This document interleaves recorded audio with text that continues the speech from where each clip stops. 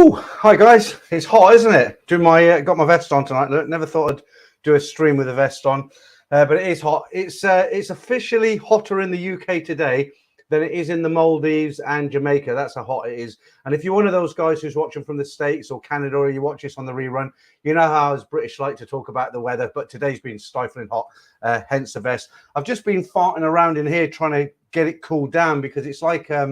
Do you remember the film Lucky Luke where they put them in that sweat box when they broke the rules with nothing but a bucket of water and a toilet? I feel like I'm in one of them tonight. It is really hot in here. There's no windows. The building's been heating up all day. I've got a fan there. We'll see how we get on. I've got some cold beers. I've got lots to get through tonight. I've got 3 competitions. I've got some adverts, some old adverts. I've got some funny Japanese stuff. And I've got a whole bunch of stuff. Right. But before we do any of that, let me say hello to everybody who's joined the stream tonight. Let me put these up. And I know what the big news is today. Everybody's going to leave the comment. I'm going to talk about it in a while. Damon, I don't know why that got blocked, that comment by YouTube, Damon. Let me unblock it. Nice nice wife beater vest, but nice wife beater vest. I'm not a wife beater, but I haven't got any choice, Damon. I mean, I was sweating bricks earlier on. If I would have sat here with a t-shirt, I've lasted about 20 minutes. So I'm going to give it a go, but it's a bit more. I've just had a shower, but I feel like I haven't had one, if that makes sense. Okay. Right. First competition of the night. Where am I? Look behind me, this photograph. Okay. I'm not in some really out of the way location. It's a tourist area. You can't see it that well, but there you go. Look. Where that photograph there, where is it? The first person who gets it right, I'll tell you. But the clue is it is in the center of town. It's not in a very, it's not some shopping mall in some residential area that you've never been to. I think everybody's been there. So first person to tell me where it is, I'll tell you where it is. So there you go. First one to wet your whistle tonight, as they say. Okay, who's in tonight? Let's have a look. Matthew, how are you doing? No whiskey tonight, I don't think, Matthew. I don't think it'll go on too long tonight because of this heat, but we'll see. Good to have you in, Matthew. Colin Bullions, hi everyone. Ryan Seeger, evening all. Booked yesterday for Thailand, October, and Philippines. I'll talk about the flights as well because I had some serious hunting around today. Luke Leeds, hi, how are you, mate? To be, not to be. Evening, Peter and Monga crew. Thailand Pass, Scott. Yeah, we'll talk about that. Okay, Geezers, Peter, your old hood is in the house. Give it a big shout out to hi Geezers down there in Haringey or near Haringey. Counting down to the 3rd of September for my holiday in Bangkok and Phuket. Anyone can recommend a nice hotel in Phuket. One word, Geezer, Agoda. It's the most popular way to, you have a look on there. You can check out what the rooms are like, sizes, rates, everything. Ivan, how you doing? Jam Jar Johnny. Hi, haven't seen you for a while, Jam Jar Johnny. Let's put your handsome face up there. Good evening, everyone. Things are looking rosy. They certainly are. We'll talk about it in a bit. Ivan, I'll talk about that as well. Pry9, any news on the 45-day visa? I'll tell you what I read today, which was quite scary. I didn't get all the details. I'll probably do that for you next week. But they're changing all the visas now. What they're trying to do, they don't want, pensioners on 25,000 baht a month living in Thailand anymore. Those days are sort of going out the window. They're going to introduce 4 different types of visas, and they're aimed at people with big money. So you've got one of them is called wealthy pensioner, and I think you need about 80,000 US dollars, 65,000 pounds. I can't remember if it was a year coming in, something like that. And like I said, I haven't got all the details. So you got wealthy pensioner, you got something to do with IT, internet, computers. Someone's very, very experienced. Let me look into it properly next week because they only just announced it. But apparently that's going to be enforced on the 1st of, did they say September? Or am I getting confused with the Thailand Pass? They are changing things, but you know what it's like in Thailand. There's agents, there's ways around things. So don't let it worry you too much if you're, Paul Shackleton, how you doing? Good evening, Peter. Oh, good evening, Peter. Right, I've got a little surprise for you, Paul. Let me just get this up for you. There we go. Look at that handsome man. Another satisfied customer with my book. Thanks, Paul. And if you enjoy it, please go on to Amazon and give it a little write up. It always helps. So there's Paul Shackleton there. You sometimes wonder, you're talking into a camera and you see the names every week and you sometimes wonder what people look like. Well, there's Paul. I'm sure he'll rerun that about 150 times after this stream. Okay. Let's have a look. Pesky McNuggets is in. Good day, Peter. Have a great show. Yep. Thank you. Matthew, you're in Tunbridge. I seen you in Ed's stream the other night. He's doing a lot of streams, isn't he, Eddie? Dave Andrew, hi Peter. A lot of good news today for all of us. Yeah, we've got 185, and I'm not expecting huge numbers tonight because, you know, it's daylight. People will be out in the garden. Nobody wants to, you know, we've spent a really grim winter, haven't we? It's been a long, long winter. It's been grim. It's been nothing but bad news. We haven't been able to do a lot. And now the weather's good. It's just started to cool down nicely. It's still daylight. I'm sure people are in the garden having a beer and that sort of thing. But nice to see people in. Citizen Mikey, you do it every time. Thank you, mate. I appreciate that. Nice super chat there. How are the book sales going? Not bad. Not great, but not bad. And the reason being is because nobody knows me. I mean, the guys on here know me. It's not like I'm it's not like I'm a well-known author or the book's in, you know, the airport bookshop or anything like that. But I'm doing all right. About coming up to 40 now in 2 weeks. So that's not bad. And I will bring out the second book as well. But thanks for that super chat, Mikey. Yeah, Damien, thank you for that. He says, nice one. Enjoy the read. Yeah. Okay. Damien's got the book as well. Gratis. Okay. Right. Where were we? Let's get back and say hello to people I haven't said hello to yet. I always get way behind on the comments. I'm going to whiz through these now, guys, really, really quick. Right. Darren Drew, hi. Pesky McNugget said hi to you. Dave Andrew did say hi to you. Guideline 7, hi. How you doing? Said hi to you, Damon. James Casey, hi, Peter. How are you getting on, sir? Yeah, I'm doing great. James, nice to see you. And again, Dutch Farang, hi. You're in all the streams. Good to have you in here. Paul Thompson, pissing down here over the dark side. Ha! It's raining in patio. Sorry, I shouldn't laugh. It's roasted here. Look at me in a vest. I never thought I'd do a stream in a vest. My wife beater's vest, as Damon calls it. Nino, how you doing? Darcy, Wayne Kerr, how are you? Let me get rid of these. I'll put this back up later. I'll put this up for a minute. It's almost academic now, isn't it? Infections. I think I've got that the wrong way round. Daily News. Yeah, no, that's right. So it's less than 2,000 now. I mean, you don't want to hear about this anymore, do you? It's all good news now, so let's get rid of that. Peter Fretwell, my namesake and my Thailand mentor. Thank you, Peter. Peter, if you mean that, I've got a brilliant video coming out on Sunday. You know, there's a lot of videos on my channel and everybody else's channels, 20 scams to look out for in Thailand, 10 don't do this in Thailand. I've done a very positive video that comes out on Sunday, and it's called something like, it's actually up for the silver and gold members now. If you're a silver gold member, you can go off and watch it now. It's uploaded already. But I'm going to release it on Sunday for everybody else. And it's 30 top tips for Thailand. So it's everything from where to get a SIM card, where to change money, just some tips that I've learned over the years. And if you're going for the first time and you're not really familiar, the old hands, the guys who've got their stripes, the veterans, it won't be for you. But if you're a newbie, you've only been once, twice, maybe you're going for the first time, definitely watch that video on Sunday, because it's like I say, it's not a top 20 don't do. It's a positive video, 30 of my best tips, and just run through that. And then on each tip, if you want to find out more, you can go off and research it, because I do kind of bullet points, where's a mobile phone shop, how to do various bits and pieces. And you read that. If I hadn't been to Thailand before, I would find it very interesting. So that's on Sunday, that one. Okay, let's see who else is in.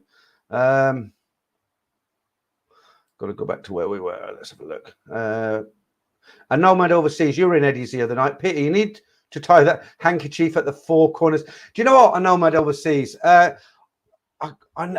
nearly was a wife beater tonight. When we were in Thailand, when I was in Thailand, my wife, like nearly 3 years ago now, I bought her one of the tourist hats. It's a straw, I forget what you call them, like a, not cowboy hat, but it's got the rim, straw hat.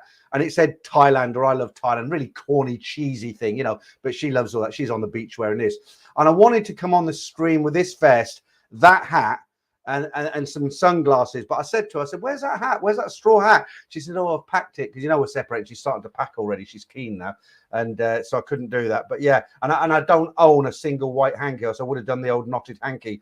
Hey then, thanks, buddy. Crash diet going well, I see. Well, you can't see my stomach, unfortunately, but I think once I've got my ticket, then it will be. Thanks for that super chat. Let me just whiz through these and say hi to everyone, and then we'll talk about everything you want to talk. Nino, did I say hi to you? Darcy, I've said hi to you. Wayne Kerr, hi. I've gone right too far now. Actually, it's not too bad at the moment in here. It was stifling earlier. I left the door open for about an hour with a fan going full blast. Okay. Darren Druss, did I say hi to you? Let me catch up. Right, Andrew Jones, are you real? Yeah, I think I'm real. I'll pinch myself. Yeah, I'm real. Nino, how are you? Shin Rana, how you doing? You'll enjoy that story I was telling you about tomorrow, Shin. It's a good one. Nick T, how you doing? Rio Rain, is it? Hi, Peter and everybody on the stream. Peter Fretwell, let's have a look. Gemini Star, good to see you. And again, you were in Ed's last week as well. Paradise Life, hello, good evening. Yeah, how you doing? Dutch Farang, I've said hi to you, haven't I? Yeah, Jolly Fox, how are you? Good to see you. Black Bolt, evening, Peter. You got a new look. Yeah, it's a dreadful look actually. I wouldn't be said. I don't even dress like this in Thailand. I always wear a shirt or a polo shirt. I don't like to dress like this, but it's just so hot tonight. I think the looks go out the window. Alex DuPont, how you doing in Ireland, I believe. David Holpin, hi Peter, nice to see you got dressed up tonight. Yeah, yeah, right, okay, super nice, you got it right. So picture behind me, Pantip Plaza. Okay, that it used to be the top place for all the electronics, computer bits and bobs. That's the building. I don't know why I'm pointing. You can't see the building with a kind of black wave and behind me. That's Pantip Plaza, and that's located on Pecherbury Road, not to be confused with New Pecherbury Road. So now that you've guessed that, well done, super nice. Let's get rid of that and get something a little bit more down our street, if you know what I mean. Okay, right. Let's have a look. Brendan from New Zealand. Hi, Peter. I'm worried. I'm waiting from New Zealand. Yeah, good to have you in. Angels Cabal. Let me have a look. You sent me a message earlier, didn't you? I won't give everybody your name out, but you sent me an email. Have I still got it? Yeah. I go by the name of Angel Cabals on YouTube. Thanks for yeah. Right, yeah, you say, I will probably be moving to Thailand in September, October this year from Maidenhead in the UK. I got that elite visa for 20 years. I will probably move to Chiang Mai, but we will visit Bangkok as well. I hope so. You have a good move to Thailand. Yeah, okay. I've got your name now. I won't repeat it out. But yeah, thanks for that. What I was saying earlier about these new visas they're bringing out. One of the things they're talking about is instead of doing a 3 months reporting, at the moment, if you've got a retirement visa, every 3 months you have to report to the immigration and get a stamp every 3 months. It's not a big deal, but it's just an afternoon wasted or a day wasted. And they're talking about only reporting once a year now. And they're talking about if you get a retirement, like it's called a wealthy pensioners retirement visa, okay? But if you manage to get it, they're talking about a 10-year visa, 10 years, right? And you only report once a year. Fantastic. They're trying to get rid of now, from what I read they haven't come out and said it, but they're trying to get out of these guys, these guys who are living on like peanuts. They haven't got any money. They don't want those sort of guys anymore. They want the guys who are, a little bit wealthier. Right. Jeff say, thank you for that. Something for the beverage fund. Yeah, I've got it. I've got them. I've got the ice box here loaded tonight because if it goes well, there's nothing worse than running out of beers when you're on a good stream. Thanks, Jeff. I appreciate that, mate. Ting Tong Thai. Okay.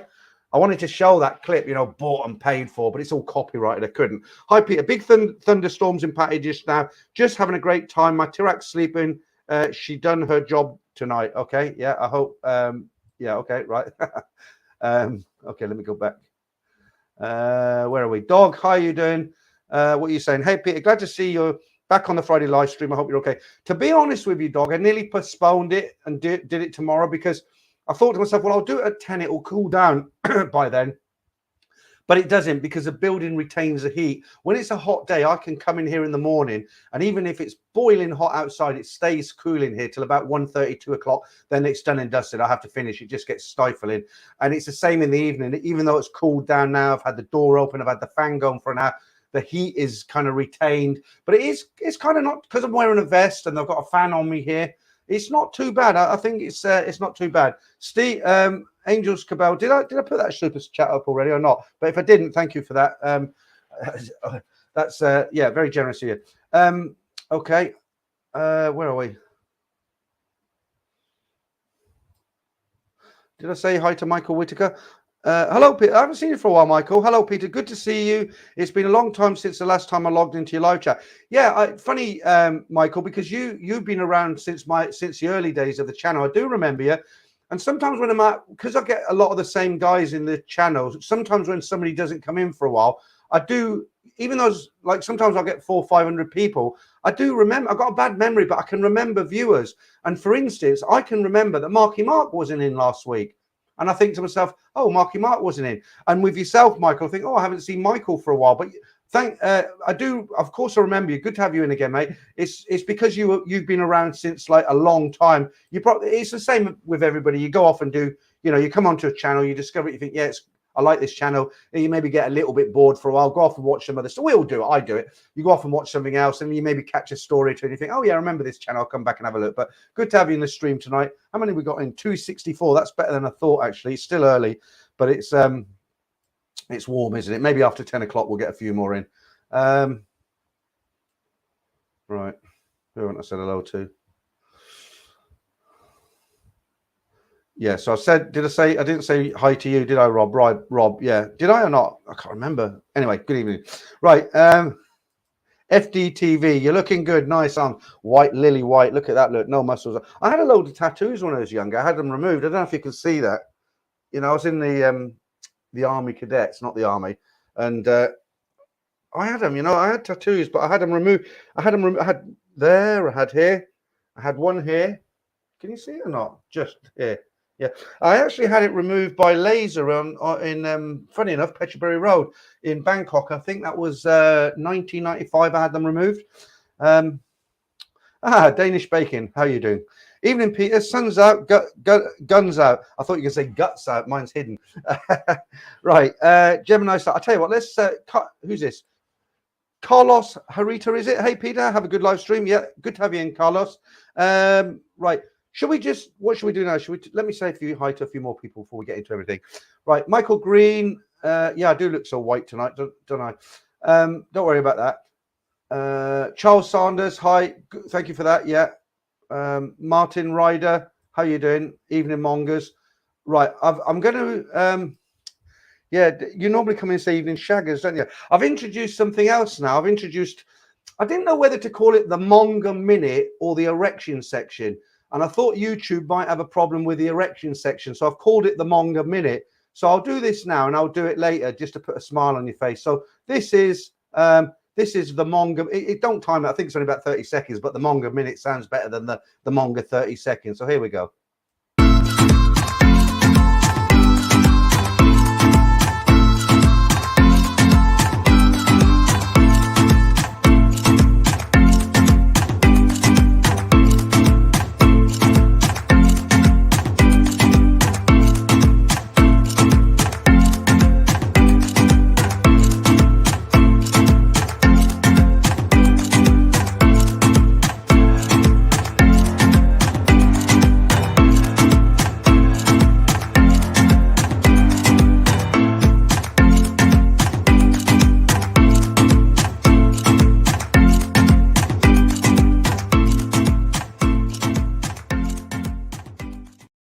Oh, it's all clean fun, isn't it? It's all clean fun.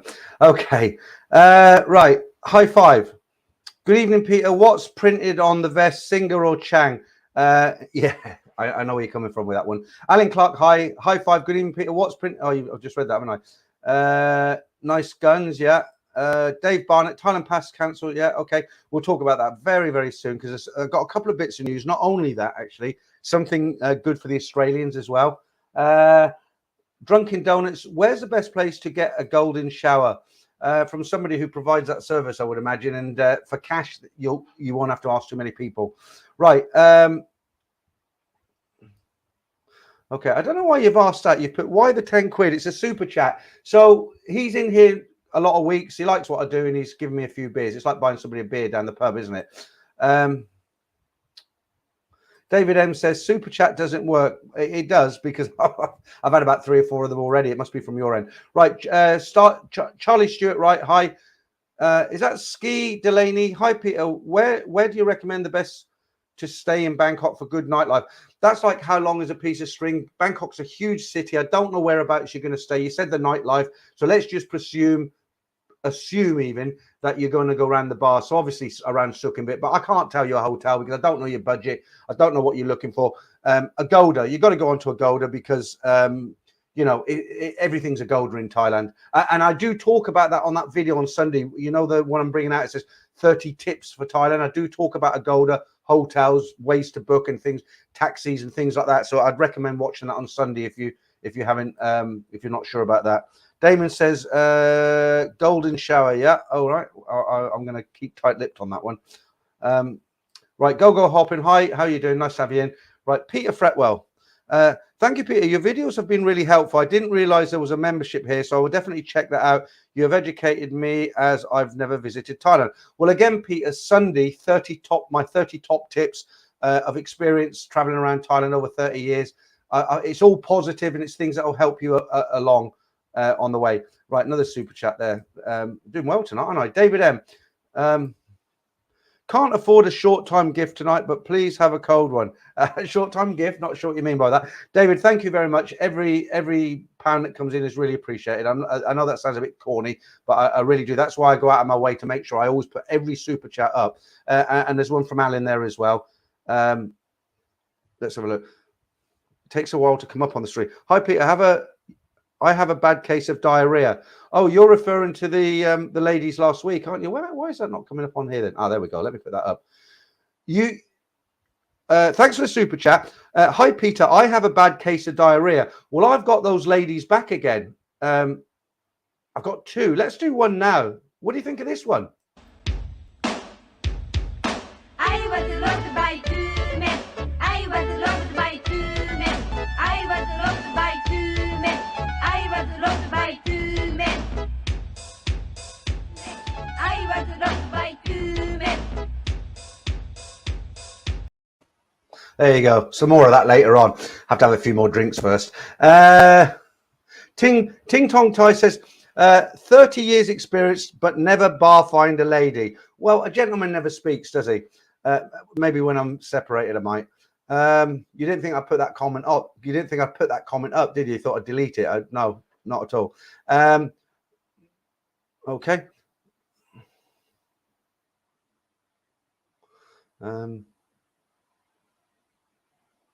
Paul Hoskins in the house.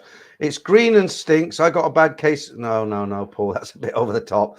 See, I haven't got anybody. Right. Okay. Look. Let's stop all this nonsense. Let me just change this, and then we'll talk about the Thailand pass. So, it's not really been informative. You know the news, don't you? So fantastic. It's back to normal. Thailand pass. Okay. First, it's not news. You all know, don't you? If there's the odd person out there and you haven't heard, what's happening is they're cancelling the Thailand pass completely on the 1st of, I forgot now, 1st of July. So I'll just read out what it said. I got this from the Tiger, very short. You already know. CCSA cancels the Thailand pass.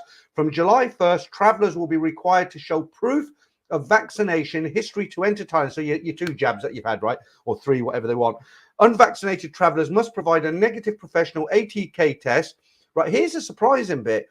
If travellers do not either have a proof of vaccination history or a negative ATA test result, they can still gain entry into Thailand, but might be subject to an on-arrival ATK test. So they've completely turned around on that one because they were so strict. If you're not, if you haven't had the jabs, you go into quarantine and, it was a death sentence, right? But now they're saying, no, come along. We might give you an AT test at the airport.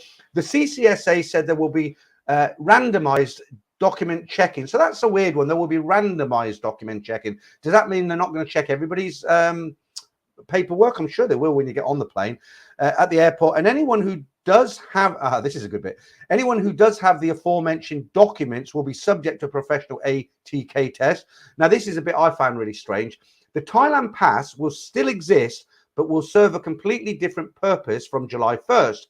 If foreign travellers get ill while travelling in Thailand, they can use the Thailand Pass website to report their symptoms. Good luck with that one. Who's going to go on there and say, I think I might have COVID? No, thank you. Right. Entertainment venues will be allowed to open till 2 o'clock and 1 a.m. in some areas, which have not yet been specified. Bangkok will be 2 o'clock. Patti will be 2 o'clock. I'm assuming again. The CCSA will make a further announcement about when this will come into effect, but we suspect it will be effective on July the 1st. Previously, all entertainment venues were required to close at midnight. Masks can be removed in some areas. It's getting better and better, guys. I would like to emphasize that this is up to the personal discretion and willingness of each individual. Masks can be removed in open air spaces and athletes can remove masks during exercise. Well, I hope so. So, yeah, that's really good. I mean, look, it's near enough back to normal now, is it? So as of the 1st of July, you can just buy a ticket and scoot on off to Thailand. As far as the masks go, I mean, I would, if it was me, this is how I would do it from reading that. If I get into a taxi from the airport to town, of course I'll wear a mask. I'm in a box, I'm in a taxi. Of course I'll wear one. I can't think of any other scenarios. If I'm on a sky train, yeah, I'll wear one because it'll make the ties feel happier, won't it? I'm not wearing it because I'm scared I'll catch COVID. I'm going to wear it because the ties around me will feel better that I've got a mask on. But other than that, I mean, when I was there in December, walking down the street with a mask on in that heat, I mean, it's stifling. You know, it's you kind of get used to it, but you kind of never get used to it as well. So that's all good news. And now let me just tell you a couple of airlines because there's some good news for the Australians. I will mention this because I know there will be some people who've got opinions on this, but I won't get into this. I'll just read this out. It says, Thai Airways International will resume flights to China on Saturday after Chinese authorities agreed to allow 2 flights a week to Thailand. The move by the Civil Aviation Authority, even the CAAC, came after Beijing eased travel restrictions. Well, I don't know anything about travel restrictions in Beijing. So the Chinese are coming back in their numbers, I should suspect. Right now, if you're an Australian and you live in Perth, this was posted on the Thai Airways Facebook page. Okay, so after a long break, Perth is finally back in service. Thai has resumed services from Perth to Bangkok. If you're missing Thai food, enjoy warm Andaman seas and sunlight. It's time to return. Thai flies non-stop from Perth to Bangkok every Tuesday, Thursday and Saturday from the 5th of July.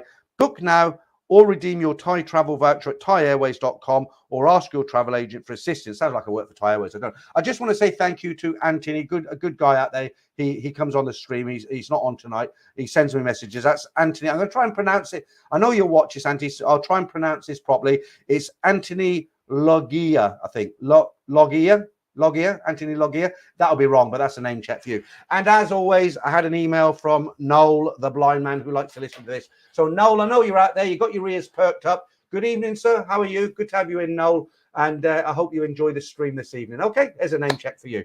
Right. What's that? Joke of the week? Not yet. Okay. Rich Farangland. Evening, Peter. I've taken off. Oh, I think that should be just. I've just taken off on a flight to Bangkok, brought the plane Wi-Fi to catch your stream and pass the time. Well, that's great. Yeah, I never thought somebody could do that. You're actually flying, and I'm there in front of you. Hi. Right, go hopping. BTS still has announcements over the tannoy, 20,000 baht fine for not wearing a mask. Yeah, but that news article did say they suspect it will be implemented from the 1st of July. We're still in June, aren't we? So, yeah, I understand your point, but they haven't said it's from today. It'll be if they do it, it'll be from the 1st of July. Right, Eric Poe, is it Poe? Dude, you look like a vampire under that light. Yeah. You mean that white light there? Yeah. Okay. I just thought the girl looked pretty. Which one? This one here. She kind of took my. I thought, she's nice. I'll get her up on Friday. Right. Right. Jared says, I'm in Perth. Thank God it's back. I think we're getting back to normal. I think we're there now, aren't we, guys? What's July? I think by October, people who are saying COVID pass. What was that? Right. Rob, thank you, mate. Appreciate that. Towards the Thai tinny fund when you get there. I've got a tinny thing with me now. Guys, I'm not just saying this, right? If you're a beer drinker, I've been harping on about this for a week. Thanks, by the way, Rob, for that. Right. If you're a beer drinker, this is from Aldi, right? I can't pronounce it. It's 4.8% and it's £3.99 for 4 cans, okay? It's really, really nice. Really nice. I mean, I was on the 1066. It was a good beer. And then I went on to some different Aldi beers because I started buying from Aldi. I'm saving a lot of money now. And I had to buy this one because the other one, the German one, or German theme one, whatever, was ran out. And I bought this. Guys, it's fantastic. It's got a different taste to it. I mean, when you drink it, it's really nice. Honestly, try it. If you get to Aldi, or ask the missus to get it, rewind and get the name of it. Fantastic. Right. Let's have a look. Right, Jam Jar Johnny, is there a time limit since your last booster jab? They haven't said anything about that. All they've said is all they're saying at the moment is you've got to show proof that you've had your jabs. They haven't even mentioned that. I don't think so. I think now at last they're finally thinking it's time to, the numbers are low. Everybody else is opening up. The Thais have not had to apply for a Thailand pass since the 1st of June. And I really think now they've got to the point, they're not discussing it, or we might. It's done and dusted. It's a done deal. I think what's going to happen now is the floodgates are going to go open. And I think from sort of October, November, it's going to be heaving over there, really busy, because guys haven't been over there for a long time. I know guys who have been constantly saying to me, I'm not going over there without Thailand passes. I don't care what it is. I'll wait 10 years. Until they take that Thailand pass, I'm not going. It's gone. It will be on the 1st of July. So everybody's going to be out there. I'll tell you about my airline ticket hunting today, which is good and bad. Del Boy K, they can give me a colonoscope. I can't even say that word. If it gets me in, haha. Yeah, that's the up the bum job, isn't it? I think. Dunkin' Donuts. Peter, have you ever done the Eiffel Tower? I haven't been. I worked in France, yeah, but I didn't work in Paris. I worked in a place called Cannes. It was so expensive. I was young. I couldn't even afford to go into a nightclub. Back then, when I was in France, it was 1987, and it was $15 about, what was that? About £12 to get into a nightclub. You know, really expensive. Yeah, Paul Hoskin. I can't put comments like that, mate. YouTube, they don't like it. Yeah, I don't know what you mean by that, Martin Ryder. Only GIMP mask can be removed. Is that a name of a special mask? I don't know, honestly. Nino. Okay, you're talking to someone else again. Okay. Ting Tong Tai. Walking at is open till 4. Soy Bacau is open till 2:30ish. Just Mao Soy made in Thailand is open till 3. Yeah, they're probably bending the rules a bit down there, aren't they? Gemini Star says, Paul Scratch, you've just missed the diarrhea song. Look, it's early. I'll put on the Japanese Girls, a different one, then I can play these later. I'll tell you what, before I do, would you like an English lesson? I nearly fell off my seat when I heard this. Listen to this. And next one, please give me cock. Cock. It's cock actually, right? Do you have cock? Please give me cock. Oh, please give me cock. I want a cock. Please give me cock, and ask them the price of cock. Well, very straightforward talking there. I hope she gets lucky. That's unbelievable, isn't it? Poor girl. She must be. That's a famous clip, actually. There's film stars have looked at that and commented on it. She must have got some stick. But it just sounds so realistic, doesn't it? I'll put it up towards the end. I'll play all these again because you get guys coming early, working tomorrow. There's 3:50 in. There's guys who come in late. So we'll do all that stuff again at there. But you wanted to see the Japanese girls, didn't you, again? Now, this is confusing, and I'll tell you why after I've done it. Hasta la vista, baby. Hasta la vista, baby. Hasta la vista, baby. Hasta la vista, baby. Baby. Hasta la vista, baby. Hasta la vista, baby. I feel like joining in. I've got the gear on. Hasta la vista, baby. Now, why I'm confused is because they were saying hasta, and I always thought it was hasta la vista, like Arnie. Is it hasta or hasta? They're definitely singing hasta. I'll play it again later on after an hour or so. Yeah, I can quite believe it. Up to me, Peter. Nobody in Pattaya is using masks. No one cares about masks. Well, even in December, you know, it wasn't as strict in Pattaya when I was there. I mean, they were wearing masks, but, you know, when you're in Bangkok, it's in December, it was really, really the letter of the law. They were strict. And when I went down to Pattaya, I noticed there was a difference. So now it's all easing off. I'm sure it's kind of like back to normal unofficially down there. Okay. Solar Life Portugal. What are you most looking forward to getting back to Thailand, Peter? I miss Sang Tip. I don't like Sang Tip, actually. The old recipe and just sitting on the beautiful way. I think there isn't one thing, is there, Solar Life Portugal? It's a whole package, isn't it? You know, it's a sunshine, it's a pretty girls, it's the only joking. No, it's everything. It's the food. It's, you know, it's just a nice place to be, isn't it? You wake up in the morning, you feel the sun on your back. You go out and have 100 baht, you know, rice and noodles, and out in the bars, you know, you have a good time. It's just the whole thing. It's miserable in England. Just can't wait to get over there. Bottle Baby, haven't seen you in for a while. Seen you in Ed's stream the other night. Richard Frank. Oh, you're not even talking to me. Okay. Right. Paul from down the road. Peter, you do know the clips you are showing aren't had funny as you think. Paul from down under. it's not mandatory. If you're not into them, then you don't have to watch them. Go make a cup of tea or something, okay? But there are people who do appreciate them, and I'm not going to stop showing them just because you don't like them, all right?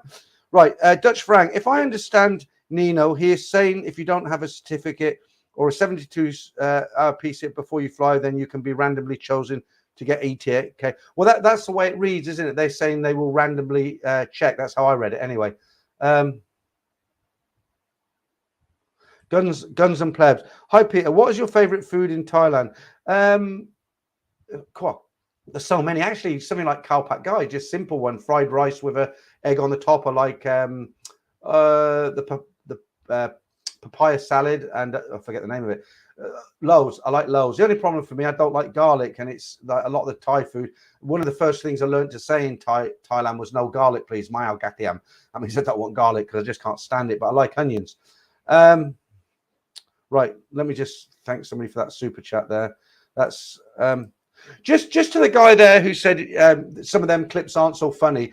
It doesn't really matter because, you know, when you do a live stream, I'm generally here for about 2 hours. And if I just sat here talking about what I wanted to talk about, it would be a lot more boring than if I introduced these kind of clips. They're not, you know, you're not going to split your sides laughing with them. I know, I understand that. But the thing is, I find them interesting when I come across them. So if I find them interesting, I'm hoping some of the guys on the stream will find them interesting. If they're not for you, that's fair enough. You know, you don't have to watch them, as it were. I'm not trying to be funny with you, but it's just I think they're interesting. I'm sure there's other people who do like them.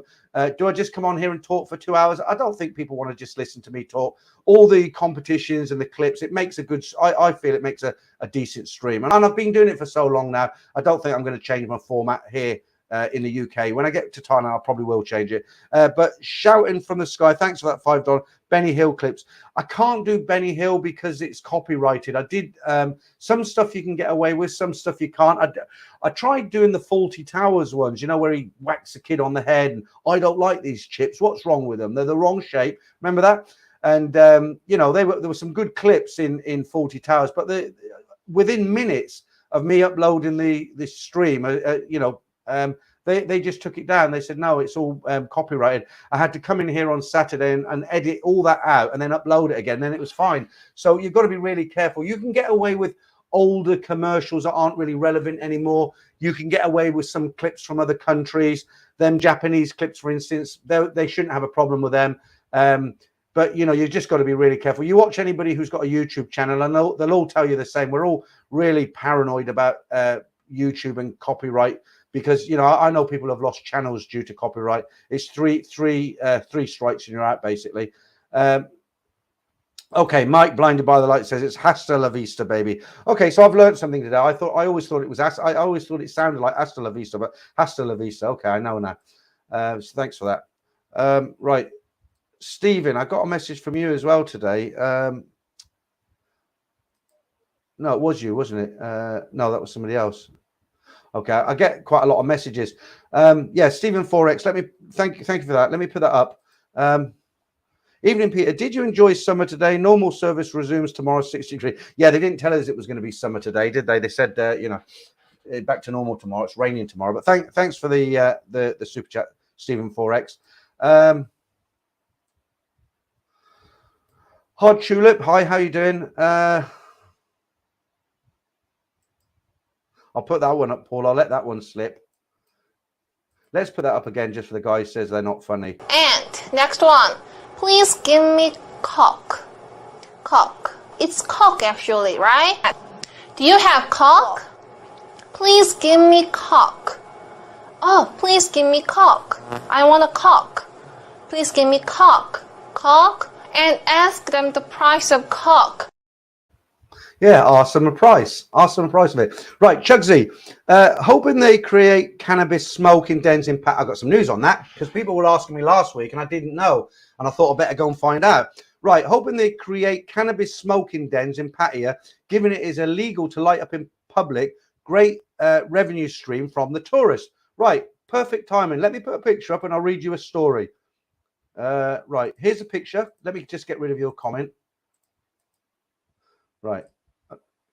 And this is on the cannabis, right? So there's a little stall there, a queue about a mile long. Right. Amnesia, Jack Hayes, and Night Nurse are among marijuana strains on sale at a pop-up truck in Bangkok as retailers can cash in on demand for the newly decriminalized substance from foreigners and locals alike. Thailand last week became the first Asian country to legalize the growing of marijuana and its consumption in food and drinks by delisting it as a narcotic. I think it says Kira Gunter, a 32-year-old customer from Canada, was among tourists who queued at a green pop-up truck in tourist heaven, Carlson Road, where staff weighed and packaged buds and crushed leaves. I think it might bring people from countries where it is not legal. It could be another tourism pool for people, she said. So yeah, that's something to be honest, that's something I never thought I'd see in Thailand. If you remember a couple of weeks ago, there was a young guy in here and he was saying when he goes to Thailand, he's going to a full moon beach party and he might have a spliff, a joint, whatever and I gave him a big lecture about don't touch drugs in Thailand, even a spliff, you'll end up in jail. And typical, a week later, it gets legalized. So it's not something I've ever been into. It's not something I'm going to think, oh, I'm going to go and buy, marijuana now. It's legal. It's not, but I suppose there are people out there. It adds to their night's entertainment. So I don't know. You'll have to look into it a bit more for yourselves. Like I say, it's not something I'm into. Okay, Damien, what are you saying? The clips make the stream really enjoy them. Tip-top stuff. Yeah, I thought so as well, Damien. I mean, if somebody doesn't like the little clips that I put out there, they can keep it to themselves, really, can't they? I mean, we're not going to stop. I'm not going to stop putting them up just because one person comes in and says they don't like them. If I had 20 people on here saying, "Oh, that's boring, don't put them clips," then yeah, okay, I'll listen to them. Right. Paul Shacker says, I'm looking forward to Sunday's video. First time into Thailand and struggling to get good travel insurance. Okay, AXA are pretty good for travel insurance. I know people who use AXA, but you'll enjoy that video. It's one of my longest videos, actually, Paul. It's 45 minutes just because it's 30 tips. It's positive video. So, yeah, I hope you learn from that. Let me know next week.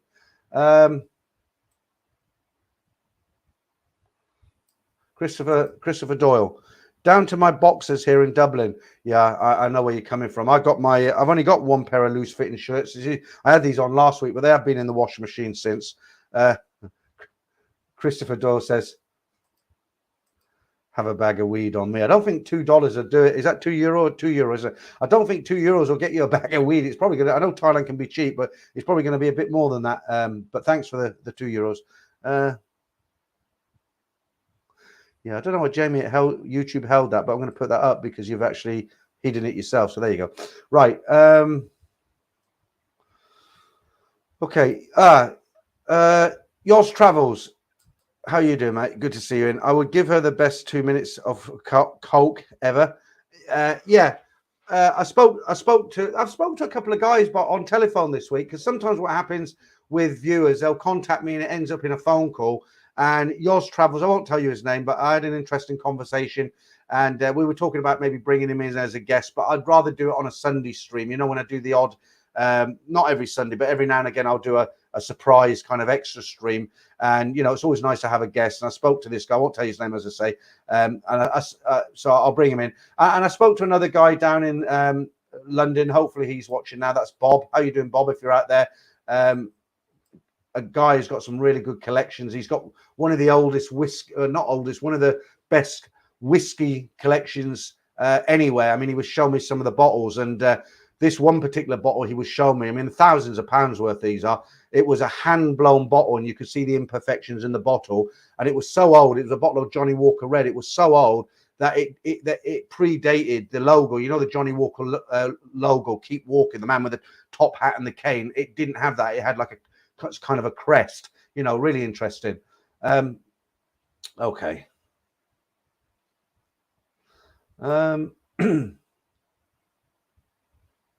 Okay.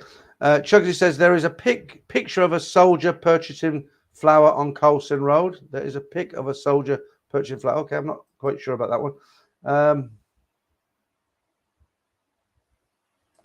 Yeah, you've said, I will definitely try the THC in a vape in Thailand. Yeah, okay. I told you, like last week, I gave up vaping because vaping is actually illegal in Thailand, and they do take it quite serious. When you go out in Carlson Road, you will see people vaping, but you can, believe it or not, just for vaping, you can actually get a 20,000 baht fine or 2 years in jail. It seems a bit extreme, doesn't it? But that's what they advertise. Yeah, Daniel Mill says if it has no THC in it, it's a waste of time. Okay, the professionals are on the stream now. I don't know anything about this stuff. I'll be honest with you. Right, up to me. There is weed for sale. Is that sale? I don't think you meant saying, did you? There is weed for sale in Central Festival. 1,000 baht for 2 grams of bud flowers.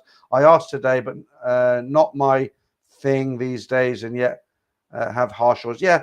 Each to his own. I think I'm not going to talk about this anymore, too much more.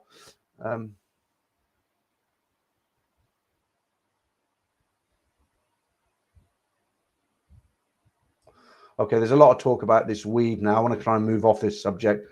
Alex Wise, Pedro, are you saying hi? I wish I hadn't mentioned it now. I'm trying to find comments that aren't about it.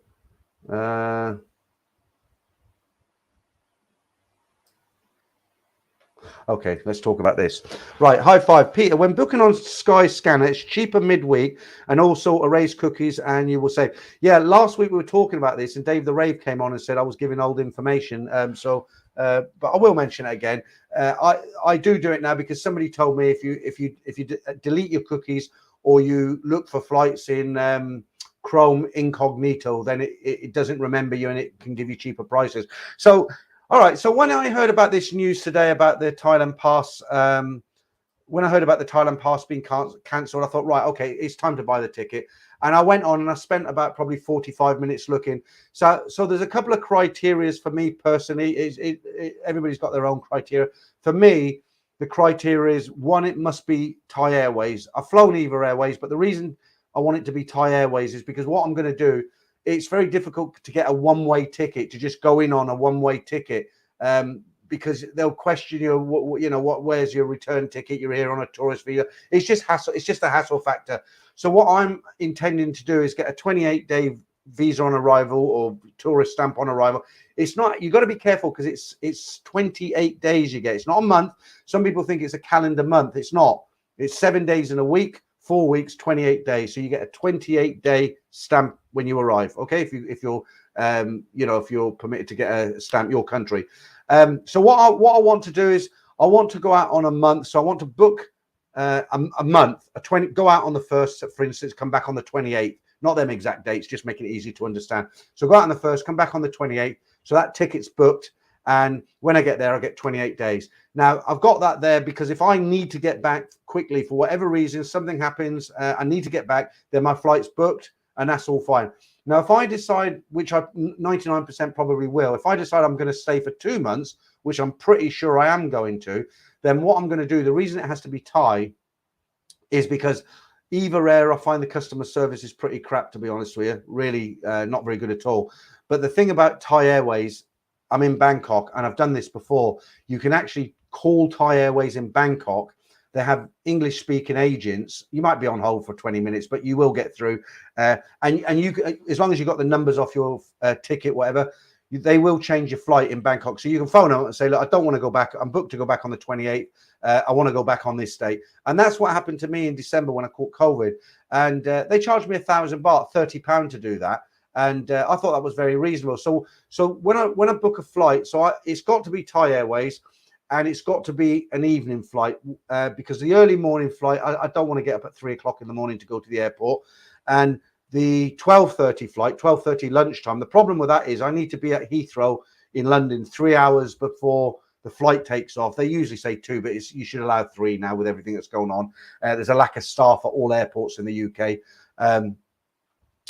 So you need to allow at least 3. I probably would allow 4, but at least 3. And it takes me a couple of hours to get down to the airport. So, if it's taken off at 12:30, that's going to be 11, 10, 9, 8, 7. So I'd have to leave at 7:30. The problem with that is that 7:30 on the M1, you stand a very good chance of getting behind a lorry that's jackknifed or cars have had an accident. I've been on the M1 at that time in the morning, and you just don't go to get a flight to Bangkok at 7:30 in the morning on the M1, M25, because there's a real good chance that you'll get stuck. Okay, so my criteria is it's got to be a night flight departing at 9:30. It's got to be Thai Airways. The only thing is, I used to be very strict on the day out. I wouldn't be flexible on my dates because I was working and I had to get back for work. Now that's all out the window. So I went on to one of the popular sites today. and I was getting with Thai Airways Direct, leaving at 9:30. I was getting at the beginning of August when I want to go, the sort of really at the beginning of August, like the first, second, around that date, I was getting sort of quoted anywhere from £1,050 up to right up to £1,700. So I wasn't going to pay that. So you can be flexible with the dates. Okay, I won't go on the Sunday. I'll go on the Tuesday, and I'll come. And in the end, I managed to get a flight. I didn't book it. I was just having a look. The cheapest flight I could get with Thai Airways Direct was 600 and I think it was £28. So that was a 9:30 p.m. leave. It was Thai Airways economy, obviously, and just over £600. So I thought that was okay because I used to pay £550 anyway, and supposedly fuel prices have doubled, so 630. But that was like a Tuesday or a Wednesday or something. So you've got to be, if you want a cheap ticket, you've got to be flexible on your date. So I haven't booked it. I'm sure that flight will go. I'm just kind of sitting on the fence. Shall I, shan't I, shan't? But I probably will book it this week, and I hope to get out there for probably the middle of August now until, say, I don't know, middle of October. All right. What sort of prices are you guys paying for your tickets? I know some people get them very, very cheap. I'm more interested in the direct flights. Okay.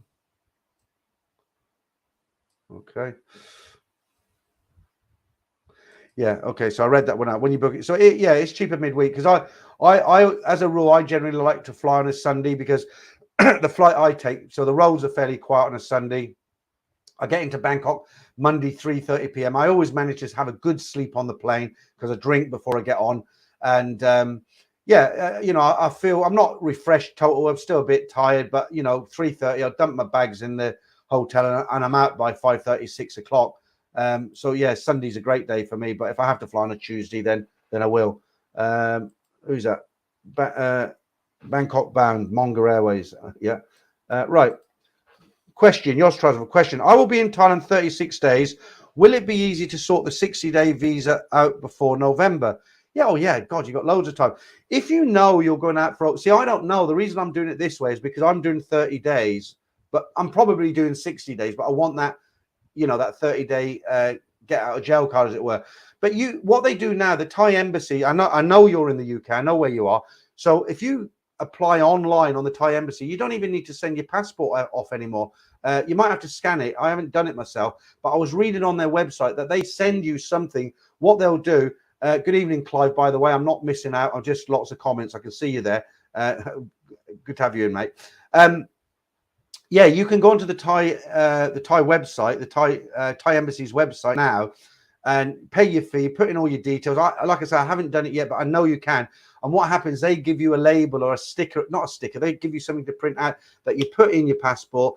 And when you get to Thailand, you just show that. And that's all in the system because all the systems are linked now from the embassies. It'll go straight through to Bangkok. And the good thing about that is you can apply for 60 days straight off the back. So if you apply for 60 days from the Thai embassy, you'll go in with 60 days. You can then extend that for a further, I know you're only going for 36 days. I'm just giving the general information. So 60 days, you can extend that for another 30 days, 90 days on a tourist visa. Fantastic. So in your scenario, what I would do, I would really look into that because that's probably going to be the best option for you. And I know somebody who used to get their 60-day visa from before they did the stickers even. They used to send their passport and it was always very, very quick. There were no delays. Right, up to me. Peter, long-haul flights from UK, it's 4 hours before your flight leaves. Okay, good. Yeah, I'm there. Like I say, I'm there 4 hours anyway. So I'm not one of these guys who kind of leave it to the last minute and start panicking. And there are people like that. But I'm not. All my stuff is packed a week before I go. It's all laid out. Very, very methodic. What's the word? Methodic. Right. Paul Scratch says, darn it, I forgot. I should have sent you a picture, Pete. I found Nat. She's freelancing at my local hotel Thai restaurant. Yeah, get that picture. Let's see what she looks like. Paddy Pepsi, how you doing? Drunken Donuts. So you can't vape or smoke weed, but you can solicit hookers. Yeah, I mean, that's weird, isn't it? But actually, prostitution, is illegal in Thailand, don't you, in the statute books?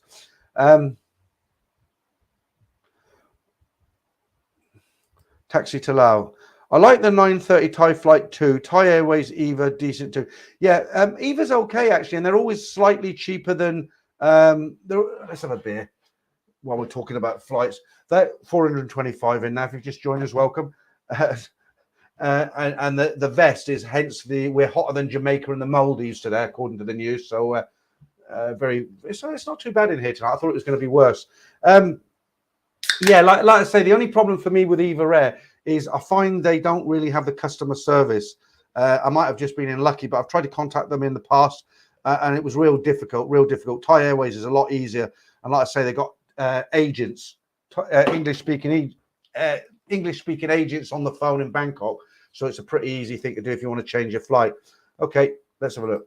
JB, just walked past my local Thai restaurant on the way home, tempted to see if anyone was up for some action. You'll probably find, I presume you mean in the UK, right? So you'll probably find, because we've got a Thai restaurant where we are as well, and we've got a couple of Thai massage parlors here as well now. Now I don't know what the script is on these massage parlors here. Obviously, being a married man, I wouldn't enter such a filthy place. No, what you'll probably find is all those Thai girls who are working in the restaurant, they've probably got English husbands. They've probably got married and come here, and then they need to make money to send back, don't they? So they generally what happens, they'll get a little job, or either they've split up from their husband and they're living above the restaurant. I don't know. Okay, so Martin Ryder says Skyscanner flights to UAE from £200 return. Yeah, somebody said, I was talking about it the other day. Cheers.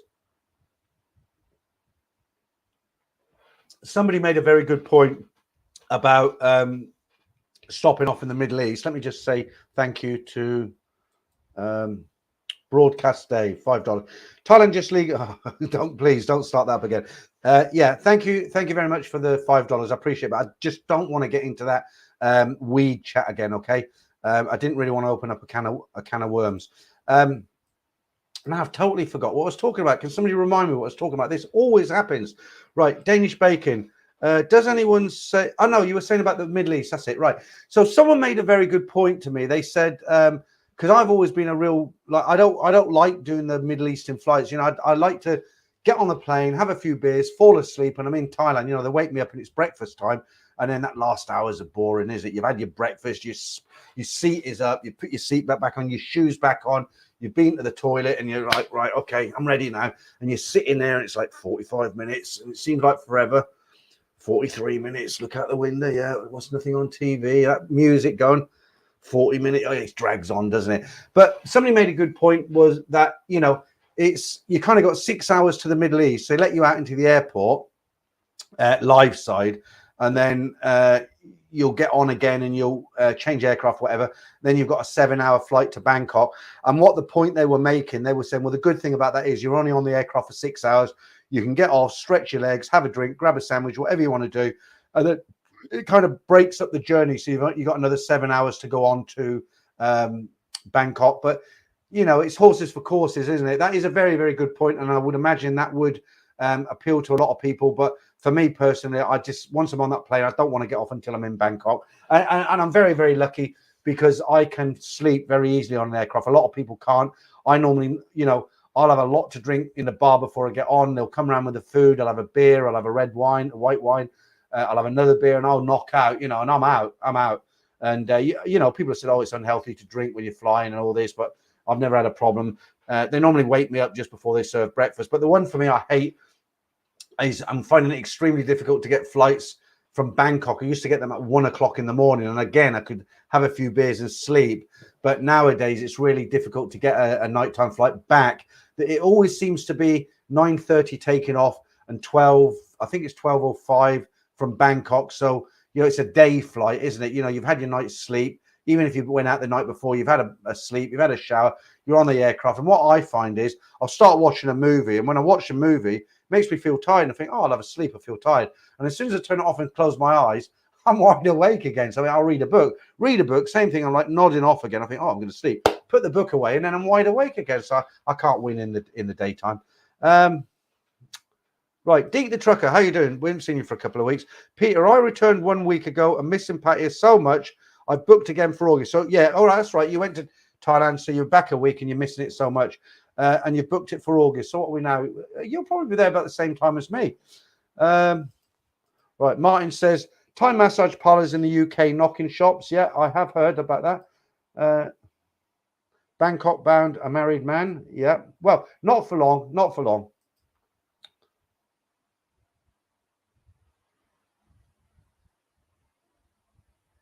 What does that even mean? I'll put that up there because that must mean I've lost it. Hang on. Somebody was saying something about swinging a massive hammer. I've lost it though.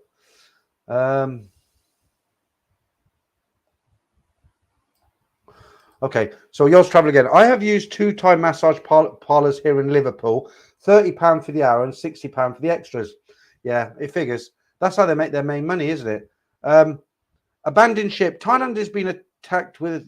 They expect a very different country in 20 years. Okay. Taxi to Laos again. I got on the wrong tube once from King's Cross. Thought it was going to London Heathrow, but ended up in Uxbridge less than 2 hours before the flight. But still made it. Oh, I tell you what, on a night like tonight, when it's so stifling, a cold beer goes down really well. Okay, Dr. Invisio again. Hi. They call it the oldest profession for a reason. After thousands of years, everybody used to it. Get over it in Bangkok. Well, that's the Thai officials. It's not us, actually, is it? It's them who makes it illegal. We don't make their laws. Okay, let's see if we've got some fun stuff here. Okay, I'll save that for later. We'll do a competition soon. Let's read a few more comments out. And we've still got joke of the week as well. Right. Leeds. Peter, let's put that one up there. Peter, have you ever traveled business class on Emirates Airline on the A380? Was it all any good? I'll tell you what happened to me years ago. Years ago, I'm talking like the early 80s. And I was really naive about flying and everything. But there was 26 people on standby on this flight I was going out to Dubai at the time.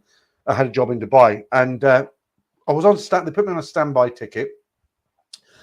I like not done these long haul flights before, and I was really green. I was really naive. So 26 people, so everybody else is up at the counter, like getting ready to sprint, be first to get that seat. But I didn't. I just sat there like a lemon, because I didn't know. I thought, well, they'll call me if they got a seat, and they filled up the aircraft from the back slowly, and I'm like literally the last person sitting there. Everyone's gone.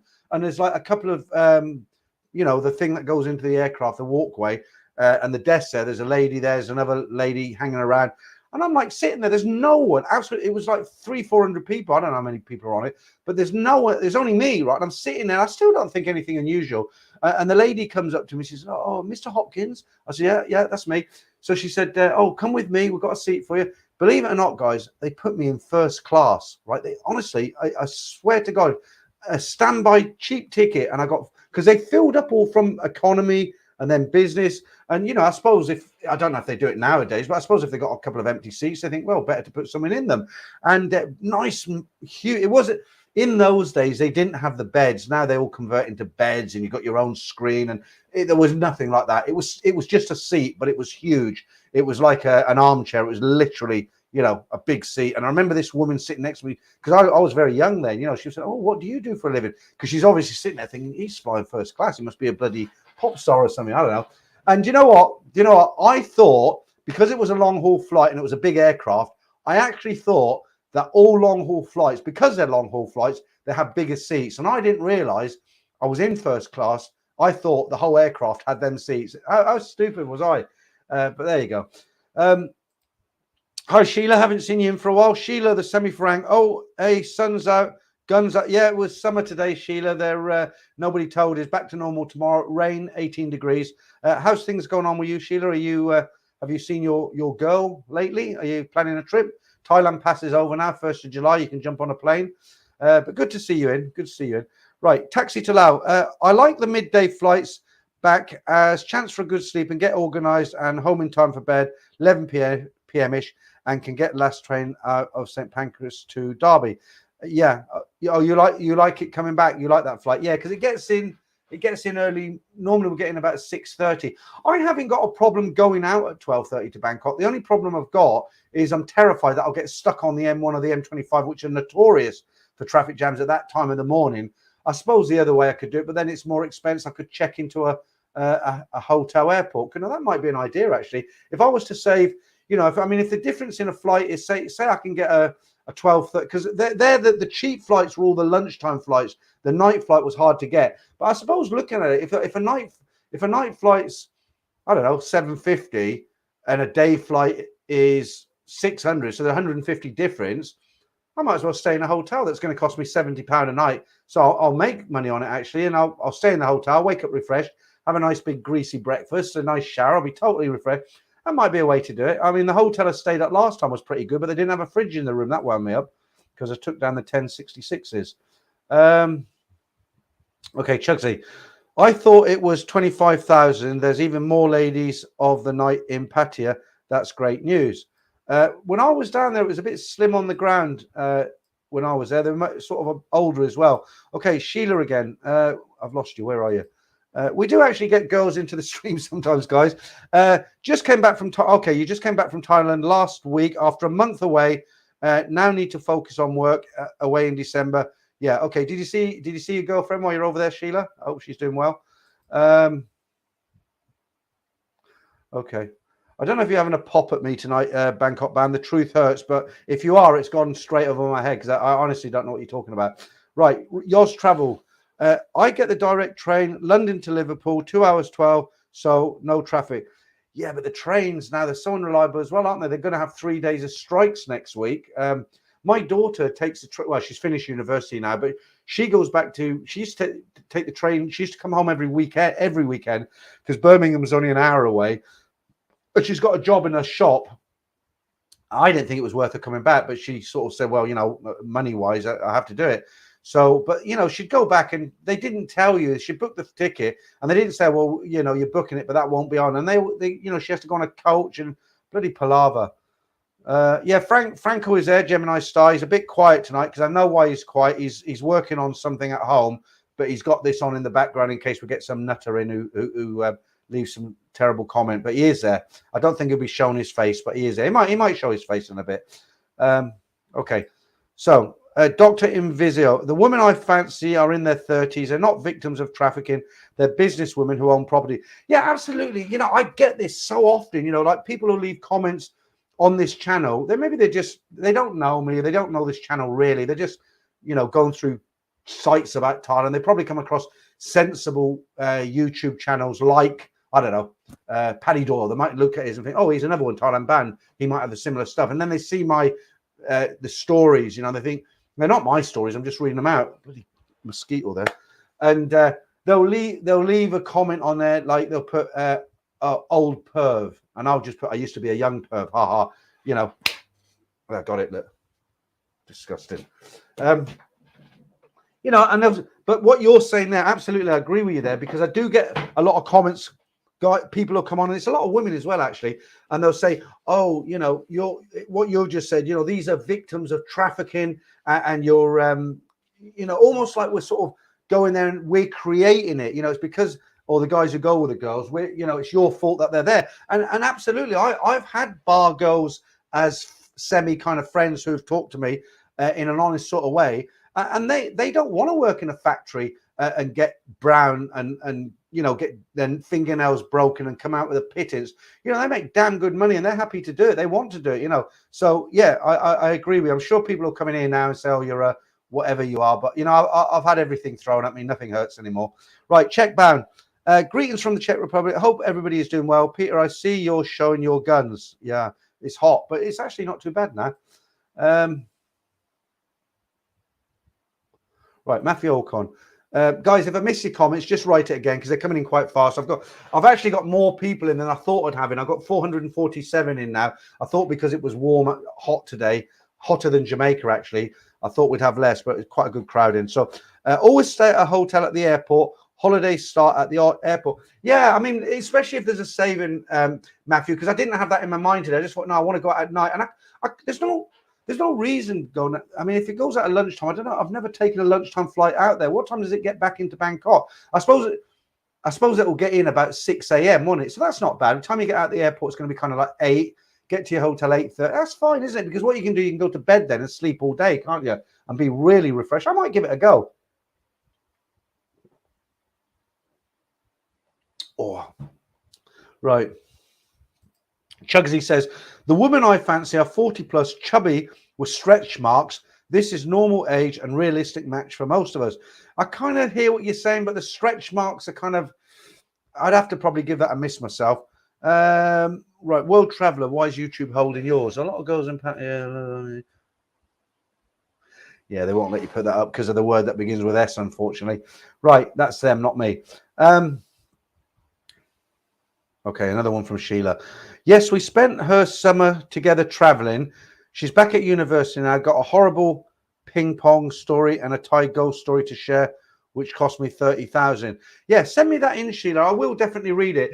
Just on the stories, guys. Yeah, as usual, there's more stories coming out tomorrow. Some good stories tomorrow. There's one from an Indian guy tomorrow, and it will surprise you. He lives in India, but he wrote me a real good story. It was kind of broken English.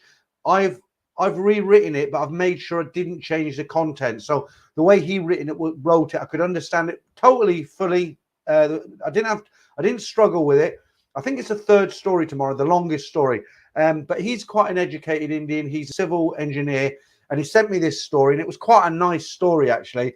And he gives you an insight as well on the Indians that, you know, when you see these big groups of Indians going along the seafront, talking to the freelancers and stuff. Well, he's Indian, right? So he gives his views on this, and he tells you. I'm not going to give it away now. You have to watch it, but he tells you things about what they're thinking, what they're doing, and he has an experience also with a bar girl, which is quite a good story. I wish I could tell you, so I really want to tell you, but I won't because I don't want to spoil it for you. But you'll know it's the story I'm talking about because it starts off. He says, "I'm an Indian man," but that is a good story. But yeah, send me that in, Sheila. And just on the stories, you know, I was an e-beggar about 3 weeks ago, not begging for money. I was begging for stories because I was literally down to my last story. I thought, what am I going to do after this is read out? They've poured in now. So I'm not saying don't send any more in. I'd love to have these stories come in. The more, the better, because they'll all get read out. But I'm not struggling at the moment. But if you're sitting on a story, just send it in. And Sheila, I'd love your story. Please send it in. Okay. JB says, I don't remember buying tickets to the gun show. Peter, flex those guns. Give me a link to the live stream, and I'll give you a flash of. Yeah, all right. Too much information there. Right. James Casey says, there's a troll in the house. Guess who? With first initial. Guess who? A troll in the house. Guess who? Right. Well, you have to give me a clue then, James, because I haven't seen him. And the thing is, because there's so many comments and I'm concentrating on everything, I've missed it. What's he saying? Just tell me who he is and I'll look out for him. Right. Obviously, Frankel's a bit busier than I thought he was. Right. Encouraging who...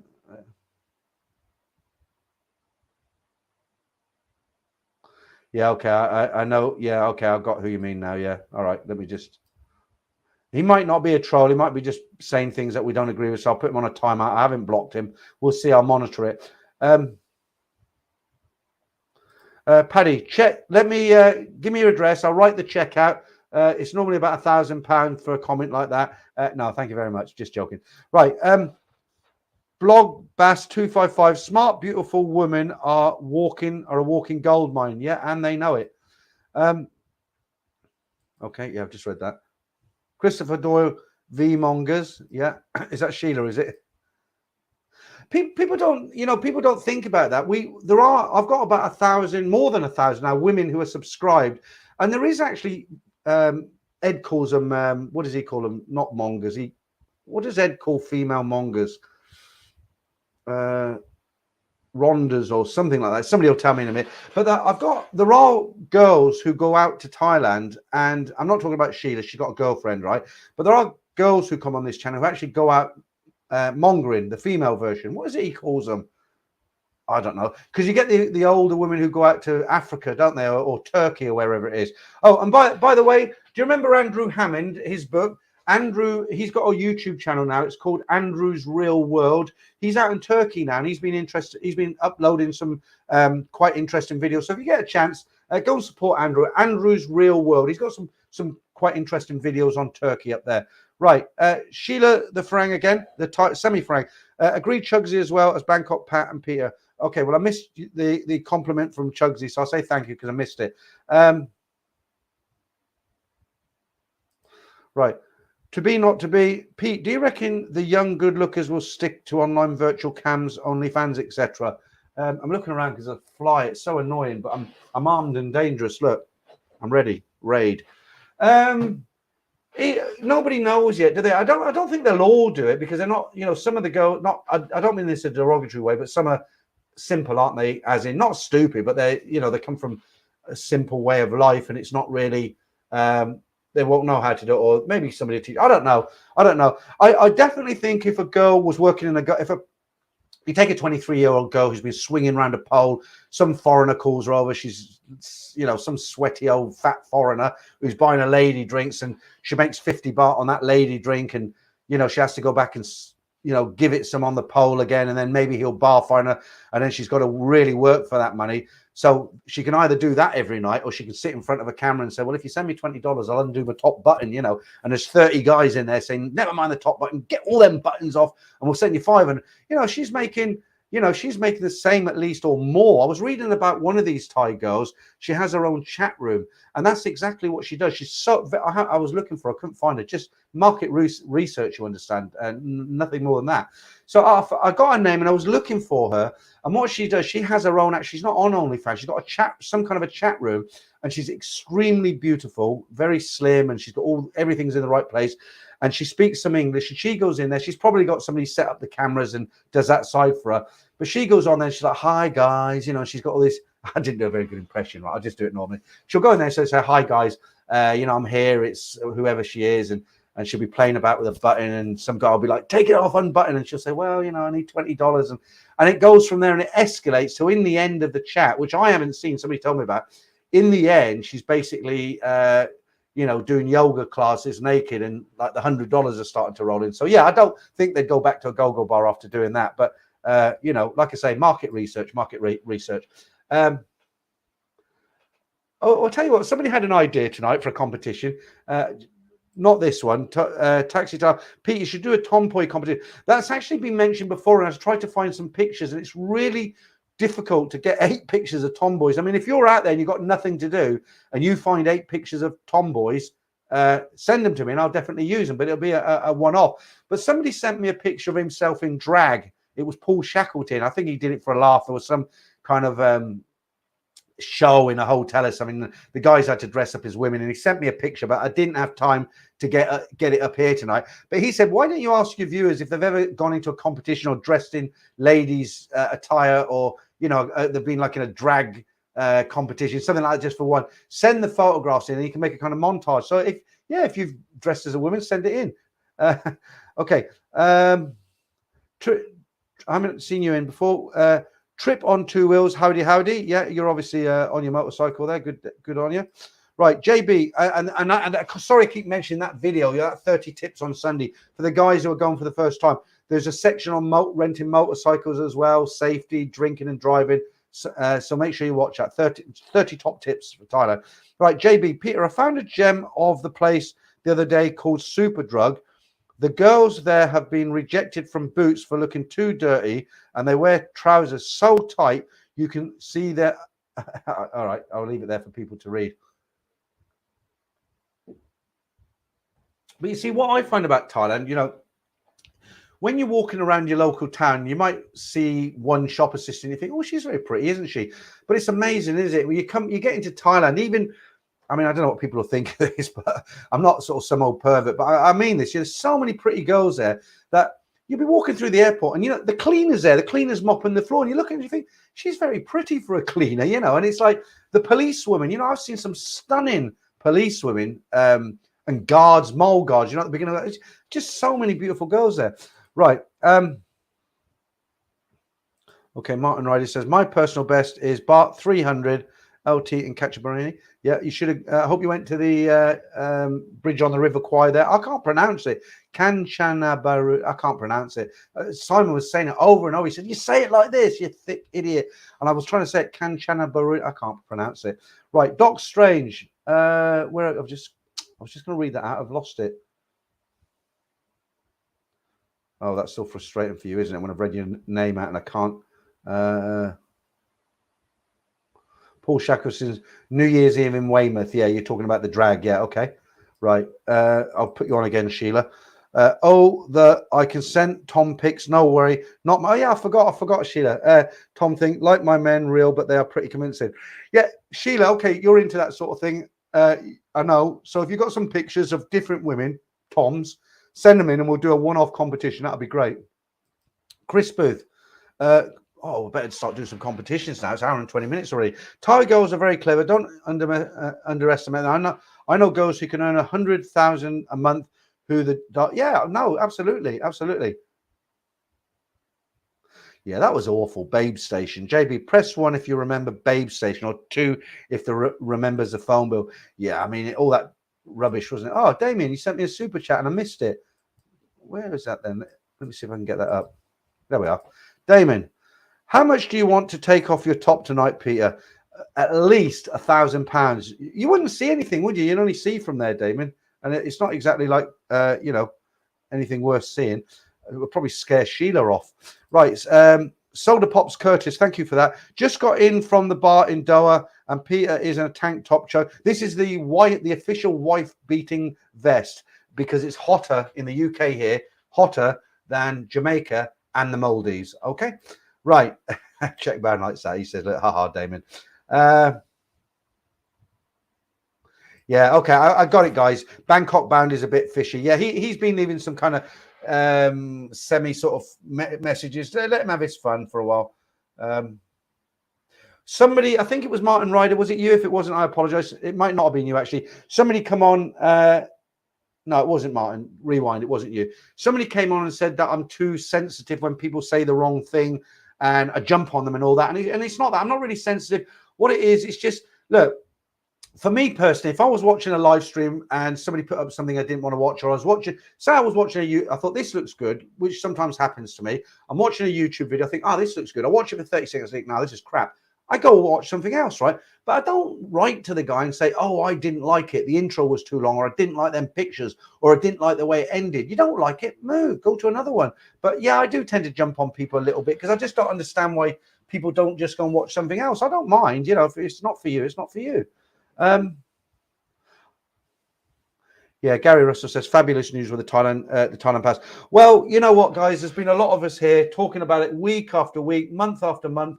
It's been almost the winter of discontent, hasn't it? Everyone's been depressed about it. And terms like light at the end of the tunnel has been a common term I've liked to use. And, who knows, fingers and toes crossed, and it will happen. Will it happen by October?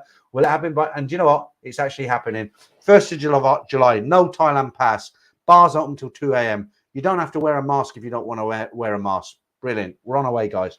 Okay, let's do a competition. As I keep saying to you, let me do just a couple more comments, because I do miss some, and I don't, some people will write to me angry and say, oh, I've left 2 comments and you're ignoring them. I'm off. I'm not coming back here. But it's not that. Write them again. Kevin Sutherland, everyone to their own, but I wouldn't give money to watching those girls on those checked shoes. I would rather the real thing. When I go to Thailand, looking forward to going back to Thailand. Right, Kevin. Yeah, I hear you, absolutely. But let me put another spin on what you've just said there.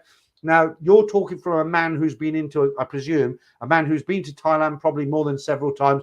You've been into go-go bars. You've been into beer bars. You've probably enjoyed what was on offer and all that sort of thing. A lot of the guys who go onto these streams and pay to watch, they've never been to Thailand. A lot, and all of a sudden you've got this beautiful Thai girl, stunning, absolutely stunning there, and for $5 she'll undo a top 3 buttons. It gets some guys, doesn't it? If you've been there, it's like I always say, if you work in a chocolate ice cream factory, you're not going to want to eat chocolate ice cream, are you? But if you go in there for the first time, then wow, Okay.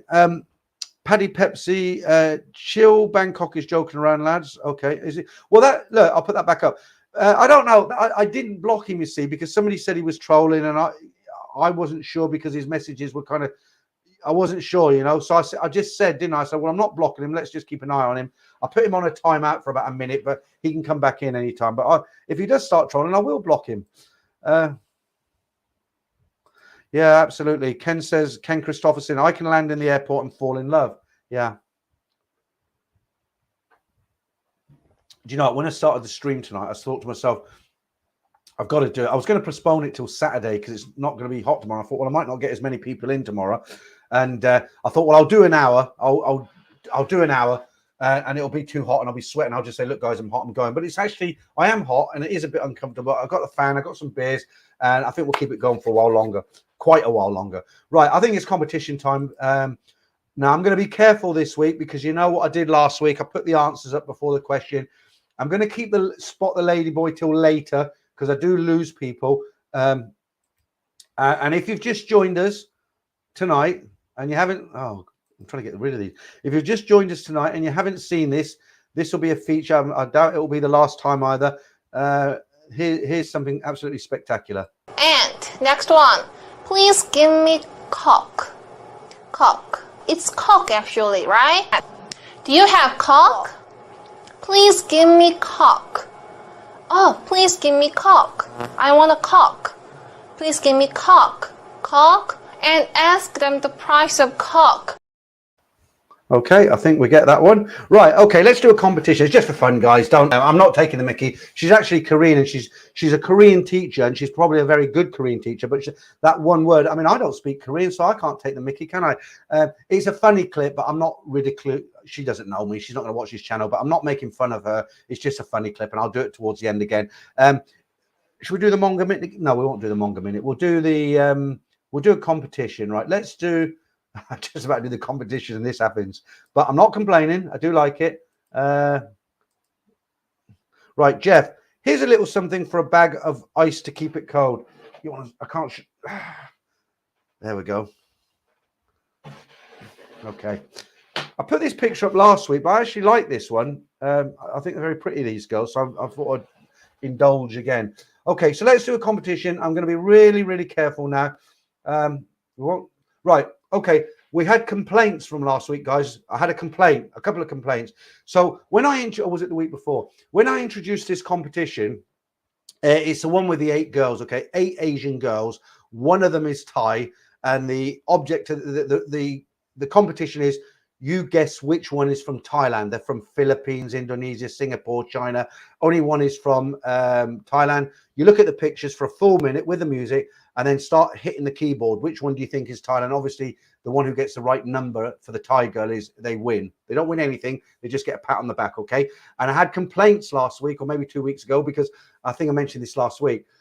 Because one's from China, one's from Taiwan, one's from South Korea, and somebody wrote to me and said, well, you're saying they're from Southeast Asia. Technically, it's not Southeast Asia, it's China, isn't it? So the complaints were in, so I've got to be really careful and announce it in a very different way tonight. So tonight, guys, it's 8 pictures of Asian girls from all over Asia, Southeast Asia, and the rest. Okay, one of them is Thai. Let me just get the comments down to 0 so I know where I am. Okay, you know the drill by now. Damon, you've done that on purpose, haven't you? Thank you, Damon. I wish I could have my first time back again in a go-go bar. First time in Thailand, great memories, and first time. Do you know what, Damon? I actually don't. I'm going to do the competition. Just answer this. I actually don't, Damon, because when I first went into a go-go bar, I was totally naive, and I believed everything I was told. And I look back on it now, and I think, how thick were you, Peter, to listen to them bar girls? But thank you for the super chat. Well appreciated. Right, let's do the competition. So which one of these pictures is Thai? I'm being really, really careful not putting the answer up. Right, you got a full minute to select the right answer. Get your finger ready. You ready? Here we go.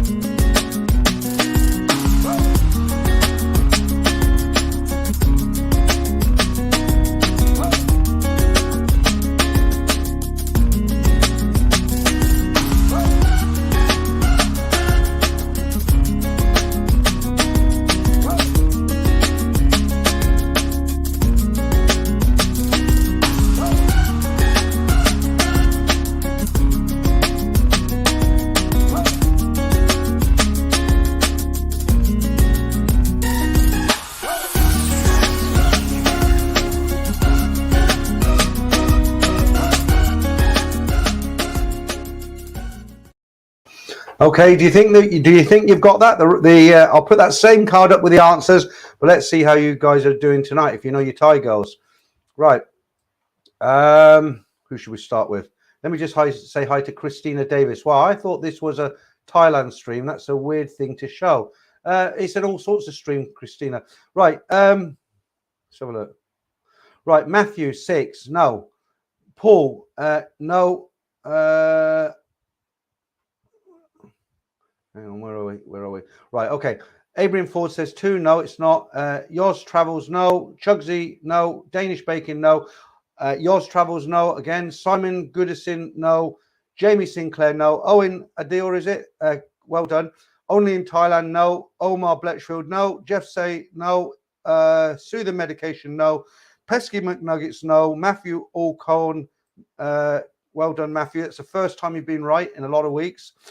David Leon. No. Vlad the Inhaler. No. Steve White. Well done. Chagnoi. No. Marky J. No. Paul Shackleton. No. James Casey. No. Prior 9. No. MD. No. Leeds. No. Tilt. No. Chugsy. No. Rick Lewis. Is it? No. Sean Harris. No. James Sinclair. No. Mick Mann. No. Paul Falcon. No. Harold Bishop. No. Not a lot of right answers tonight, guys. Biggest Stickers, best name in the channel tonight. Yeah, you got it right. Well done. Rob, no. Sorry, mate. Jam Jar Johnny, no. Gemini Star, well done. Chris, no. Goba Palakas, is it? Sorry if I said that wrong. No. Lewis, no. Paddy Pepsi, no. Barang, no. Nick T, no. World Traveller, no. Reno Rennie, well done. Charlie Stewart, no. Christina Davis, no. Paul Chambers, no. We're nearly there now, guys. Simon Hawkins, no. Chris Wanders, no. Chugsy, no. James Sinclair, no. I thought a lot more of you get it right tonight, actually. Dave Heidelberg, lookalike, no. Chris Winders, Daisy, Jamie, is it? No. No. Sheila, the semi-farang, no. You didn't get it. Pacemaker, no. A lot of people saying 4, and it isn't actually 4. Right, I'm gonna read out the answers now. Let me just do a couple more. We've got any more right ones here? Again, if I've missed you guys, apologies. I've just got so many coming in now. Paul A, you can only choose one, but they're both wrong. Big Bass 255, well done. The Wandering Wu-Tang, I'm not going to tell you because you put 2 down there. It's one answer. Guns and Plebs, no. Paul Thompson, well done. Paul Hoskin, no. I Am Joy, can't do that one. You've given 3. Guns and Plebs, no. Ivan, no. Parky, no. JB, you've given 3 answers. Can't answer you, sorry. Dutch Farang, well done. Wayne M, no. Greg Fox, no. Leeds, no. Right, that's it, guys. I'm going to put you out of your misery. This will only go on for about 30 seconds, this one. Are you ready? Right, here we go.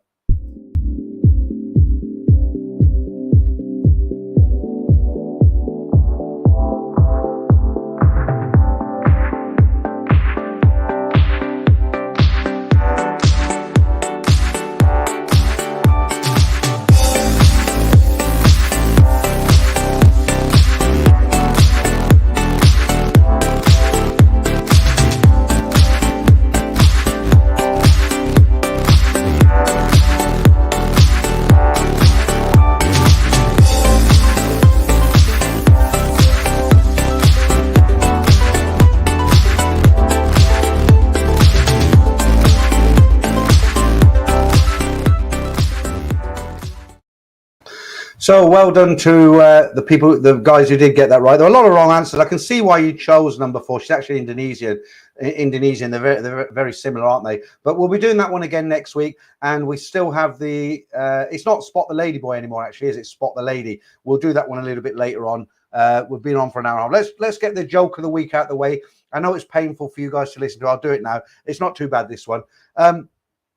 A girl asks her boyfriend to come over Friday night and have dinner with her parents. Since this is such a big event, the girl announces to her boyfriend that after dinner, she would like him to make love to her for the first time. The boy is ecstatic, but he has never had sex before. So he takes a trip to the pharmacist to get some condoms. The pharmacist helps the boy for about an hour. He tells the boy everything there is to know about condoms and sex. That night, the boy shows up at the girl's parents' house and meets his girlfriend at the door. Oh, I'm so excited for you to meet my parents. Come on in. The boy goes inside and is taken to the dinner table where the girl's parents are seated. The boy quickly offers to say grace and bows his head. A minute passes and the boy is still deep in prayer with his head down. 10 minutes later, he's still deep in prayer with his head down. No movement from the boy. Finally, after 20 minutes with his head down, the girlfriend leans over and whispers to her boyfriend, I had no idea you were so religious. The boy turns and whispers back to the girl, I had no idea your father was a pharmacist.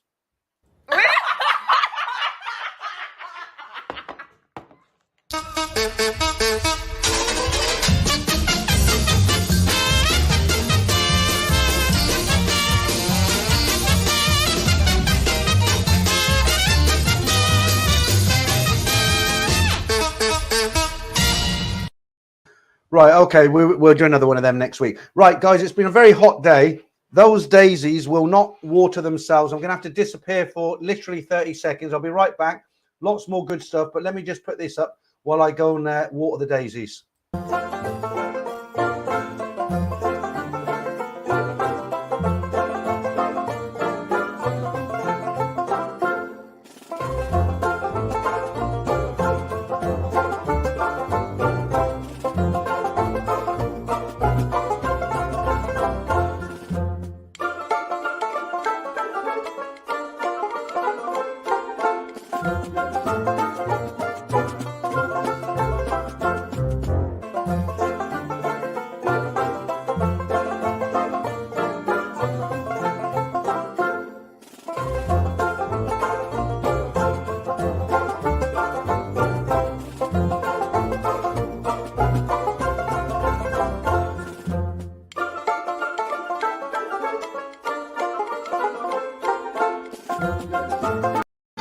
Okay, the daisies are watered. They'll be growing nicely tomorrow. Right. Okay. Whew, where are we? Let's catch my breath here. Right, let's have a look.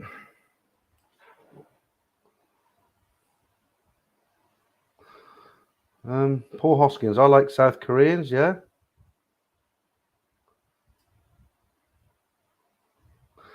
Straight to the point there. I thought that was actually going to be a troll comment there because I started reading. I thought, oh my God, we got another one in. But no, that's quite a comical one. But I'm not going to say it, but I'll put it up there. Excuse me, that's a beer. Paddy Pepsi, damn Peter, why so hard? I don't purposely make it hard. I don't try and find pictures of other girls that look like Thailand. I really just get the pictures. I'll put in Indonesian girls and I'll pick an Indonesian girl, pick a Chinese girl. It's difficult, isn't it? It's easy for me to say it's easy. I'm not saying that because I know it's not, but it's kind of almost like pin the tail on the donkey, isn't it? It's just a competition for fun. There's no prizes. Put the pin in. You might be right, you might be wrong, but nice bit of music in the background, some pretty girls to look at. What else are you going to do on a Friday night? Right, Farang Travels. Japan was disappointing. I know it's expensive. That's one place I haven't been to in Asia. You know, I've been around quite a bit. I have landed in Japan. Big deal. Why am I telling you that? I landed. Where was I going when I landed? No, I have been to Japan, but in the airport because I flew to.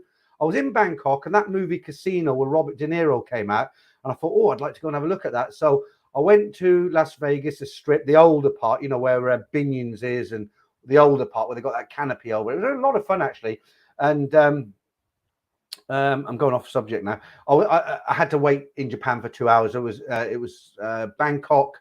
It was, what was it now? Yeah, it's Bangkok, Tokyo, and then California. Yeah, right. Getting confused now. Yeah, Dave Lynch says, fooled again. Last week, the Thai girl was not that sexy. I don't actually look and say, well, is she sexy? Is she's not so sexy? I just get a Thai girl, you know. But yeah, pin the tail on the donkey. I want to go to Taiwan. Well, Ed Sweeney went to Taiwan, and he made the best of it, but it didn't look like it. He was having a great time there. I am Joy. How you doing? Nice to see you in. He did not chase 2. I said 5 or he did not choose 2. I said 5 or 7 and said 5 was a tie. Okay, I read them really fast. I am Joy because you know, I've got the competition going on. I'm watching what's going on that screen, this screen, and I'm racing through the comments, and I just read it like that and see it. So fair enough. I've been told. Okay, right. Paulie Buffalo, no Vietnamese. Yeah, that's a good point. Vietnamese. I haven't had any Vietnam girls on here. I'll try and remember to get one on there for next week. Damon, hard tulip. London slang means we got it wrong. All right. I'll ask you about that tomorrow, Damon. Sheila, the semi-frank. Vietnam has some stunners as well as love. Yeah, funny you should say that, Sheila. Oh, Gemini Star says Southeast Asian women take the biscuit. I thought you said that. I thought that you said they're not. You're not into them, but I've read that wrong as well.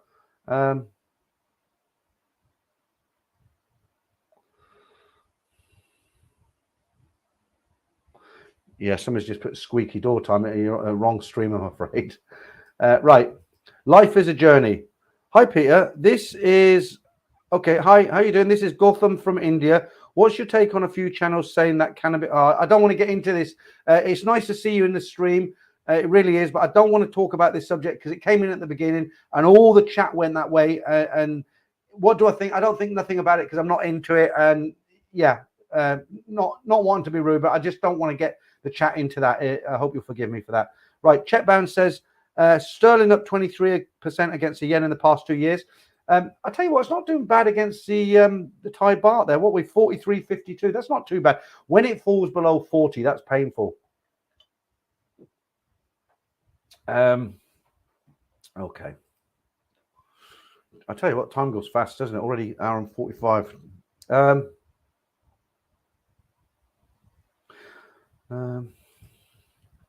What KTM? My lord, same but different. Tomboy authorized to marry ladyboys. Did bill passed? Yeah, I see your rainbow there, so I know where you come from. What's anything more than that? Right, Rick Lewis. I am new to your site. Over the past week, I've just noticed that I wasn't subscribed yet. Now I am. Good man. Give us a thumb. Give me if you don't mind, give me a thumbs up as well. I mean, I had over 400 people in, but only got 100 thumbs up. So I don't know. Maybe I've some more complaints. Right, Jamie 296. Japan is amazing, but you have to do some prep about where to go. A couple of bar areas in Tokyo are full of farang. It's like being back home. Yeah, I hate that. I hate that. You know, when you go to a country, I used to hate that about the Middle East. Let me have a little whinge now. You know, when you go to a country, like when I was in Dubai, Dubai has a good, I mean, even in the 80s when I was there, you had a good bar scene, but most of the bars were in hotels in those days. I know, you don't need to tell me, I know they've got everything now. But I don't mind meeting expats and some expats, but like in Thailand, I won't go. I'm not a big fan of going to an Irish themed pub or a British pub like the Bull's Head or the Huntsman that's now gone. Or, you know, though, I don't think, right, I'm going to have a night out in one of those sort of places. What I would do if, say, the Bull's Head, I'm not picking on them, I'm just giving them as an example, an English pub like, say, the Bull's Head, if they were advertising a Sunday roast at 300 baht and I went in and it looked the business, it was, and the roast were roasted in an oven. They weren't deep fried like they do sometimes in the Thai places. And it was a real nice piece of beef that they cut, you know, like proper, really good roast. Yeah, I'd think to myself, right, I know where I can get a good roast on a Sunday. Patty is fantastic for that. But, you know, in Bangkok, okay, JB, that's been held, that comment. I haven't got time to read it now, but it's not me, Zel, it's YouTube. You know, yeah, I'll use an English bar for that. Or if somebody wants me to meet them in what was Delaney's or something. But generally speaking, I don't fly 6,000 miles to sit in an English pub. You know what I mean? Right. Right, Christina Davis. I smoke weed every day here in Cali. Looking forward to smoke it when I get inside. Yeah, I don't want to open up this conversation again, Christina, but what I will say to you is I don't know anything about it. But some guys earlier said that there's a missing element to it that they take out. And if it doesn't have that chemical in it or that element in it, then you won't get what you normally get out of it. That's all I want to say on it. It's nice seeing Christina. We've got a couple of ladies in tonight. If you haven't been here before and you're wondering why some of the stuff I do is off Thailand, it's because I'm stuck in the UK. And yes, the channel is generally about Thailand. I tell stories about guys who are falling in love with bar girls in Thailand. I'll do videos on all subjects on Thailand, like my Sunday video that's coming out, 30 top tips. But occasionally I'll go off topic because I'm just trying to, you know, I'm trying to do an interesting stream. And some of the things I do are nothing to do with Thailand, but they're very limited. But thanks for your comment. And as we're talking, let's do, I did say I got some adverts for you. Do you remember Peter Kay, the comedian? He's very funny. I did a couple of these last year. I think there's 3 here. Let me put these on for you. You should quite like these. Come on, Mum. Time to go. Go where? The old people's home. They'll look after you now. It's for the best. Are you mad? I'm 55. I know, but I've had a word with them. They'll take you. Come on. Get off. Why should I go live in an old people's home? Because I want to put a snooker table in your bedroom and the kids are frightened of your moustache. Now, come on.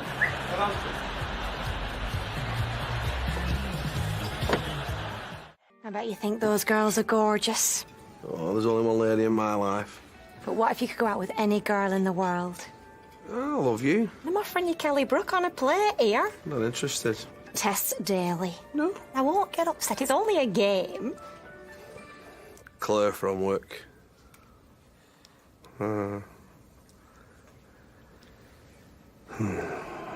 Okay, that was Living in a Box for Brian, whose wife kicked him out last night. Moving on. Oh! Special request now from the father of the bride, Alan. He says, please play something special for my lovely daughter on this, her wedding day. Oh. So it is Kid Creole with Annie, I'm Not Your Daddy. Check it out. Oh, oh. I thought everybody knew. Ugly. Oh, after this, I've got a special song, Bathhouse of Hell, for the bride's mother. There she is, coming out of the toilets. I'll give it 5 minutes about you. He's funny, isn't he? Did you notice the name of the mobile disco, the Vinyl Solution? Quite clever. I'm not going to read that out, Damien, because it's a bit close to the wind, but I will put it up for other people. I've got to say, it's probably one of the great mysteries of the world. Who knows the answer to that? But fair point. Okay, Parky, you said, somebody who agrees with me for a change. Somebody says, just back from Bangkok. You were right, Peter. It's now expensive. Yeah, I found it very expensive. Abandoned ship. Jamie, imagine using farang when referring to Europeans in another region. Okay. It's funny, even, you know, everybody because the Thais call us farang, every foreigner, they don't say foreigners, they say farang. Even if you don't speak Thai, they say, oh, we're farang, you know, the farang. It's quite nice, I suppose. Right, Sheila, the semi-farang. Yes, the bill has passed the first stage, 2 or 3 more reads to go. Yeah. Okay. Right. Ken, good night, Peter. Was fun. Well, you're probably gone now. You're probably fast asleep because I'm a bit behind. Tom Young Guy, nice to see you in. Check Tiger GMT yesterday. They had a lawyer on. Yeah, okay. I do watch the Tiger quite often. And what I like about the Tiger, and I've started doing it with the stories now, what they do, because when I watch the Tiger news channel, I'm not interested in a lot they talk about. When they go into like sponsored by a coffee, you'll get a wonderful cup of coffee and drink this coffee. And we're not really sponsored. It's just fantastic coffee. I don't want to listen to all that, right? So out of all their stories, they might have like half a dozen stories. I don't. Some of them I'm not interested in. You know, I don't want to listen to them. But there'll be one story about the Thailand Pass, or there'll be one story about some law exchange. And what I like about the Tiger, you don't have to sit and listen to it all and skip, you know, fast forward and is it there? And they list it, so they've got time slots. And now I've started doing that on the stories. So if you're listening to a story tomorrow, there's 5 stories I think tomorrow, and you think, oh, I can't get into this one. This one's not very nice. Not very nice, right? If you're watching the stories, you think I don't really like this one. You can just go and look at the description. It says story 3, and it'll give you a time stamp. Story 4. And that'll give you a timestamp, so you can start doing that now. Okay, someone's actually answered you here, Damien. Sheila says, I'm just going to say Sheila. I'm not going to, that's a long name. Sheila, the semi-farang. I'm just going to say Sheila from now on. Okay, Sheila? Right, you can't exactly say, yeah, that's okay, because you can't answer. Right, Asians wash and shampoo more frequently. Damien, haha, it's just genetics. Some races have more kinks in the hair. Okay. I can smile on my face when you say that, Sheila. Oh, you're getting a good response tonight, Damien. You're opening up a whole new talk here. Okay, thanks. Yeah. Right, Parky. Went back to the monsoon on Soya. It was very good. And that's what I said to you, wasn't it? Because I stayed in the stable lodge on recommendation of Damien. Deck 5 next door is also very, very good. It's a lot cheaper than monsoon, but it's great for breakfast. It's outdoor. It's a real good place. I don't know why when I was staying at the stable lodge, the first night I got there, it was open. I went to have a look because Damien told me. And in the next 2 weeks, it was closed. And I don't know why. I thought, oh, they must have shut down, gone out of business. And then the last week when I was there, they opened and I had a few meals in there. And it was great. But monsoon on Soya is fantastic. The burgers are really good. And I have the Caesar salad, but it is expensive. There's no getting away from it. Just for a decent meal, like a burger and chips, you're talking £7.50. Okay. For Caesar salad, and don't get me wrong, it's a substantial meal, the Caesar salad. It's not like a little salad. It's a meal, £7.50. So if you go in there and you had a burger and chips and a couple of beers, you know, it's not cheap. It's not the sort of place you'd go in there every day to eat if you live there, put it that way. But if you're on holiday, it doesn't matter, does it? Jam Jar Johnny. Peter, how is Simon? Any chance of getting him on a stream? The problem with Simon is he won't do anything on a Sunday. This has been like with Simon, he's got his own way of doing things. We're both old. We're both long in the tooth now. I can't talk him into doing something he doesn't want to do. And the same with me. And we often fall out over these things. And, you know, I've tried to get him in on us when I was doing the Saturday streams. I said, look, why don't you come in on a Sunday? And he won't, because he's with his family. He cooks and he drinks. He just doesn't want to come in the stream. But if you imagine to come in the stream for him, now it's 6 hours ahead in Thailand. It's 10 to 11 now, isn't it? So in Thailand, it's going to be what, 12, 1, 2, 3, 4. It's 10 to 5 in the morning. Now, I know he gets up early, but to get up at 5 in the morning and come on a live stream and, you know, drink a coffee. But when I'm out there, definitely, because when I get out to Thailand, I don't think I'm good. When I go out for the 2 month, I'm going to make the effort and I'm going to set the clock for 3 o'clock in the morning.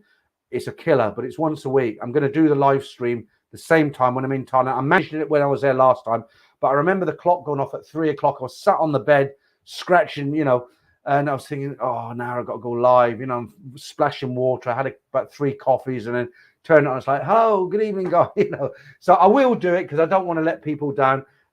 But as far as getting Simon, I'm sure when I live out there, I'm sure I will be able to get him in and we'll do something together. Right, I enjoy. My son has been teaching in Japan for 8 years, loves it. I visit quite a lot and it is interesting, but I'm always glad to get home to the Philippines. Easy life. So, yeah. Philippines is nice, isn't it? It's very. I haven't been there. I'm only gone from what I've read and seen on YouTube videos and stuff. The Philippines is, Japan is expensive, isn't it? Right, Matthew. Respect Thailand and obey the laws. You will get on fine. Yeah, I mean the only people I've ever seen come unstuck in Thailand, most of the time they've brought it on themselves. Let me just change this.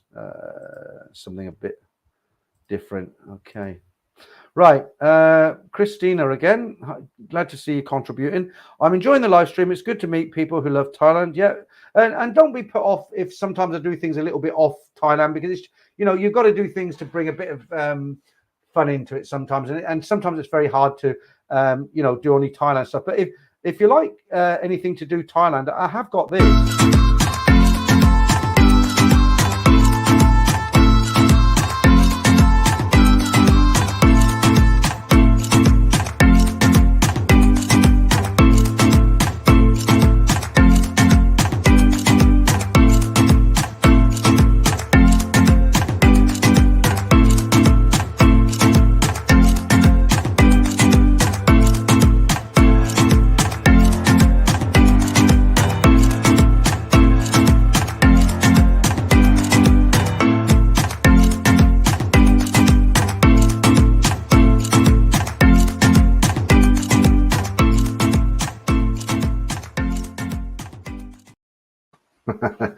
I tried, don't I? You got to give me points for trying. Okay, let me say, look, I'm just going to, I want to, look, guys, I'm going to do it real quick. I haven't done it tonight. I haven't said a word. I'm going to plug my book. You know, I've got a book out now. Look, there we are.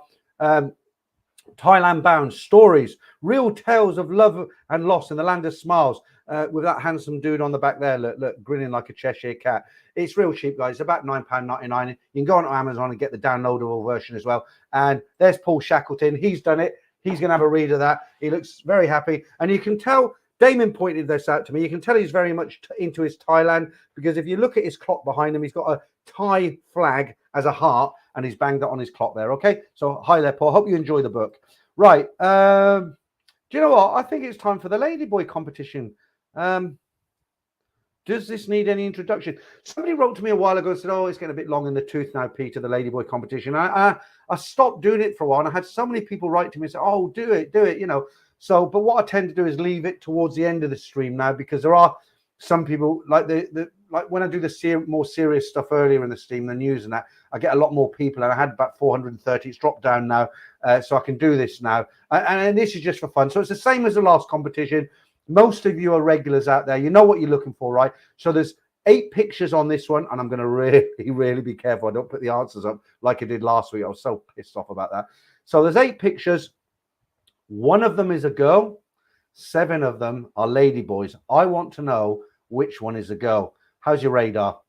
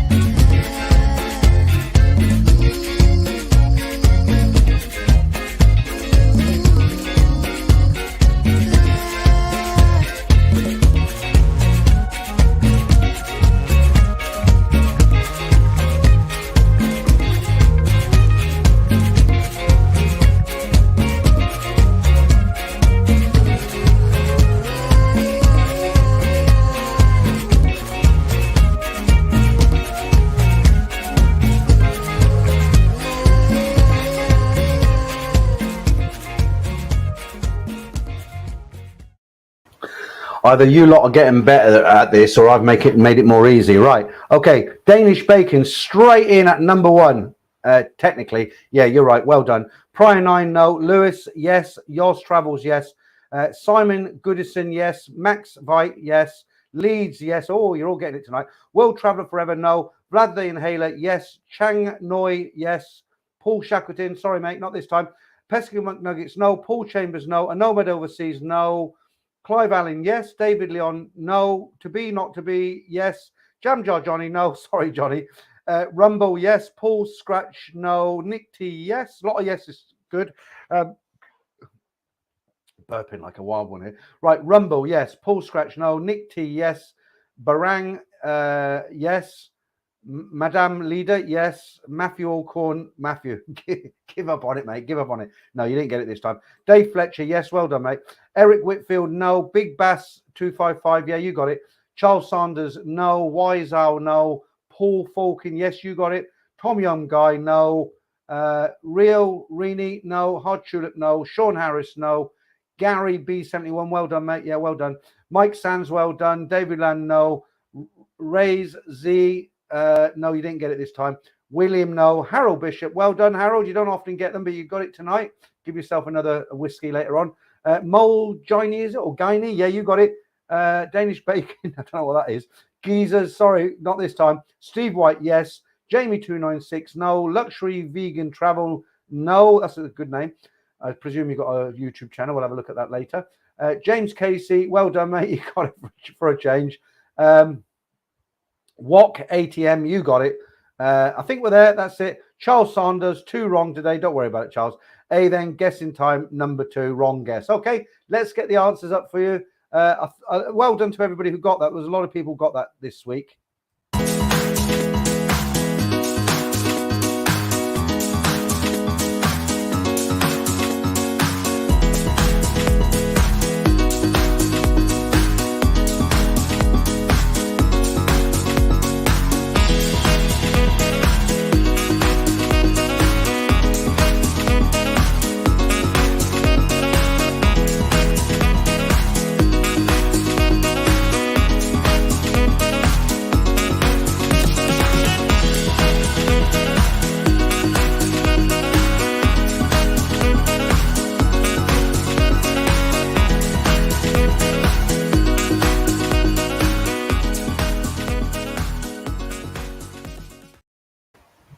Well, you know, I've got to say it, guys. I mean, I'm not. If I was single and I was going out with Thai girls, I'm really not into ladyboys myself.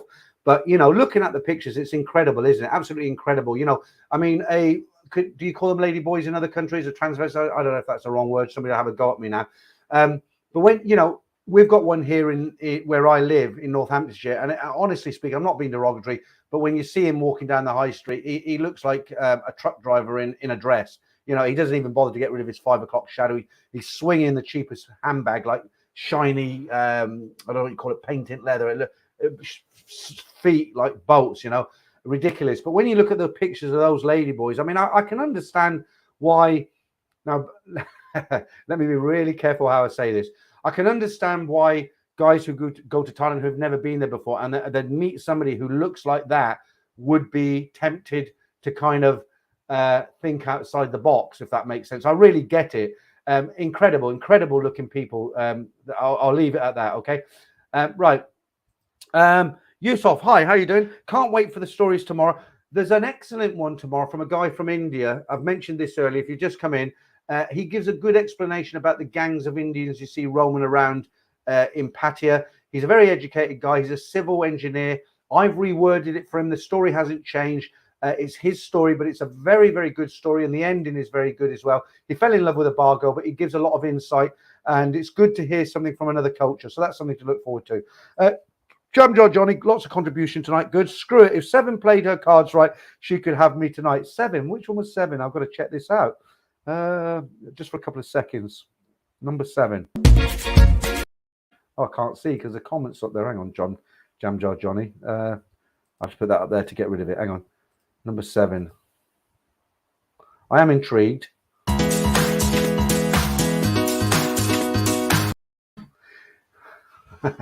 I'm not saying anything because I nearly said, yeah, I see what you mean, but don't want you to get the wrong idea. Right, okay.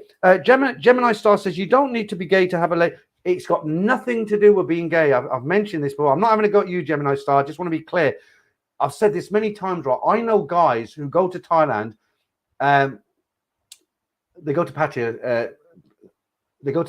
Let me start again. I know guys who go on holiday to Thailand, but they go to Pattaya and then absolutely not homosexual. They go to Pattaya and they do take girls out for dinner dates and drinks, right?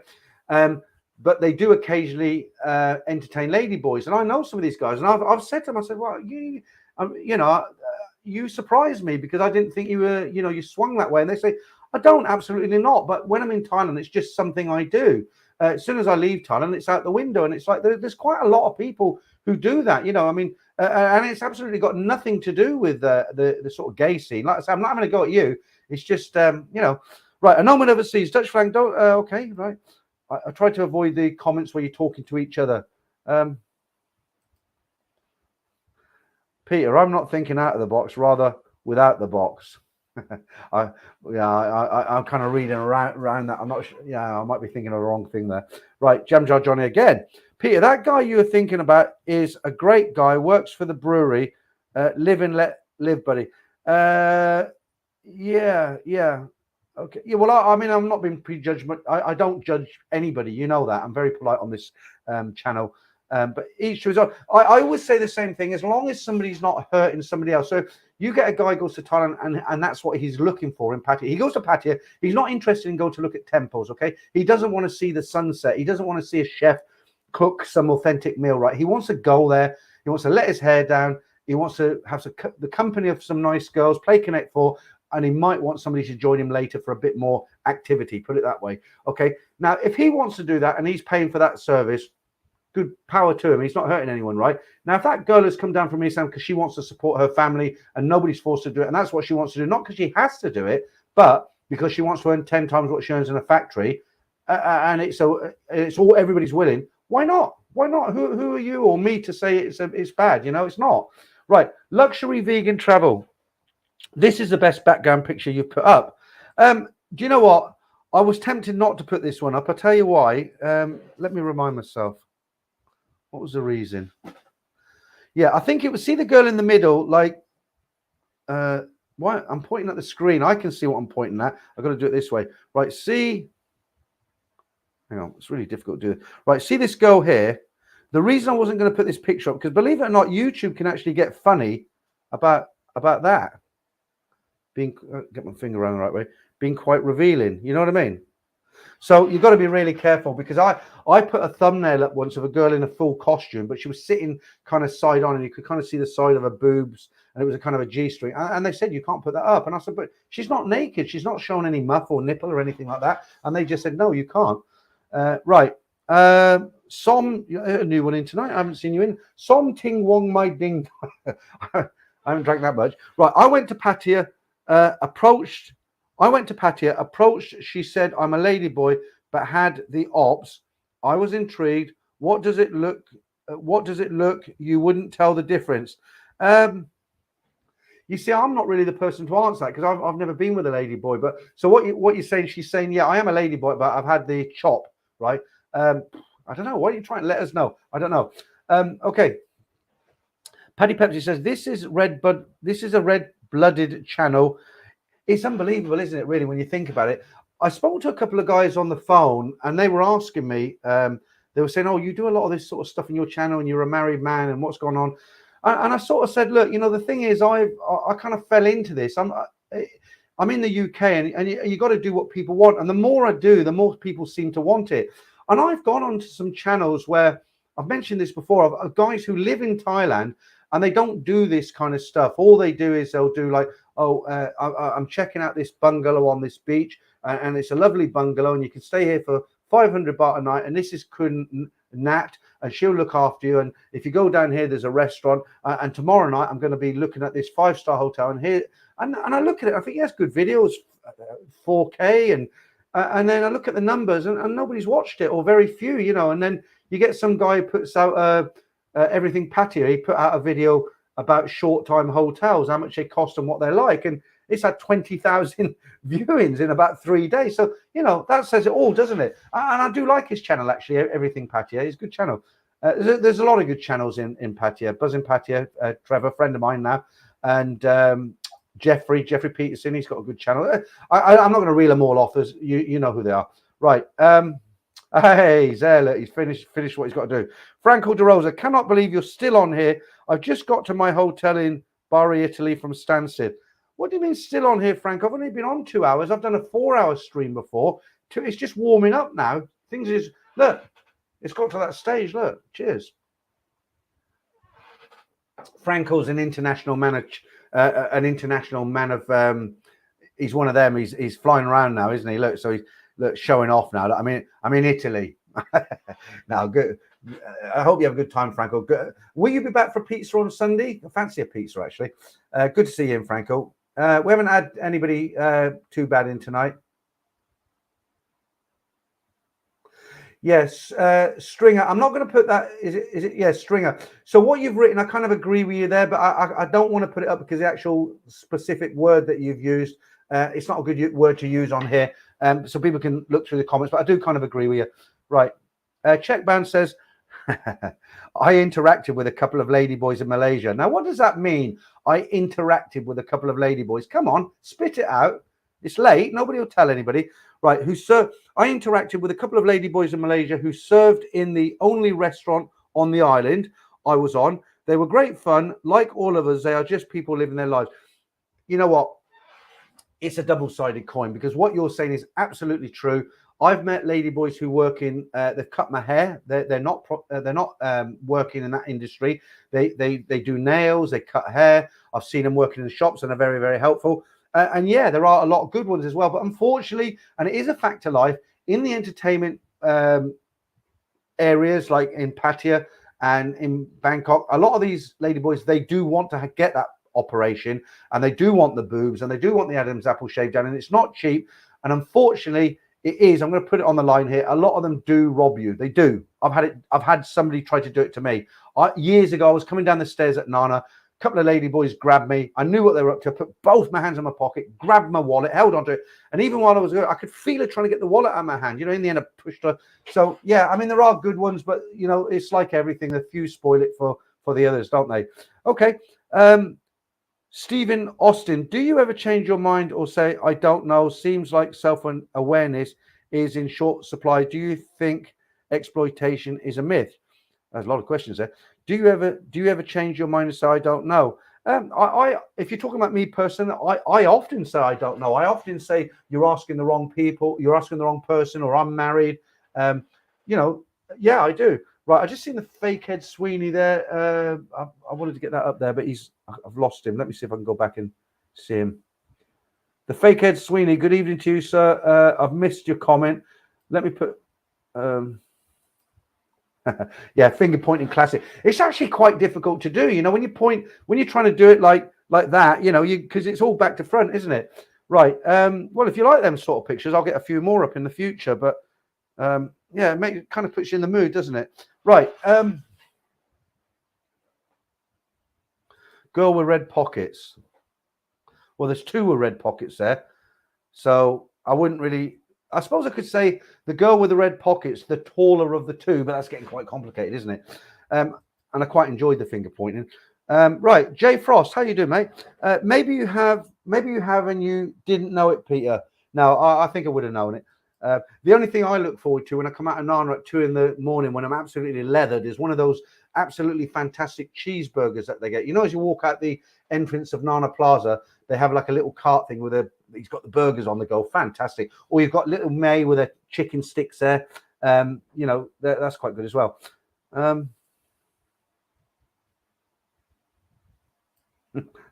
I am Joy. I think you need to mix a bit more water with it. You're right. You must be on the hard stuff now. If you pull out the KY jelly, yep, it's okay. Yeah. Okay. Good point. Right, Damon. A hole is a goal. Just enjoy life and do what you want to do. If you're happy and the person is happy you're with, no problem. I agree with most of that, except the very start of it, if you know what I mean. Right. So Soda Pop Curtis. I'm going to book my ticket for August. Things are definitely heading in the right direction for time. Yeah, go for it. Go for it. I don't know why I didn't book mine today. I think I'm just trying to be clever. I like this name, actually. Have you got the same picture? I've got a water bottle here and I haven't touched it, but look at the picture. It's not unsimilar to yours, is it? A 62-year-old man drinking out of a water bottle with Mickey Mouse on it. It's actually my daughter's when she was about 3 years old. Okay. Right. Yeah, absolutely. And that's on the video on Sunday as well. The Y. Did you know there's 3 different kinds of Ys? People think there's just a Y. There's 3. You've got. I've done this on the video for Sunday, so I don't want to spoil it for you. But when I've done a piece, that video for the newbies on Sunday, I'm trying to tell people not the do's and the don'ts or 20 scams. I'm trying to give them tips. And one of the things I said on that video is, look, you don't have to Y everybody. Like, you'll see people going to Thailand for the first time and they'll Y the taxi driver, and it's like, no, you don't need to do that. But I explained that fully in the video. But did you know there's actually 3 kinds of Y? You've got the regular Y, which is this one, which is, it's a respectful. The next one is a lower one. They touch the nose with the thumbs, like that. And then there's a third one, which is even lower, and that's for people in very, when they want to give the maximum respect for people like monks, really grandparents, whatever, but that's all coming on the video on Sunday. And if you're a silver or gold member, it's there now. Right, Harold Bishop, plug. Right, night all, great stream tonight, Peter. Went very fast as usual. Peace. Yeah, thank you, Harold. I'm not going to be hanging around too late tonight. I'll give it another 15 minutes because it is very stifling in here. And although I've got by and it's okay and it's been a decent stream, I couldn't do a 4 hours tonight because I'm starting to feel like I bought these just in case, but so far so good. Because when you're in this kind of air, you do get a headache. But I don't really want to drink and take them, and I'm on this now. So cheers. Okay, right. Justin Vardy, Damien is a legend. He really is. Honestly, he's a nice guy, Damien. Gets a bit moody sometimes, but I'll get my ear bent tomorrow now. Right, JB, Peter, can you lean to your right? What my right? As the lady on your left is my cup of tea, and I'm about to fire one out. You always say that, JB. Lean to my left. I don't know which one. Lean to my left. So left. Right. I'll tell you what I'll do. Right, there you go. Okay. I'll dig up some more of those pictures for next time. I don't like to put them on at the beginning of the stream because I get some kind of, the people are getting earlier. They want to hear a bit of news about the Thailand pass and things like that, talk about Thailand. And at this time of night, I can kind of go a little bit this way. And I don't want to put people off. That's why I've now delayed the Ladyboy competition, because I used to do the Ladyboy competition within sort of 45 minutes to an hour of starting. And I'd watch the numbers and it'd go from 400 to 350 like that. But now that doesn't happen because I do it later. And most of the sort of late night guys, they don't mind that. To be, not to be. Pete, have you managed to remortgage your gaff? It's an ongoing thing at the moment. I'm looking at different options. Something will happen. I deal with professional people who do it with me. And I just spoke to my mortgage advisor yesterday. She's going to have an answer on Monday about something else I'm trying to do. But it will happen. It will happen. Chetbound says, Franco De Rosa, good to see you're here and hope you had a great trip with no delays. Yeah, absolutely. Oh, there we go. The Fakehead Sweeney. Right, Fakehead here. Can you play the video of that viewer that pretended to be Ed Sweeney eating a pork pie? We'd love to see it. Do you know what? I know exactly what you mean. I don't. Right, Damon did that video, and it was the very first one. Do you remember, Damon? I know you're out there. So Damon and I used to have a laugh, right? Because Ed is a friend now. I've spoken to Ed many, many times. Ed has done several guest appearances on my stream. I've been on Edward's, so official. I've been on Ed Sweeney's, and I've told him about this. And I actually messaged him. I actually sent him the video, right? And me and Damon, we weren't taking the piss, but we used to laugh because Ed had come on and he'd do this thing. Now, I won't try and impersonate Ed Sweeney, but he did this thing, and he'd have a pork pie. And he'd be like, right, I got this pork pie from Aldi. It was like 22p and I got 21p change. And he said, well, this looks like it's going to be good. And he'd get his fork in and munch it. He'd go, oh my God, that is all, and he'd do all. And Damon did a really, really good takeoff. He's done several, but the first one was the best. Damon, if you still have that, send that to me, right? And then I'll speak to Ed and say, look, do you mind if I put it up on my stream? Which is, Ed won't mind, right? And if he if he says okay, next Friday I'll put it up, and it's really good. What it is, Damien lives by himself. He makes his dinner. He's got lasagna or something like that, and he's like, and tonight we have, just how Ed does it, and he takes about, he's like, and it's all that. Oh my good God, and it's really funny. So I'll try and do it next week, but it's down to Damien. If he's lost the clip or he's deleted it, we can't do it because his later versions weren't as good as his first one. All right, check down. Oh yeah, I've just read that.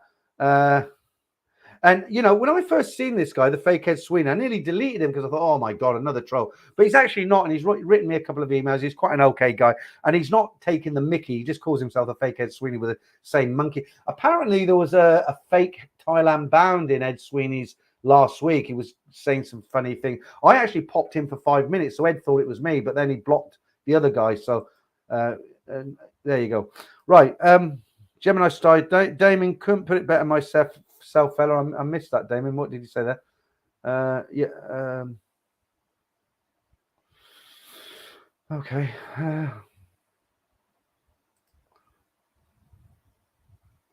Right. Is it Alan? I won't try to pronounce your second name. Me and my girlfriend got busy with a lady boy after my first visit to Nana Plaza. It was spectacular, 10 out of 10. Okay, so I get what you're saying there. Now, there's a subject to talk about. Now, I've seen many times, and this is very, very common. Have you ever been to Nana Plaza or Soy Cowboy and you see a couple going in the go-go bars? You just think, I used to think, oh, they're in the go-go bar because they're on holiday and they just want to see what's going on. And it's interesting to see a girly go-go bar, isn't it? But no, not at all. You'd be surprised. There's a lot, and I mean a lot of couples going to go-go bars, and they bar fine a girl for the couple, if that makes sense. And I've had bar girls tell me about this, and there's some strange requests, but it's more common than you think. And I've actually had, I'm not going to disclose names or anything, but because I do what I do here, I've actually had foreign women write to me, Western women, who said, look, I'm 60, I lost my husband, I watched your channel. At first I not looked down. They said, at first I was a bit kind of like, oh, this is a bit, but they've watched it every week. They've watched a couple of streams, and they actually come back to me and they write to me and they say, look, I'm a 60-year-old woman. If I go to Thailand, is it safe? That's how they start. And I say, yeah, it's very safe. You'll have a good time. Stay in a hotel, no problems. And then they edge towards it. And by the third or fourth email, it's like, well, actually, I wouldn't mind a bit of company, but and then it gets to the point where, can I bar fine a guy? And they can. If you're watching this, you can, yeah. Okay, is that COL or short for Colonel? Thank you very much. I appreciate that. Always nice to know you've been appreciated, even though I have got the wife-beating vest on tonight. Right, I enjoyed Harold Bishop. Lots of changes up there. Okay, you're talking to Harold. Right. Paddy Pepsi, it's always Christmas in Thailand. Actually, I know this isn't what you meant, but Christmas is actually very, very good in Thailand. If you're a single guy and you go to Pattaya or Pattaya, I get ribbed on that as well. You don't say it like that. But if you go to Pattaya or Bangkok, but especially Pattaya for Christmas, and you're a single guy, you have they have some very good Christmas do's in Pattaya, and you can be on your own and have a good time. Right. Parky says, I'm on your diet, Peter. Nothing to eat after 7 p.m. It's killing me. Do you know what, Parky? I got to do something. I'm turning into a right Billy Bunter again. It's because I'm in the UK and I've got a lot of stress with what's going on with my family and stuff. My wife and me are separated. I'm trying to sort out the house and I want to look after them, and it's very stressful. All right. Slumber Incorporated. Thank you for the super chat. Thanks for the good info. Here's a couple of beers on me. Yeah, Sunday. Watch the video on Sunday. I keep saying it. The reason I keep saying it, I'm going to say it one last time. The reason I keep saying it is because a lot of the videos on YouTube are like 20 things to look out for. Don't get scammed in this way. I wish I knew this before I went. It's not like that. It's a positive video. It just says, look, if you're going out to Thailand, here's 30 tips. Have a look through these and you'll have a better experience in the kingdom. Where to get SIM cards, what to do with taxis, renting a motorcycle, insurance. It's got all the information. You've never been there before. Not all, but I might do a part 2. But it's very, very. I watched it myself, just make sure there are no mistakes. I thought, do you know, it's a damn good video. This, if I don't mind saying so myself. Right, Harold Bishop. I am all right. You're talking to I am Joy, Gemini Star. Some of the upper class lady boys make more money than some of the beautiful ladies. Yeah, absolutely. I mean, don't forget, if you're I'll read that in a minute. Look, don't forget, if you're a guy who's into ladyboys, what's your opportunity? Even if you're a good-looking guy, what opportunities do you have in your own country? I mean, I keep saying this. I'm not into ladyboys myself, but I can see why some guys are. I mean, I look at them pictures. I think, really, that's a lady, you know. So those sort of guys who are into that and looking at them pictures, they're going to go there. They're going to go to Thailand just for that, aren't they? Well, they're not. Where they're going to go? They're not going to go to Poland, are they? They're not going to go to Russia. They're going to go to Thailand because, you know, I'm sure there's guys come onto this channel. We do the ladyboy competition. They're like, wow, you know, really? Okay, I booked my ticket tomorrow. Okay, the fake head Sweeney. Eating that Thai street food is the reason why you have a bad case of diarrhea. I don't know if you're talking about the video last week there. Peter, can you play Damon's video with the pork pies? We'd love to see it. Oh, did I read that out already? I think I did. Let's play this one last time. One last time. I was loved by two men. I was loved by two men. I was loved by two men. I was loved by two men. I was loved by two men. Come on, girls, give us another one. Hasta la vista, baby. Hasta la vista, baby. Hasta la vista, baby. Hasta la vista, baby. Baby. Hasta la vista, baby. Hasta la vista, baby. Okay, right. Let's. I found something funny. I thought it was quite comical, this one.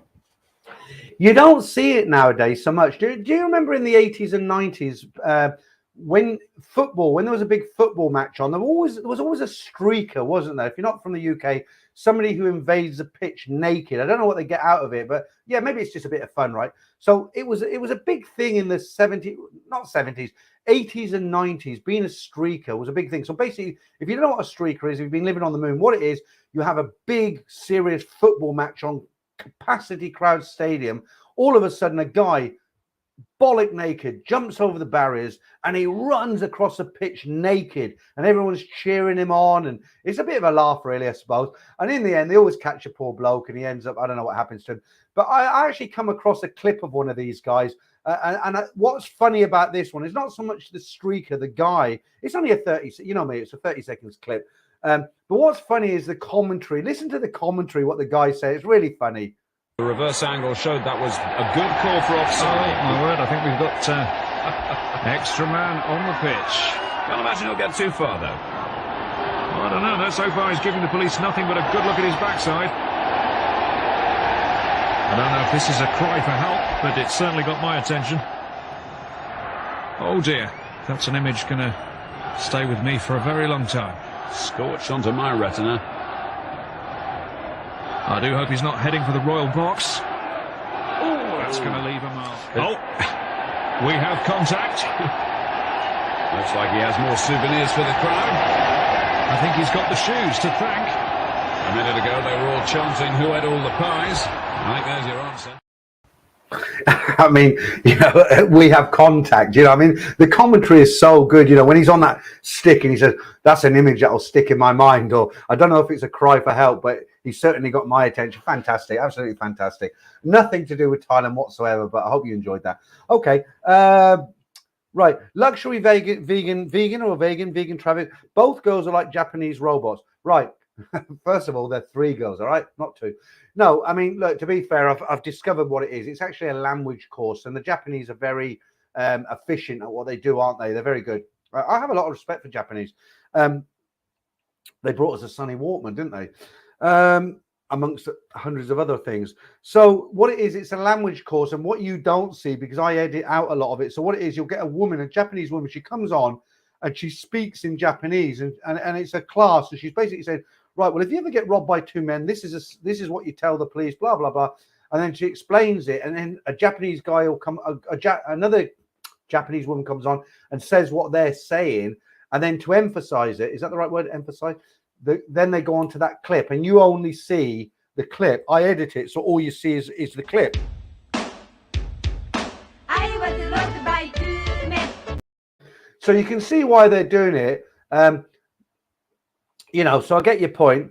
But, you know, really, I don't know what's going on with this one again. And next one. Please give me cock. Cock. It's cock, actually, right? Do you have cock? Please give me cock. Oh, please give me cock. I want a cock. Please give me cock. Cock, and ask them the price of cock. I mean, that's so filthy, but she's so innocent, isn't she? And I don't know whether to cry or laugh. I kind of feel sorry for her, but it's kind of funny as well, isn't it? So I won't show it again. It's 3 times now. I will look for some more stuff next week. See if I can come up with other bits and pieces. I've got a nice manga minute next week. Like I said at the beginning of the stream, I thought, well, I'll add this in just for fun. And like I said, I didn't know whether to call it the erection section or the manga minute, and I think YouTube would have a problem with the erection section. So we'll have the manga minute every week, and it's not really manga. It's just a pretty girl doing a bit of a dance or something like that. Okay. I know Med overseas again. Yeah, got to wonder what the pitch meeting for those vids was like. I'm thinking there was cocaine involved. Yeah. But it was funny, wasn't it? You know, I mean, it's like you watch a guy running around streaking. I think he's just having a good laugh. You know, he's on that stick giving it. So he jumps over and the guy's thinking, I hope he's not going for the royal box. I mean, when I watched that the first time, it wasn't the streaker that made me laugh. It was the commentary. You know, it's just, we have contact. I mean, it just went so well. Those guys are great. Hard Tulip. I missed the Clive James show. Did you ever see the episode? Clive James, yeah, very good Australian interviewer and amongst other things. But did you ever see, I think it was In Excess. Do you remember the band In Excess from the 90s? The lead singer, he actually committed suicide. He was dating Kylie Minogue for a while. No, it wasn't. No, it was a Bee Gees. Sorry, it was a Bee Gees. So Clive James was interviewing the Bee Gees, and he was sailing a bit close to the wind, and he was asking them some things, or he was making some comments that one or two of the Bee Gees weren't very happy about, and you could see the look on their face. They were kind of like grinning and bearing it, but he kept sort of pushing and pushing. And in the end, I think it was Barry Gibb, he just turned around, he whacked his mic off, and he just said, "You're a wanker, mate." And all three of them stood up and walked off. And you can see Clive James, he's looking extremely uncomfortable. But I don't know, is he still alive, Clive James?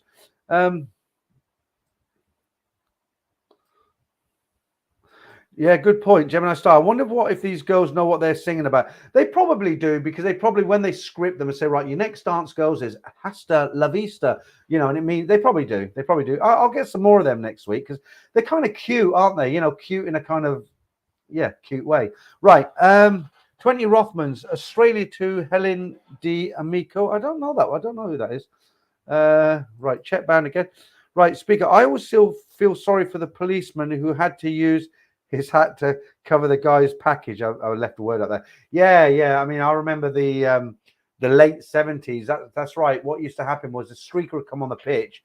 They'd catch him, take him off the pitch, but of course the policeman had to take his helmet off and cover his meat and veg, as it were. I'm sure he'd give it a good clean before he put it back on. One of the greatest streaks. Yeah, let's watch that again, because that is a good one. Listen to the commentary. Let me. I don't want to be repetitive, but it is. You know, it's a real good one. Let's just do it one more time. Won't hurt, will it? I can't find it. That's the only problem. There we go. Let me take the comment off first. Right. Hang on. There we are. The reverse angle showed that was a good call for offside. Oh, my word, I think we've got extra man on the pitch. Can't imagine he'll get too far, though. I don't know. So far, he's giving the police nothing but a good look at his backside. I don't know if this is a cry for help, but it certainly got my attention. Oh dear, that's an image going to stay with me for a very long time. Scorched onto my retina. I do hope he's not heading for the royal box. Oh, that's going to leave a mark. Oh, we have contact. Looks like he has more souvenirs for the crowd. I think he's got the shoes to thank. A minute ago, they were all chanting who had all the pies. I think there's your answer. Yeah, very good, very good. Okay, that's there won't be any more clips right now. That's it. I just wanted to read out, I did catch quite an interesting comment, which I've now lost. Only in Thailand says, I like her accent. You're talking about the Japanese girl, I guess, right? Yeah, they sound kind of cute, don't they? Stephen, you're a generous man. I owe you. How many beers do I owe you now? Because at last count, I think it was 133. I'll just bring 2 cases and drop them on the bar and stumble, okay? You should check out Aussie Man Reviews YouTube channel, Peter. This vid reminded me of him. I don't know him. I'll certainly have a look at him. Citizen Mikey, and thank you for the super chat, by the way. Citizen Mikey, yep, Clive Anderson, a bit of a knob. Well, I wouldn't quite put it that way, but, Wes. Right. I don't know why it comes on that screen before this one. I've got to wait for it. There we are. Right, Wes.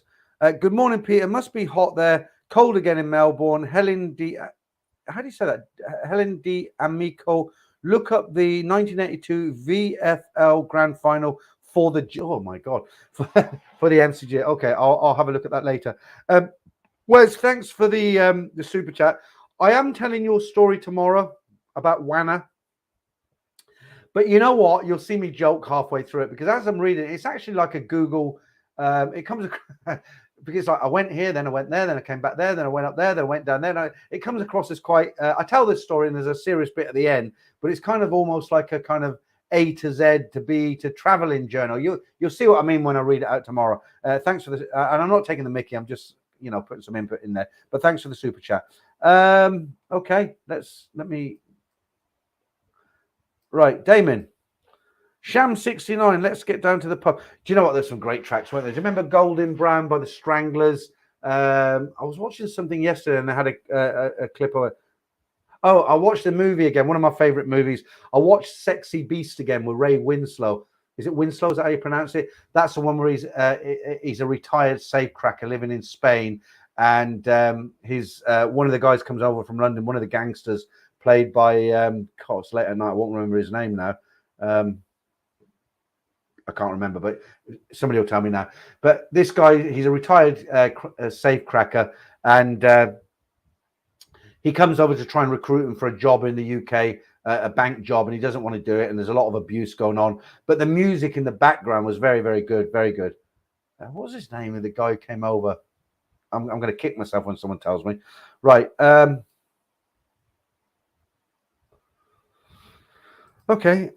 Yours travels again. Back indoors on the camper, and my record. Do you know I wasn't just saying this. Yours travels. Like I said, I won't pronounce your name.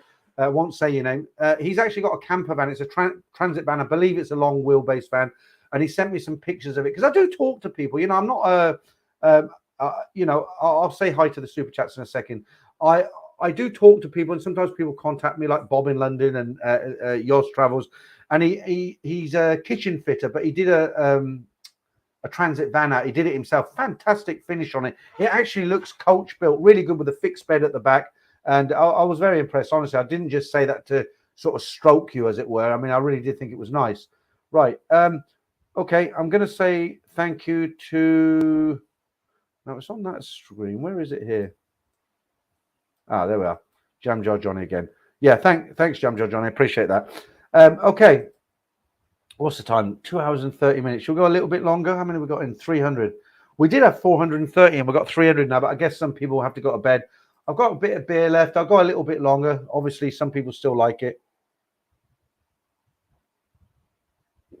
Harold Bishop says, yeah, Peter, it was Clive yeah, you're right. Clive Anderson, not Clive James. Who was Clive James? Who am I thinking of? Can't remember. But this time of night, I've had a few whiskeys, I've had a few beers, but at least you know who I'm talking about. And yeah, Harold, thanks for that. It was Clive Anderson. You know who I'm talking about. But I'm absolutely sure I'm right when I say it was a Bee Gees who walked out on him. Okay, thanks for that. Clive James passed away about 6 months ago. Okay. I used to like Alan Wicker. Alan Wicker was a man who introduced me to international travel. There's been a lot of programs, traveling around the world, but Alan Wicker was he was a, it sounds corny, but he was a trendsetter. He was a, he's a typical English guy. Alan Wicker, he had the tash, didn't he? It don't matter where he went. He could go into the jungle in Africa, monkeys swinging around, and he had a white shirt on, a tie and a suit. Very British in those days. Alan Wicker is a guy, he used to be on a Sunday night, and I remember the program, how it used to start in black and white. The originals were in black and white, and you'd see him with a brolly. How English can you get an umbrella? It'd be him walking away swinging this umbrella, and fantastic shows. And that's what made me want to get into traveling. And he actually did several shows in Pattaya where there was a cruise ship coming with English sailors on it, and they'd come into Pattaya, and they had relationships and things. And Alan Wicker was in Pattaya, and it was from the 80s. Very, very good, actually. Okay. Luxury vegan traveler. I miss men behaving badly. Do you know what? That's one I couldn't really get into that one. For me, if you're talking about that era with comedy programs, I mean, the ones that I used to like, the real classics, honestly.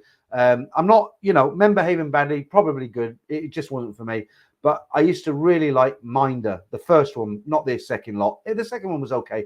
But my all-time favorite was Porridge with Ronnie Barker and cellmate, I forgot his name, Gobber, I can't remember his real name. But real classic stuff. They don't. I mean, it sounds like a cliche, but they really don't make them like that anymore. Okay. Prior 9, Only Fools and Horses definitely has got to be the best UK comedy. I watched a documentary where they were talking about Only Fools and Horses, and I can't remember who it was, as usual at this time of night, but they were talking to a famous comedian. They said, "What's your favorite scene from Only Fools and Horses?" And he said, "Well, how long have you got?" He said, "There were so many." And I've seen an interview with Grandad. In the program, he's always talking about his old Navy experiences. But when you see him in an interview talking, he's like a real regular guy. And it was only yesterday I seen this interview. And what he said, I forget who was interviewing him, Grandad, the guy with the big white beard. He was saying, you know what? He says, when I walk down the street, he says, 90% of the time people recognize me. But he says, you know what? He says, I've never seen somebody look at me and not smile. This is when the show was running. So, he'd walk down the street. It's like, Grandad, Grandad. But they always had a smile on the face, and he got a kick out of that. Okay, Gemini Star. Damon, give us a GPS to the pub. We'll meet there. All right. You're working tomorrow, Damon. We'll have to have a catch up maybe on Sunday. I want to know your travel plans, what you're doing. We were going to travel together, weren't we? But I'm not in the same financial league as you, so I'll probably be in the cargo. Right. I'll get the other ear bent now. Right. Chad and the scarf kills me. Yeah.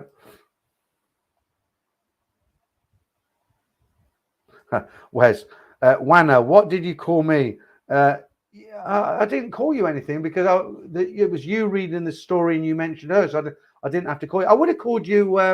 Let me think of a good Thai name. I would have called you Amon. That would have been a good name. Right. Som Ting Wong My Ding Dong, Winston. Yeah, I've lost what that relates to. Who was the guy in Sexy Beast, the movie Sexy Beast? Come on, Damon, you watched it. The guy who came, Kingsley, that's his name. Not Don Kingsley. Ben Kingsley. I got it. Ben Kingsley, the absolutely brilliant actor. Ben Kingsley went out to Spain to recruit. I forgot his name now. He went out, Ray Winslow, to recruit him to do another bank job, and he didn't want to do it because he had this house in Spain. He was having a nice life, and Ben Kingsley, the character, got really aggressive towards him. And brilliant film. No, it wasn't The Business. Was it Sexy Beast or The Business? It was Sexy Beast, but The Business is another good film. Okay.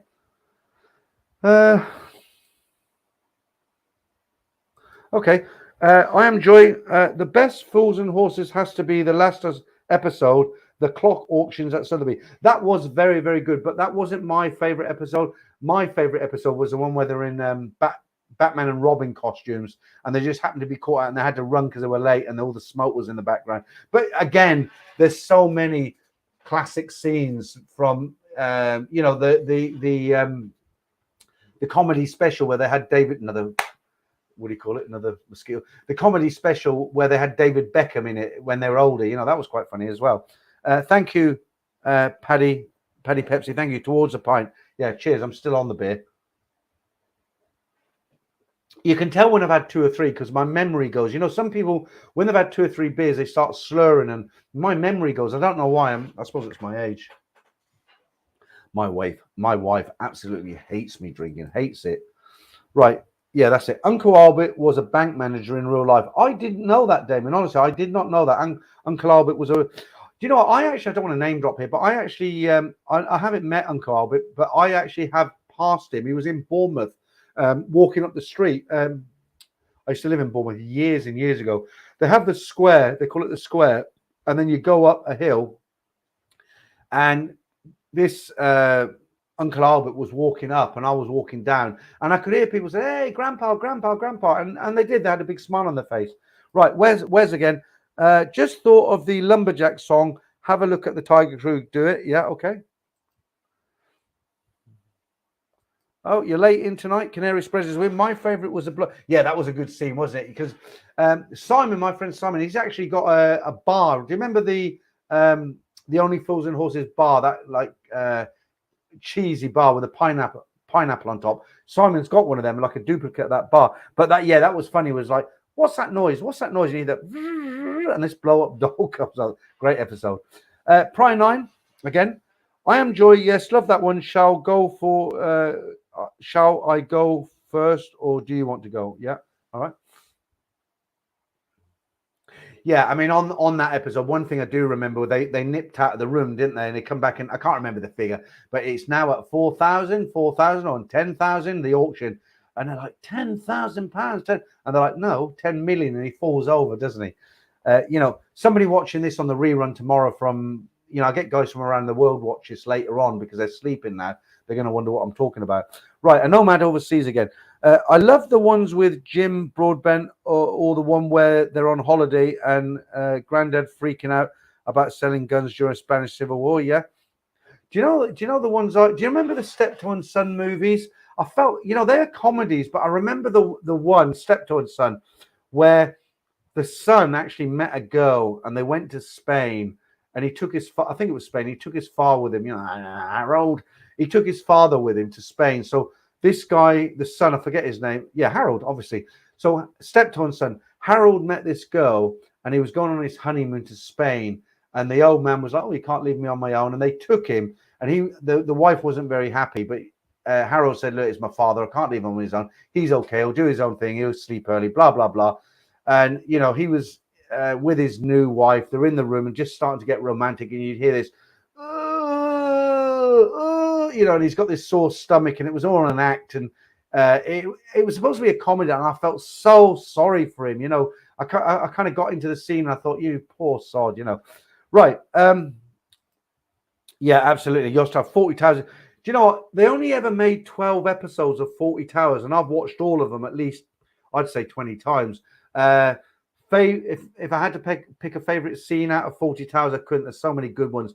Absolute crown on the head scene, I suppose, was the lady who booked into the room and she wanted a view. And he said, well, what did you expect to see out of a talky bedroom window? The hanging gardens of Babylon, herds of wildebeest, majestically, all that great scene. But, I did put some 40 Towers on here and YouTube, they blocked it. They said, no, it's copyright. You've got to be so careful. I've actually got to the point now. If you look at my description right at the bottom, I've actually put a copyright disclaimer in there saying, look, if you can prove you own this clip and you got a problem with it, tell me and I'll remove it. Because YouTube are so, they're so difficult. They really are. Well, they're not difficult. I suppose they're protecting people. I mean, I'll rewind. I suppose if I was some kind of a content creator, well, look at this. If somebody took this tomorrow and put it up on their channel and said, oh, this guy's quite good, I'm going to make some, I mean, it wouldn't happen, but you know what I mean? Here's a scenario. This did actually happen to me. You know the Nat and Dave cartoons? There was a guy in America. What he did, he was explaining about tigers. And he said, look, this cartoon is a great example. And he put it on his channel. And I put a copyright claim in because it took a lot of work. And I thought, well, you're using it. If Bangkok Pat wrote to me and said, look, I've made a video and I'd like to use the characters Dave and Nat just as still shots. Would you mind? I said, Pat, thank you for asking me. No, I wouldn't. And I wouldn't mind. And Pat made a video and he put them. But what he did, he said, images courtesy of Thailand Bound. Absolutely fine. No problem. But when somebody just comes to your channel and takes your cartoon, puts it on theirs and doesn't say anything to you, yeah, no, cheeky. I wrote a copyright complaint and he had to take it down. Right. Yeah, absolutely. Jam Jojo, open all hours and porridge. Open all hours. It was kind of, it wasn't on the same level as porridge. It definitely wasn't. Porridge was a. Did you ever see the movie Porridge? The movie, absolutely brilliant. I might watch it again tomorrow. Now I've watched it at least 10 times. Right, Black Bolt, you still here? I like the rise. Yeah, absolutely. Rise and Fall of Rachel Perry. Now, if you look, I've got that on a box set. So old fashioned, right? But if you watch the Rise and Fall of Reginald Perrin, you remember it. Good memories, funny, yeah. But the thing is, if you look at the recording, how they did it, it was so low budget, you know, shadows on the wall. It was just Rise and Damp, Leonard Rossiter again. It was just so low. Everything was so low budget. They relied on their acting skills and their comedy writing. And it was just, you know, it was a different era. On the buses. Do you remember On the Buses? You know, I've probably lost all of my international audience now. It's just, you know, but there were some very, very good shows there. And again, On the Buses, that was another one they turned into a movie. There's some great 70s shows. Slumber Incorporated, thank you very much for that. 40 Towers and Monty Pythons are the best. Good night. Yeah, thanks. I'll have a beer on you. I'll have that now, actually. Well, we've still got 200. I'm going to wind it up soon, guys. I'll give it, wow, 2 hours 46. It just, do you know what? It goes so quick. I'm enjoying it. You're enjoying it. I'll go a few more minutes. Right, The Fakehead Sweeney. Laurel and Hardy, 1935, Thicker Than Water on YouTube, has a great clock. Yeah, I know the one you mean with the hanging on the clock. Have you seen the Laurel and Hardy film? I don't mean the actual black and white Laurel and Hardy.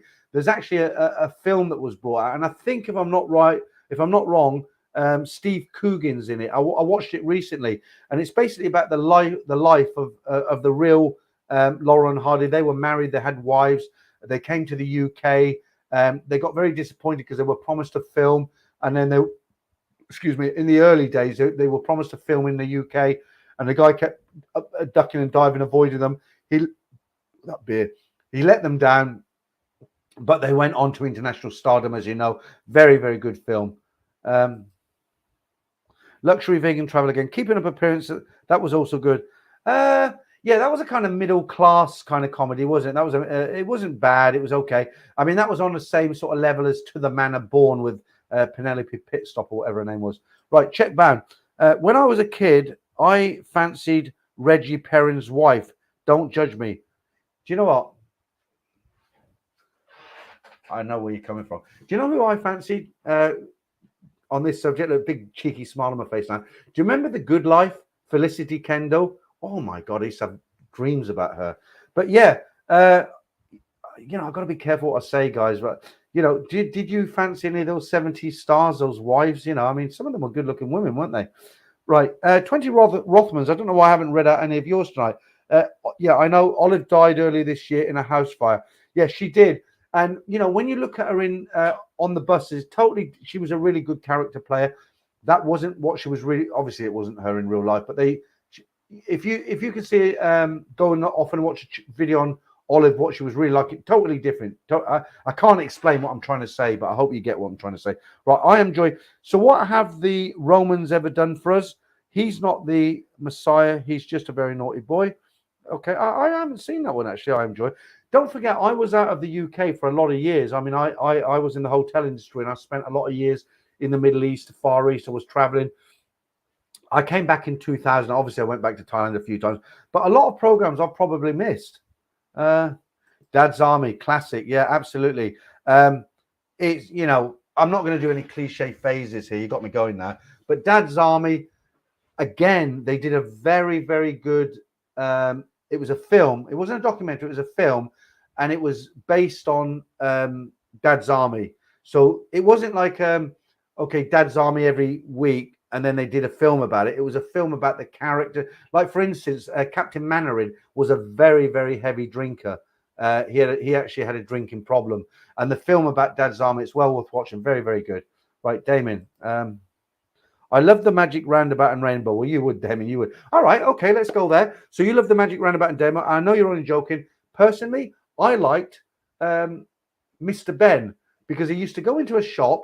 He'd go into a secret room and he'd put on a costume, and that episode would be, sometimes he'd dress as a deep sea diver, sometimes he'd dress as a cowboy, and then that episode went into whatever he was wearing. Okay, and Captain Pugwash, another good one. Right, I'm on a roll now.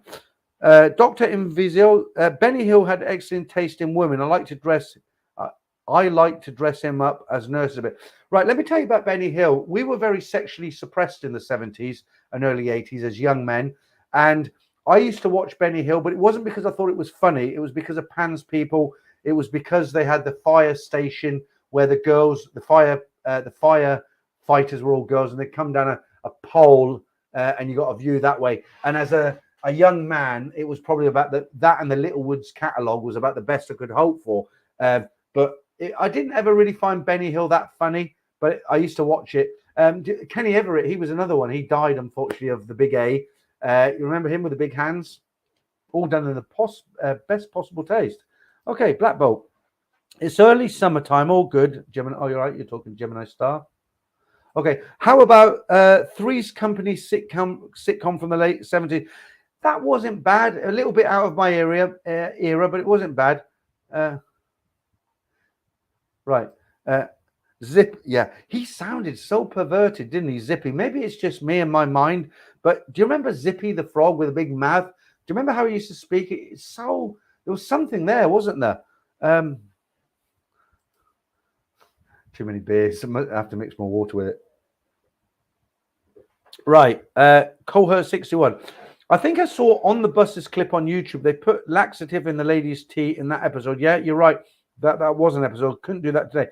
Do you know what? There was a lot of, there were several programs. I can't go into too much detail, but there were several very popular programs in the 70s that there's no way they could be shown on TV today. I'll give you an example. Mind Your Language. Do you remember that one? That's all I'll say about it. If you remember it, there's no way they could put that on TV now. Even worse, Love Thy Neighbor. Do you remember Love Thy Neighbor? Let's leave it there. Right. Luxury vegan travel again. A lot of input from you tonight. Have you noticed, but in pregnate, you can generally drink a lot more. I don't know if it's the temperature, humidity for when I come back to England, I drink less. I think what you're trying to say is, is it something to do like when you're in Thailand, it's hot, but you don't get tired and you can drink. But when you're in England, it gets a little bit hot and you get tired and you can't drink so much. Is that what you're trying to say? Have I read that wrong? Because that's what I think as well. All right, Harold, you've obviously had a few sherbets as well. Right, Taxi to Lao. Yes, Mr. Bean was superb. Remember the dinosaur? Right, I'll tell you about Mr. Bean. The one episode I didn't. Again, I didn't really find Rowan Atkinson. He doesn't live that far from me, actually. He only lives about Leicestershire. He's probably about no more than 20. Rowan Atkinson, Mr. Bean, lives about 25, 30 miles maximum from me, as does, what's his name? The guy who played in The Young Ones. Can't remember his name. He does It'll Be All Right on the Night. Right, Wes.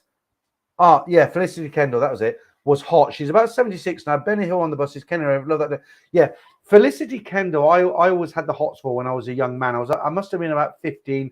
It was a good life. About a couple who tried to stay at home and thanks for the super chat, Wes. They tried to grow their own vegetables and be self-sufficient, and they had neighbors who were very sympathetic. But Felicity Kendall was, she did it for me. As did Angela Rippin, the news reader. Do you remember when she was on the Morecambe and Wise show?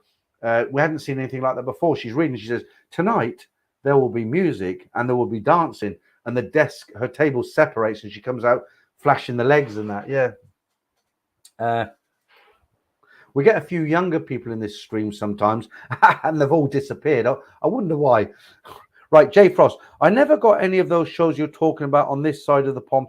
Yeah, sorry about that, Jay. I mean, it's really difficult. I've been going for nearly 3 hours now. I try and keep it international with all the the games and all the rest of it. But sometimes this is the point now where I shouldn't be on the live stream. I should have said, good night, thank you for watching me, and go. But it's got to the point now where I'm kind of, right, okay, the stream's finished. I'm just having a chat with whoever's out there. And I'm talking about things I know. People are responding.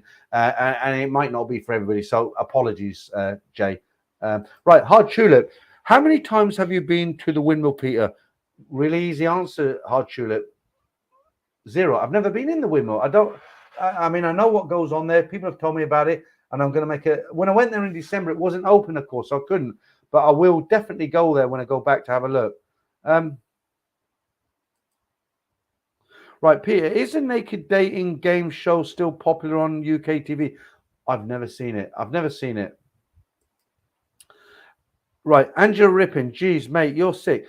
Have you seen Angela Rippin when she was a young woman? I'm talking 1977, something like that. She was a good-looking woman with a good figure. Right, I think we're almost there, guys. The old comments are drying up a little bit. Get a few more out. Right, Yostrov, best commercials of the 70s, Ken Dodd, Freddie Starr, Costello, yeah. My all-time favorite. He's politically incorrect, but he's a fantastic comedian. He wasn't a racist. People will put me down for this and say he absolutely was. He wasn't. Bernard Manning, fantastic, genius, absolute genius. You go and watch a few of Bernard Manning's jokes. I watched an interview with him once, and he said, people think I'm racist. He said, I'm not racist. I just hate everybody. You know, turned it into a joke. Yeah, see, somebody else said Angela Rippon was hottie years ago. Yeah. Right, Paul Scratch says, Peter, it's gone from the sublime to the ridiculous now. They get them to do stuff. Yeah, it's quite politically correct these days. Right, Black Bolt says, I heard Benny Hill died broke. Yeah, he did. No, he didn't. He didn't die broke. I'll tell you about him in a minute. I heard Benny Hill died. Real sad. He was a big hit. No, he didn't die broke. I'll tell you what happened with him. He was single. He never married. Okay, and he lived in a flat in London. And he wasn't broke, but what happened to him was he passed away. He died in his flat. And I think it was like 3 days before anybody discovered him. And he was alone. So you had such a populous, fantastic, not performer, that's the wrong word, entertainer. And he died alone in his flat. And it took 3 days for anybody to discover him. Right. Luxury Vegan Travel, thank you very much. No comment, just a super chat there. Very much appreciated. Okay, people are going off now. I don't know if it's my if I'm going off subject or people are just getting tired. What's the time? I'll give it. Wait till it hits 3 hours, which is in about 3 minutes, and then I'll say good night to you all. I do like the live streams, I really do. And right, I enjoy. Yep, Plymouth Girl used to see her on TV when I was okay. Right, Damon. I've been I shouldn't read this out. Right, I've been sexually depraved for 2.5 years now. Thank goodness the Thailand pass is going on. The first, I'm going to be on it like a car bonnet. Yippee. Yeah, Damon, we'll have to take this up about what we were talking about flying out there together. Maybe we can sort that out. But it probably won't work out because you won't be able to go when I want to go, and I won't be able to go when you want to go. And while I know I've got your attention, Damon, see if you've got that very first video where you take off Ed Sweeney with the food. Oh my good God, the pork pies. If you've got the original one, the first one, I'll show it on here. Right. What about Jim Davison, Citizen Mikey? Jim Davison didn't do it for me. It's just personal choice. I'm not saying he's funny. He wasn't a good comedian. He must have been a good comedian because he went on for a long time and he was very popular. But he was just he just didn't do it for me. Right. Guns and Pleb. Have a good night, Peter. I'm going to start the weekend. Yeah, absolutely. Thank you. How do you say that? Museum-holic, is it? Museum? No, not museum. Museum-holic. Okay. Right. Love your story reading. People life story. Focus on Thai experience. Greeting from... Yeah, okay. Thanks. Good to see you here. What I would say on the stories, right? When you read them, you have to remember, guys send those stories into me. They're not my stories. I'm not making them up. And it always makes me laugh when someone writes to me and says, do you know what? That's the stories you read out last week. Number 3, I didn't like it. It was a bit sad. Can you just read out good endings or something? You know, they're not mine, are they? Right. Darcy, Benny Hill hospital sketch would never survive now. It wouldn't survive now. It's brutal. Yeah, absolutely. I know exactly the sketch you're talking about. You done it again, Wes? Thank you. Yes. Almost midnight there, Pete. Benny, mate. Okay. Yeah. Thank you for the super chat again. And Damon. I must have said the right things to you tonight. If I had 3 years, it'd all get bent now. Right. What are you saying? Call you tomorrow, Mr. Peter. It would be great to fly out together. We'll try and find the video. So tomorrow's Saturday. Let me see. I'm doing the stories tomorrow. You know, I edit all the stories on a Saturday, Damon. If you're finishing work at lunch, give me a ring about... Let's have a look now. About 4 o'clock. Not after that, because they start coming home. And I should be sort of finished the stories by then. Okay, 4 o'clock, around there. Right, 20 Rothmans. I bought your book. We'll read it this weekend. 20 Rothmans, thank you. I appreciate that. It's actually a good read. I've actually had a couple of people, you won't believe me when I say this, but it's true. I've actually had a couple of people say, look, I bought your downloadable book, or I bought the paperback. And I've heard some of the stories before, but when you read them in detail, they're much better. So thanks for that, 20 Rothmans. And as you've said that, I haven't done this tonight. I'll just put that up. Oh, hang on. Let me get rid of the comment. Make it more... where are we? Where did that come from? Hang on. Well, I'll read it out. David, looked like a Russell. Jacqueline Smith from Charlie's Angels. I loved and still do. Yeah, Charlie's Angels. Oh, wow. Yeah, I forgot about them. Right, let me I've got to show you this, guys. Oh, I still haven't got rid of that comment. Hang on. Right, right, we're clear now. We have contact. I hope he's not gone up to the royal box. Fantastic. Right, there it is. There it is. Look, it says it all, doesn't it? Look at the guy there. Look.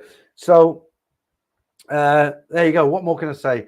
Amazon, $9.99 or $4.99 if you want the downloadable one. So far, so good. I mean, the people who have bought it have actually told me and said it wasn't a bad read. It's one of those books that you read when you're on the toilet or something. You put it on the side, or you read it on the aeroplane, or you know, you read it because it's all chapters. Each story you can read in 10 minutes, so it's not like you have to get into it. You know, you can read a bit here and a bit there. I'm doing it again, aren't I? Look, 3 minutes, 3 hours, 1 minute. Guys, how many have we got in? 278. If you bear with me, I'll do a little bit longer, but I've got to go and water them daisies. I really do. Give me 30 seconds.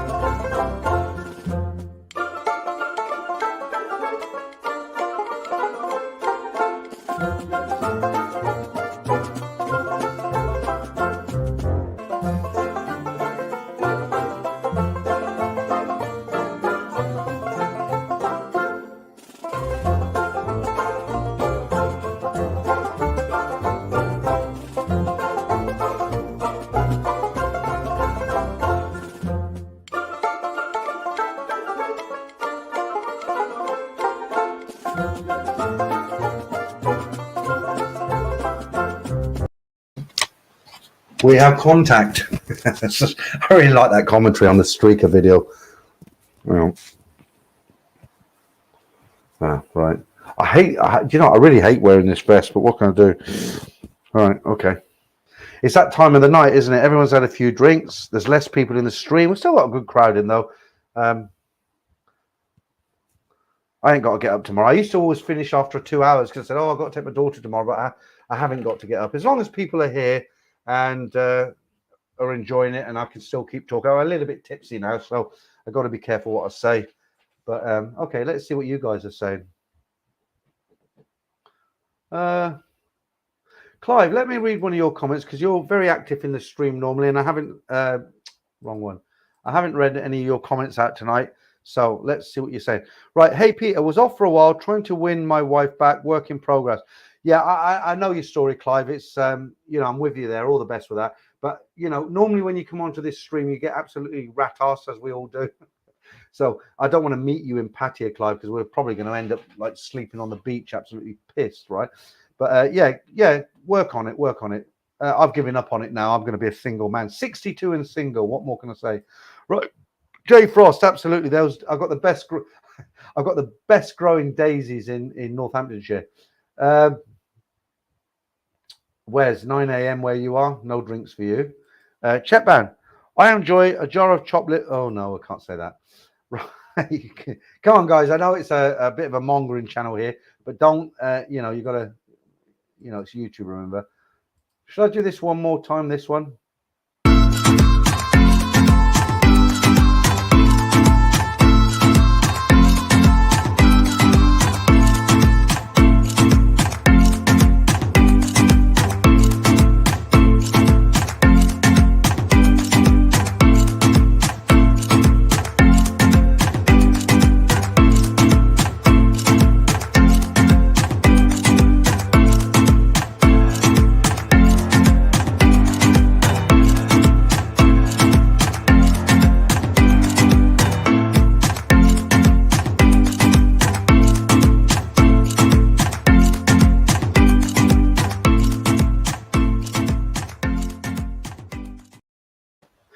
Do you know what did it for me when I watched that video? The reason I put that on there is when she winks. I don't know what it is. It's kind of like, you know.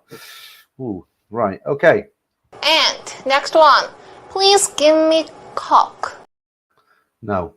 I'm going to read some comments. Right. Okay. Yeah. Okay. Look, absolutely. Check bound. Me too. I hope it does.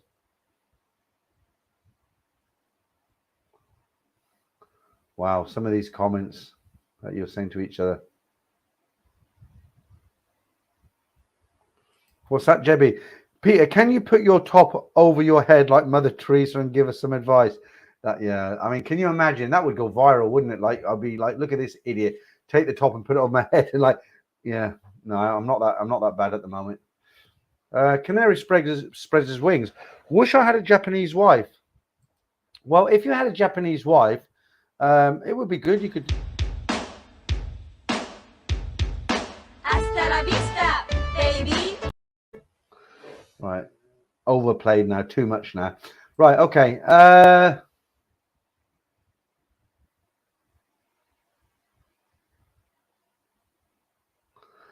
Some of these comments are getting really close to the wind. Okay, right. Paul Scratch, is that a tiger in the background, or am I just paying? I'm not paying enough attention. That's gone over my head now. A bit late for me, that one.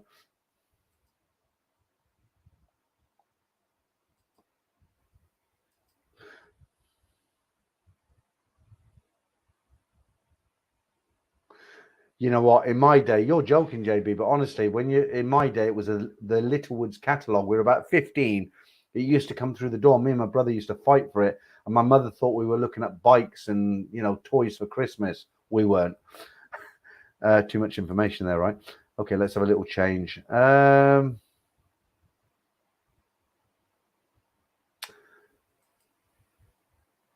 You still here, Black Bolt? Right, nothing like a girl winking at you in a bikini. I don't know what it is, right? I watched that clip, and I'm not really a monger. I'm a married man, as you know. But I watched that clip, and I watched several clips, and I thought, well, which one should I put on? And she does this winking. I was like, wow, I'm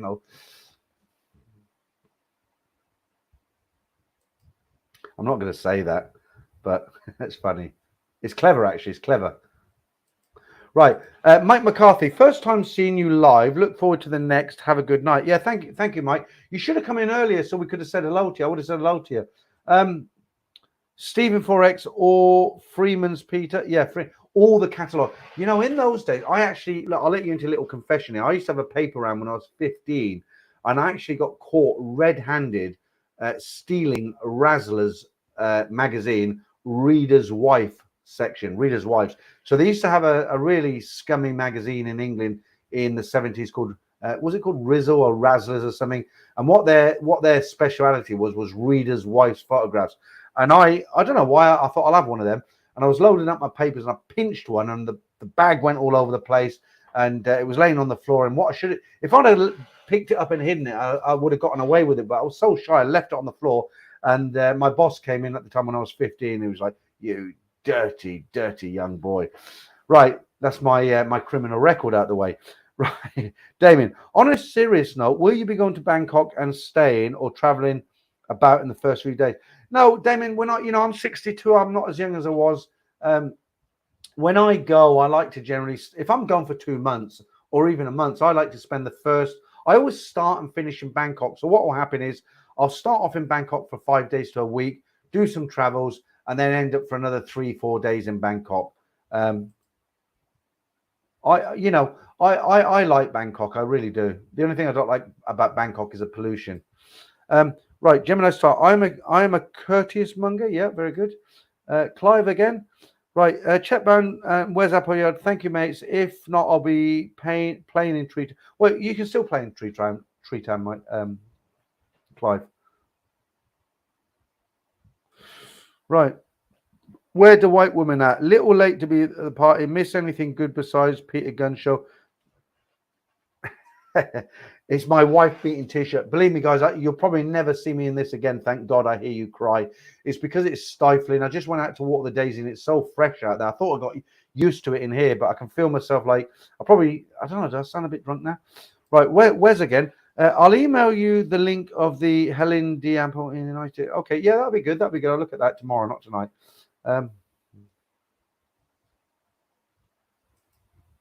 I had a guy this week again. I get this from time to time. I don't know why. It's like, I don't know if it's a troll or a cyber bully, but it's different people. But sometimes people write to me and it's unbelievable if they looked at all my videos, but they write to me and they say, you seem to be rehashing other people's material. Have you ever been to Thailand? I don't believe you have. And I'm thinking, you know, I mean, how can you say that? But I normally write back and say something like, no, it looks lovely. I never have been. What's it like?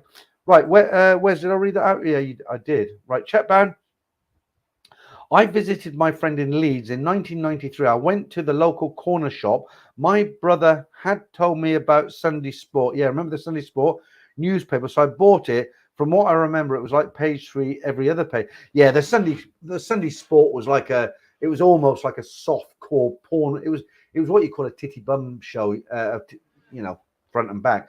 But the stories in the Sunday Sport were absolutely ridiculous. They just made them up. I remember I didn't buy it, but I think somebody I knew left it somewhere, or I found a copy. And one of the stories I read was Lancaster bomber from the Second World War found in a crater on the moon. Well, if you believe that, then you might as well go to Thailand and believe that you can meet a wife in a go-go bar. Right, Jeffrey Yamoto. Thank you for the super chat, by the way, Jeffrey. Peter, as a truck driver in the US, I love your channel. I've fallen in love with Thailand watching your channel. Keep it up. Thanks. So, Jeffrey, I would imagine from what you're saying here, you haven't been to Thailand, but that's fine. I presume you've listened to some of the stories. They're actually stories that are sent to me from guys who have had crash and burn stories or successful stories. If you haven't been there before and you're even contemplating going, on Sunday, I've got a real special video coming out. It's called something like 30 Top Tips in Thailand. It's not a negative video about look out for gem scams, don't get scammed, blah, blah, blah. It's all positive things, okay? And you might find that interesting while you're on the road. But thanks for that. I appreciate you being here. And thanks for watching the channel. Right, Glenn Hendricks. Just TV came on. Good still thing on. Yeah, okay, Glenn. It won't be for much longer, though. It's over 3 hours, and I'm probably slurring now.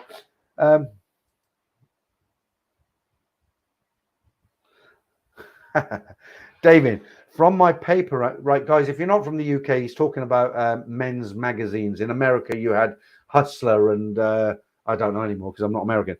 Right, David, from my paper round, I always liked the Mayfair and the Fiesta. Yeah, good magazine. The thing is, the Mayfair magazine, you got a better quality of women in there, didn't you?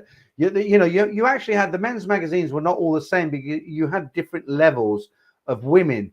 And if you picked up a copy of something like Razzle, they were your real council estate hags. You know, I mean, they were really sort of like, really. I mean, somebody's going to tell me off now. But the Mayfair, you were up there, weren't you? You know, I mean, quality muff. Right, Chetban. Thank you very much for that question, please.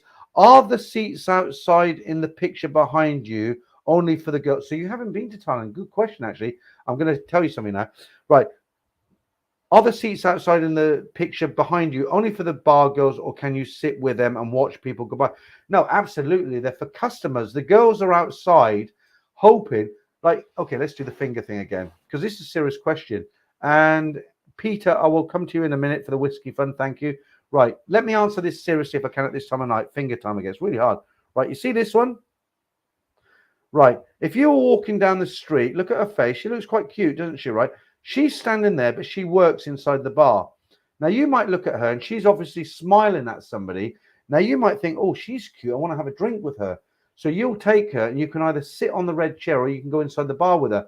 And all those chairs are for customers. They're not for bar girls. They're for customers. But if you have a drink with a lady, she can sit with you. I'll try and find a picture for you next week. But no, they're not. They don't provide seats for the girls. They're for customers. And if they did provide seats for the girls, they wouldn't look like that. Right, Peter. Tesco Whiskey Fund. You got it, mate. Spot on. Oh, this is a co-op one, look. Oh, have I got a Tesco one there? Oh, that's a High Commissioner. That's a good whiskey as well. I don't know what that is. The label went like a long time ago. It has got some whiskey in it, but Right. Yeah, guys, listen, all the super chats tonight, thank you very much. I do appreciate it. I always say it. I always feel like I'm sounding a bit false and corny, but I really, really do. Thank you. Right. Jeffrey, I have not. I'm planning to ASP. So you haven't been to Thailand. Okay, Jeffrey, watch the video on Sunday. I'm not saying it to try and get more views because people will watch it anyway. But if you haven't been before and you're even slightly thinking of going to Thailand, Sunday, 30 top tips about Thailand. Okay. Oh, it's going to be a long one, isn't it? 3 hours, 15 minutes now. Right, Wes, you're still doing okay at midnight tonight here. I'm tanked. Yeah. See, I like to do the stream when other people have had a few drinks because I kind of fit in then, don't I? If everyone's like drinking tea and coffee and I've had a few beers, I can hear myself starting to go now. But the way I look at it is I've got the numbers here and sometimes I'm watching it and people start to drop out. I had 440 in at one point. Now I've got 278. But a little bit earlier, I had like 220. And I thought, well, it's finished now. People have all gone to bed. I thought, I'll finish in 2 minutes. I looked again, another 100 people in. So I'll just keep going for a while longer. Right. Playboy, Penthouse, Hustler. Oh, okay. These are the magazines. Do you know what? Let me just read this out. Playboy, Penthouse, Oi, Hustler. Others I don't recall. Yeah, market research, right? Did you ever see the movie about Larry Flint? You know, where the guy shot him, he ended up in a wheelchair. Fantastic. The guy, you know, whatever you think about Larry Flint, I mean, you know, lost his wife to AIDS, unfortunately.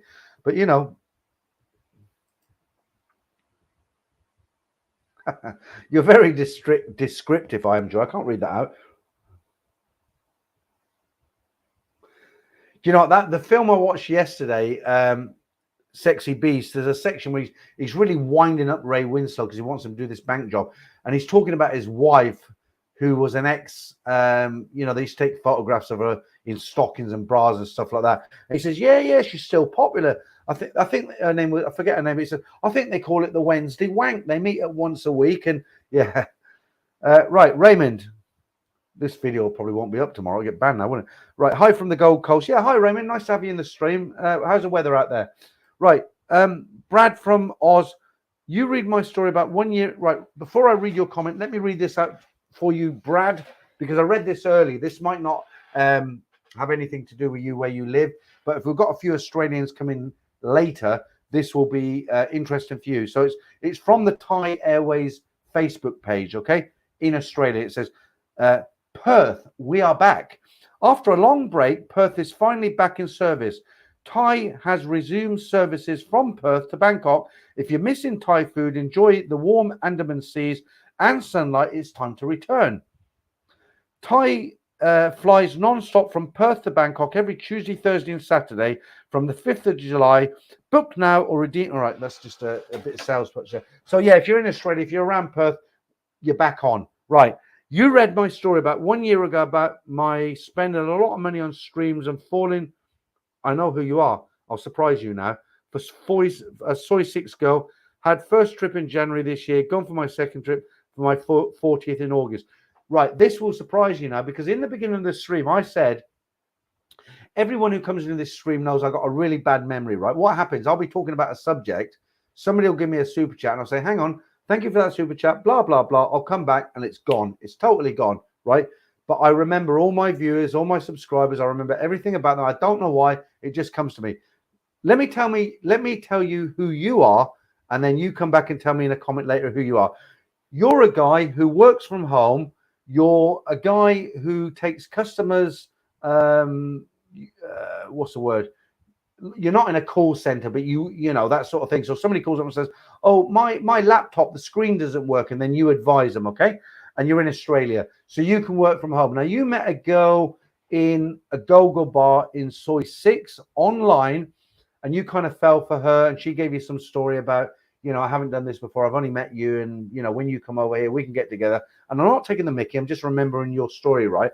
And I wrote you and said, look, mate, if you haven't been to Thailand before, I'm not trying to burst your bubble, but don't believe her. She works in Soy 6, which is the biggest, the worst area in Pattaya to find a girlfriend. Pattaya is bad enough, but Soy 6, you know. And I said to you, look, I'm doing it as a kind of friend. Don't, you know, for God's sake, don't send any more money there. And if you're the same guy, let me know. I'm pretty sure it was you. Right. Check band, you're welcome. Raymond Harrison, weather is Raymond, weather is fresh, just getting over COVID. What an order. We've all had it, Raymond. I had it 3 times. The first time was the worst. I had COVID before COVID was on the menu, if you know what I mean. Right. There's another one I haven't seen before. Terry Tyler, will a bar girl you're buying drinks leave you for another customer with notice just what? Oh, absolutely. Let me give you a scenario. So if you're in a bar with a Thai bar girl and you're sitting there and you met her, let's say you walked in that bar at 10 p.m. tonight, 10 p.m. at night, right? Scenario, right? 10 p.m. at night, you're walking down Beach Road, beer bar, you see a pretty girl, and you think, oh, sit down. She comes up, hi, where are you from? You on holiday? Blah, blah, blah, usual sort of stuff. Buy you a drink. She sits down with you, you get talking, and you buy her a second drink, a third drink, and a fourth drink, right? And she's thinking, right, I'll get the money for the drinks. He's going to bar fine me. I'll get the bar fine or some of the bar fine. He'll come back and give me 1,500 baht, whatever. If you go to the toilet and I walk in and say to that girl, come here, I know you've been sitting with that guy all night, and I know he might bar fine you. Here's 3,000 baht. No, that's too much. Here's 2,000 baht. I'll pay you bar, or I will pay you bar tomorrow, whatever. When I see you later on, I'll give you another 3,000 baht. She won't think twice. Your history, absolutely. Right. Where's Apple? Oh, do you know what? Sorry about this, guys. I'm going to go and I've got to do those daisies again.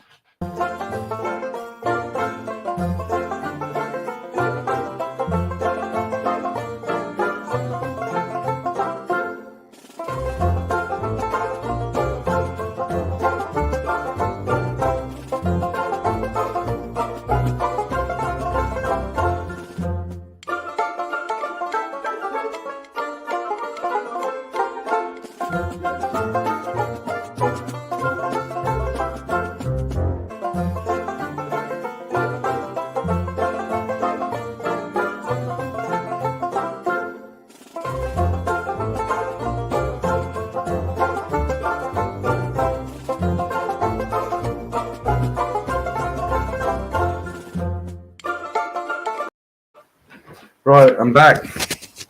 Hang on, let's get rid of that comment.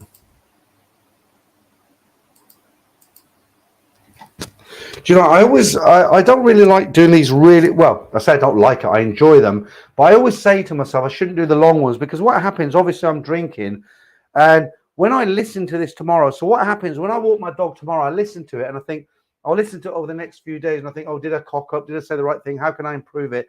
But what I do, I don't start from the beginning. I start, if it's a 4-hour stream or a 3-hour stream, I always listen to the last hour first, because I think, oh, Christ. Tomorrow I'll wake up and I think, oh, I went so long and I was drinking. I bet I've said something stupid. I won't be able to do a stream last night. People will be mocking me. And I always listen to it. And so far, touch wood, luckily, I've never listened to a stream and thought, oh, my God, how could you have said that? Right, but I forgot everything we were talking about. Right, let's start with Brad from Australia. Right, Brad. Brad, yep, it's me. Massive learning curve from your videos, stories, and also being... Yeah, I'd really like to know what happened. You obviously can't tell me here. You can drop me an email if you want. Let me put my email address on there, because I do mean this. Let me get rid of that so I can see it. Brad, let me know what happened, because you know it's all very well me giving you advice and saying don't do it and you'll get caught with your pants down. Well, that's okay. That bit's okay. But you know what? Do you remember when we had the conversations in the early days when you told me about you'd fallen for this girl in Soy 6 and she's different, she's a nice girl and all that, and I was trying to say, look, you know, don't do it. Obviously, you've been there now. I would imagine you went to see her.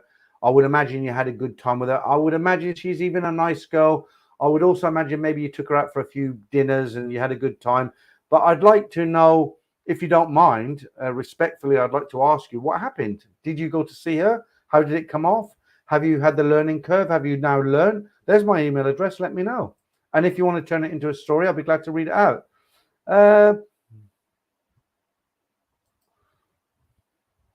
Right, Wes again. We are looking at moving to Perth in a couple of years or so, just under 7 hours flight to Bangkok and 10 centigrade warmer than here in the winter. Well, yeah, I mean, look, Wes, Perth are back on, Thai Airways are back on, and the longer it's going to go in, then, you know, obviously everything's back to normal, isn't it? So good luck with it. Well, you say you're thinking of it. spitting now, look. Clive says, psst. Yeah, okay.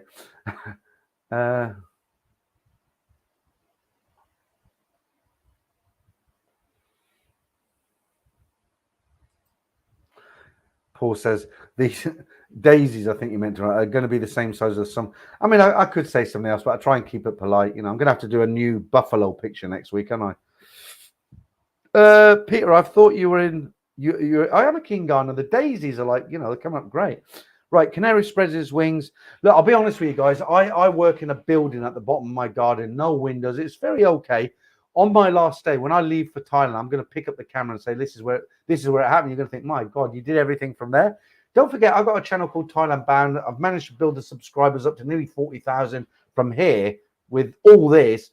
And you don't know where I am, do you? You don't know what I'm doing. So what I want to do, when I finally go, I told you I'm gonna make a series of videos about.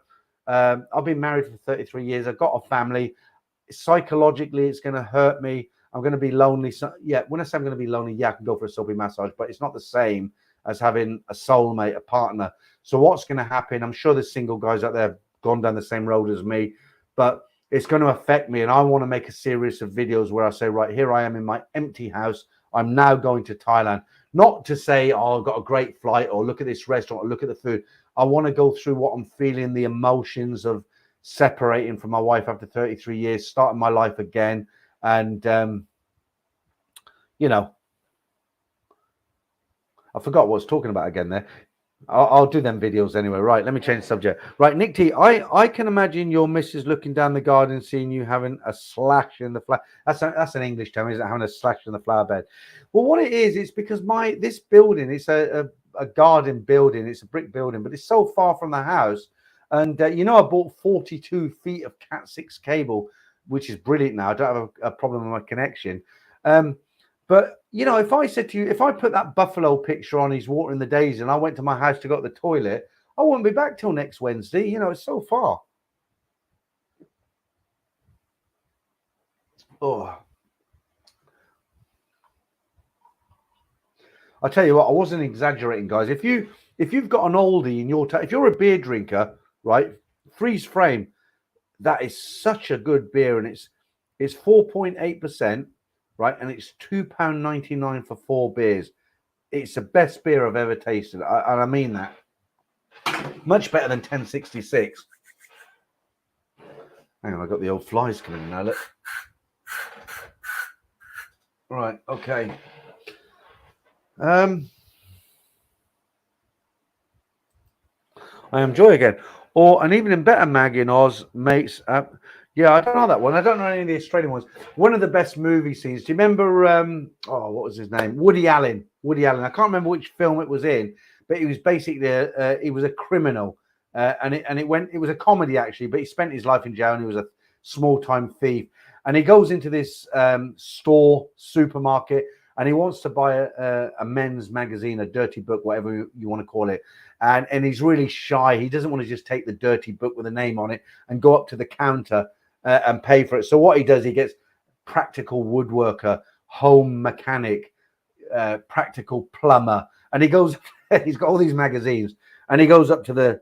Let me just get rid of that for a sec. He goes up to the reception, not reception. He goes up to pay. And he's got a stack of magazines like this. He only wants a dirty book. He only wants the ladies, you know, the man's magazine. But he can't do that. So he gets practical woodworker, you know, home mechanic, do it yourself, practical gardener, every magazine you can think of. And the magazine he's picked out is something like Big Hooters, right? And he sticks it in the middle of the pile. I think it was called Take the Money and Run. It's I think the film came out around 68. Fantastic film with Woody Allen. Anyway. He gets his dirty magazine, this men's magazine, he sticks it in between all these magazines, and he goes up to the counter. And of course, there's a load of housewives queuing up to pay for their vegetables, and you know, they're shopping. They've got the traditional baskets, and they're behind him. And he's going through the magazines. He's like, practical woodworker, $2. This one, $1. Practical mechanic, 50 cents. And then he gets to like, you know, massive Hooters or whatever it's called. And his colleague is right at the back of the store. And he says, "Hey, Harry!" shouts out. He says, How much is a copy of you know, Big Hooters or whatever it is? And the guy at the back of the shop, you know, and Woody Allen's like cringing. All the housewives are looking at him. And the guy at the back of the shop says, "Why? Who wants to know?" And this guy on the till, he says, "The guy here, he's buying a copy." And he's like, "Oh, it's 20 cents or 50 cents, you know." And Woody Allen's like, "Oh, I don't know how that got in there. It slipped in there." But you just reminded me because of your comment. Very funny movie. Right. Nick T, I can imagine your missus looking down the garden. Oh, I've read that out already. Right. Clive, you still here? You are. Right. I shop at Aldi was Discover. Clive, I've lost it. I showed you already. Clive, it's really good and it's cheap. I save about 12 quid, 12 pounds on a case now. I wish I could turn the camera around so you could look over there, but we'll do that next time. Right, Jay Frost again. I will try to find it. Good call. Well, you think about it. I thought I got a deal. I used to go into an Asian shop. You know what I mean, right? And I used to buy a case of 1066. To be fair, it was 550 ml can, 500 ml can. So you got the 440, the 500, and the pint. This is 440, so it's not the biggest can. It's a regular can. But I used to pay £30 from the Asian shop, and I thought I was getting a good deal, right? I get the same amount of beers, 2%, not 2%, 0.2% less strength. So the 1066 was 5. This is 4.8, so virtually the same, right? Okay, they're regular size cans, but you think a case is 6, right? So 3, 6, 9, 18, just under £18. I was paying £13. I'm saving £12 on a case of beer, right? I'm not a big drinker, but I do like a beer, especially at weekends. Cheers. And you know, even the whiskey, you know, if you buy, I'm just giving you an example. If you buy a litre of whiskey from Co-op, you're paying about £18.50. And it's just, you know, the companies who make the whiskey, they make it for Tesco's, Co-op, Morrison's. You know, they put their own label on it, right? But it's the same whiskey. You get it from Aldi. It's the same strength, same whiskey, $14.99. So you're saving, what's that, 50, 60, £3.50 on a whiskey. You know, I mean, I suppose somebody could come in here and say, yeah, well, if you gave up drinking, you'd save all that money. But, you know, I don't want to be a priest. I gave up smoking, and I've gave up, you know, the wife wants to leave me. So, okay.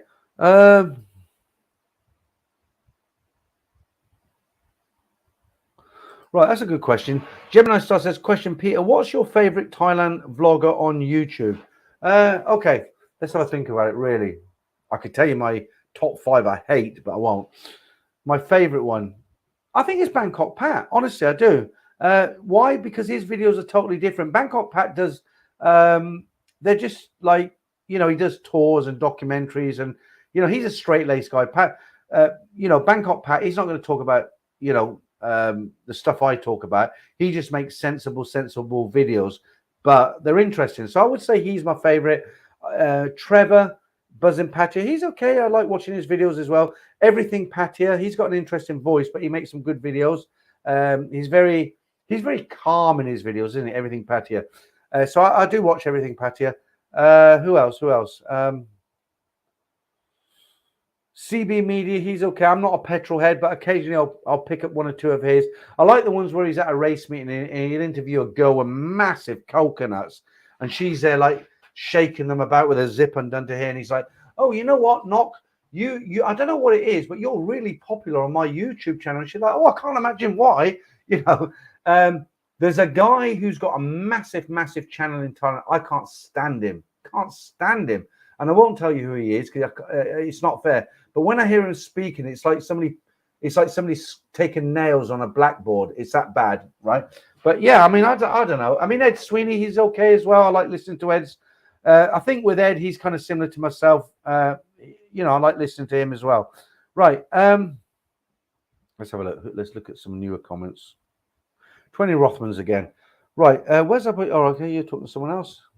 I try not to read out the comments where you guys are talking amongst yourselves. Right. There's a new one. Cy London. Woody Allen escape. Yeah.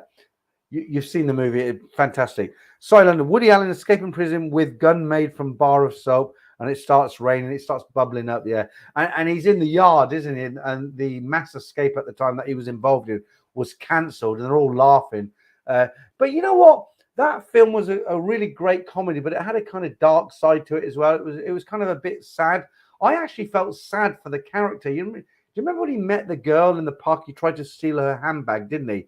And then he fell in love with her, and it was, yeah, you know.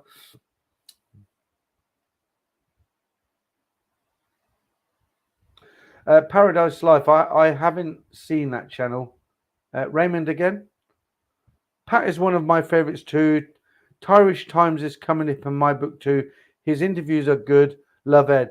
I did. Yeah. Okay. I'm not gonna. I'm not gonna say anything here. I agree with some of yours, not all of them. Right. Just personal choice. Check bound. Okay.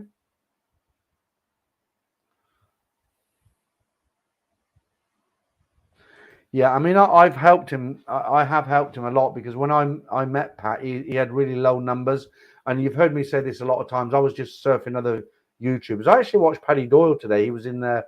I watched a video where he was in Vietnam and he hired a motorbike. That's quite interesting. But when I met Pat, what it was with Pat, I looked at his video and I thought, Jesus, he's got no hardly any subscribers. This video's so good, you know, and I kind of promoted him almost. I met him when I was in Bangkok. Well, you know, if you watch the channel regular, there's a video of Pat interviewing me and me videoing Pat. And, you know, he got so much flack for interviewing me. He's got a kind of straight-laced audience. And they were like, oh, I'm unsubscribing. You got that Monga Peter on there. How dare you?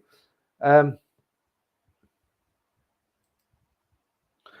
don't know that one either. Right, Brad from Oz. We'll send you an email, but long story short, didn't meet up. Didn't even get to Patty on first trip. Did, however, have the company of several ladies over 3 weeks in Phuket and Bangkok. Yeah, I mean, look, you know, I'm not pointing the dirty end of the stick at you. You didn't know. You're a typical guy who, I'm not saying you're lonely or something like that. I don't want to be, what's the word I'm looking for?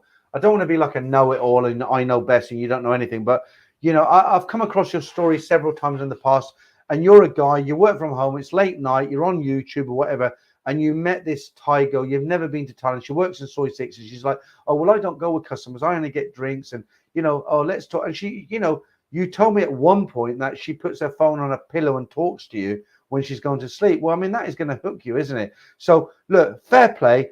If you didn't get hooked up with her, I'm really happy because you would have needed to take out a second mortgage. But send me a story. Let me know what happened. And if you want it to go as a story, say at the top, this is a story to read out on your channel. And please remind me who you are, because I get a lot of emails and stuff.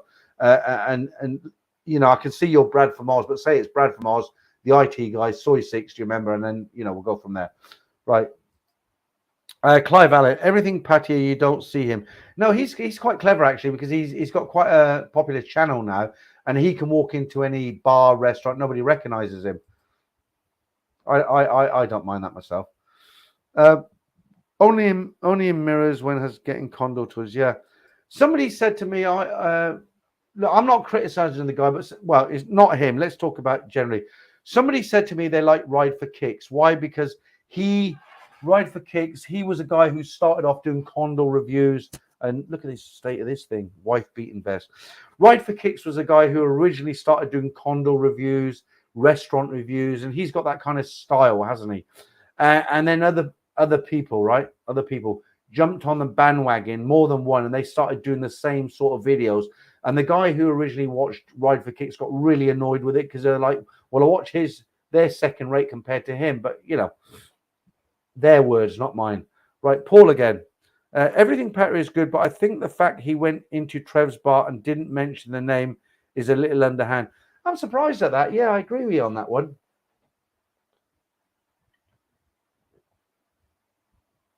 Right, Wes, I'm going to put this up. I wouldn't normally answer this kind of question, but I will tell you now, Wes, believe it or not, officially today, the UK, and this is rare, right? We've had the hottest June ever recorded, the hottest day in June ever recorded in the UK, right? And we were hotter than Jamaica and the Maldives. Can you believe that? The UK, hotter than the Maldives and Jamaica. I think it was about 33, 34 at one point. That's Celsius.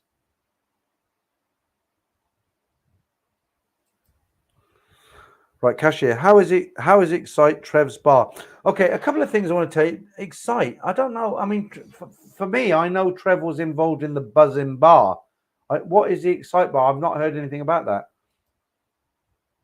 DJ Kuda. Hi, DJ. I do remember you. Before I read your comment, I'll just say I do remember your voiceovers, the book, right? I've only sold up 38 books. That's why I wrote to you today and said what I said, right? But I'll read your comment now. Peter, I'm in Bangkok. Hopefully we'll meet soon. Would love to interview you. Have you actually got a YouTube channel then? I'll have a look tomorrow. If you've got a YouTube channel, I don't mind promoting you. Look, there's my email. Oh, what am I doing? You emailed me already, right?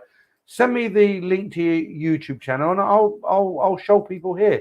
It's up to them whether they want to go and watch it then, isn't it? But yeah, I'd love to have a drink with you. I like meeting people in Bangkok and having a drink.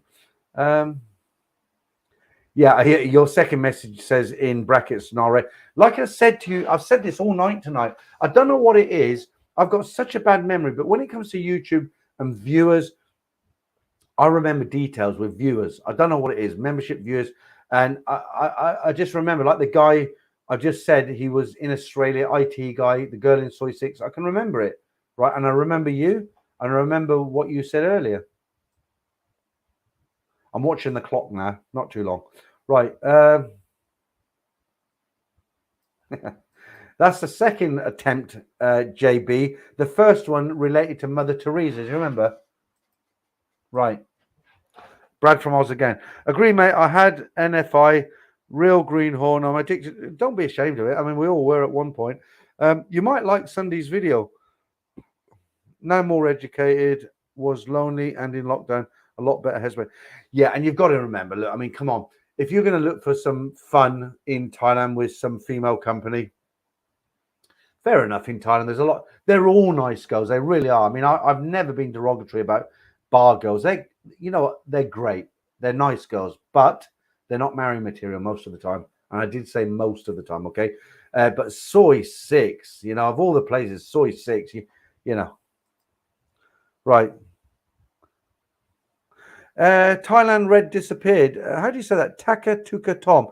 Yeah, I mean, he's one of those channels, Thailand Red. That was actually quite a good channel. What I liked about him, the quality of his videos were excellent. And he filmed a lot of ladies walking around and stuff like that. But I think now YouTube are cracking down on those sort of channels.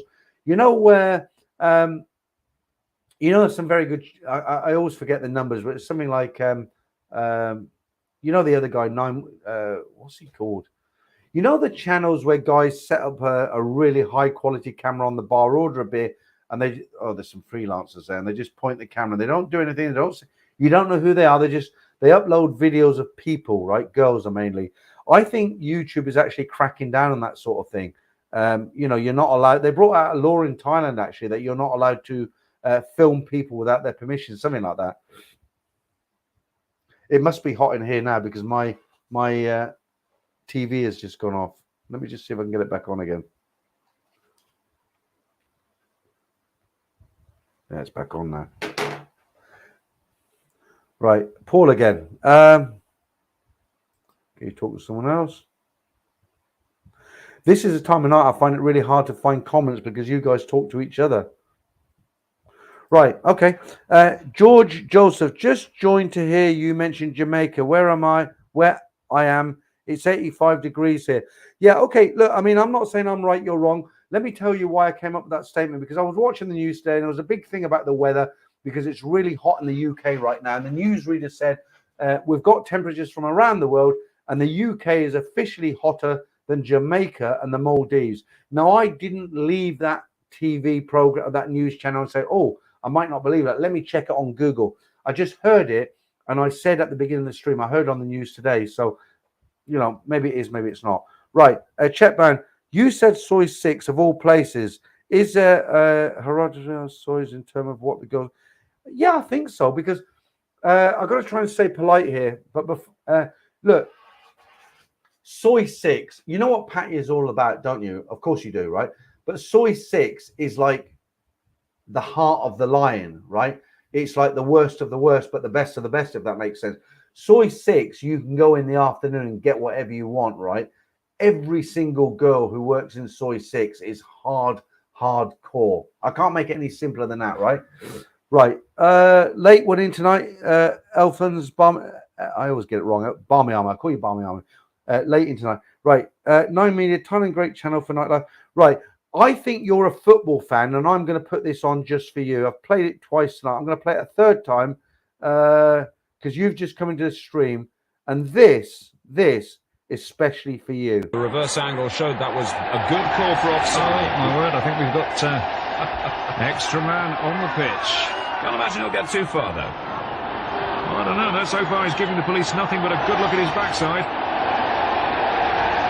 I don't know if this is a cry for help, but it certainly got my attention. Oh dear, that's an image going to stay with me for a very long time. Scorch onto my retina. I do hope he's not heading for the royal box.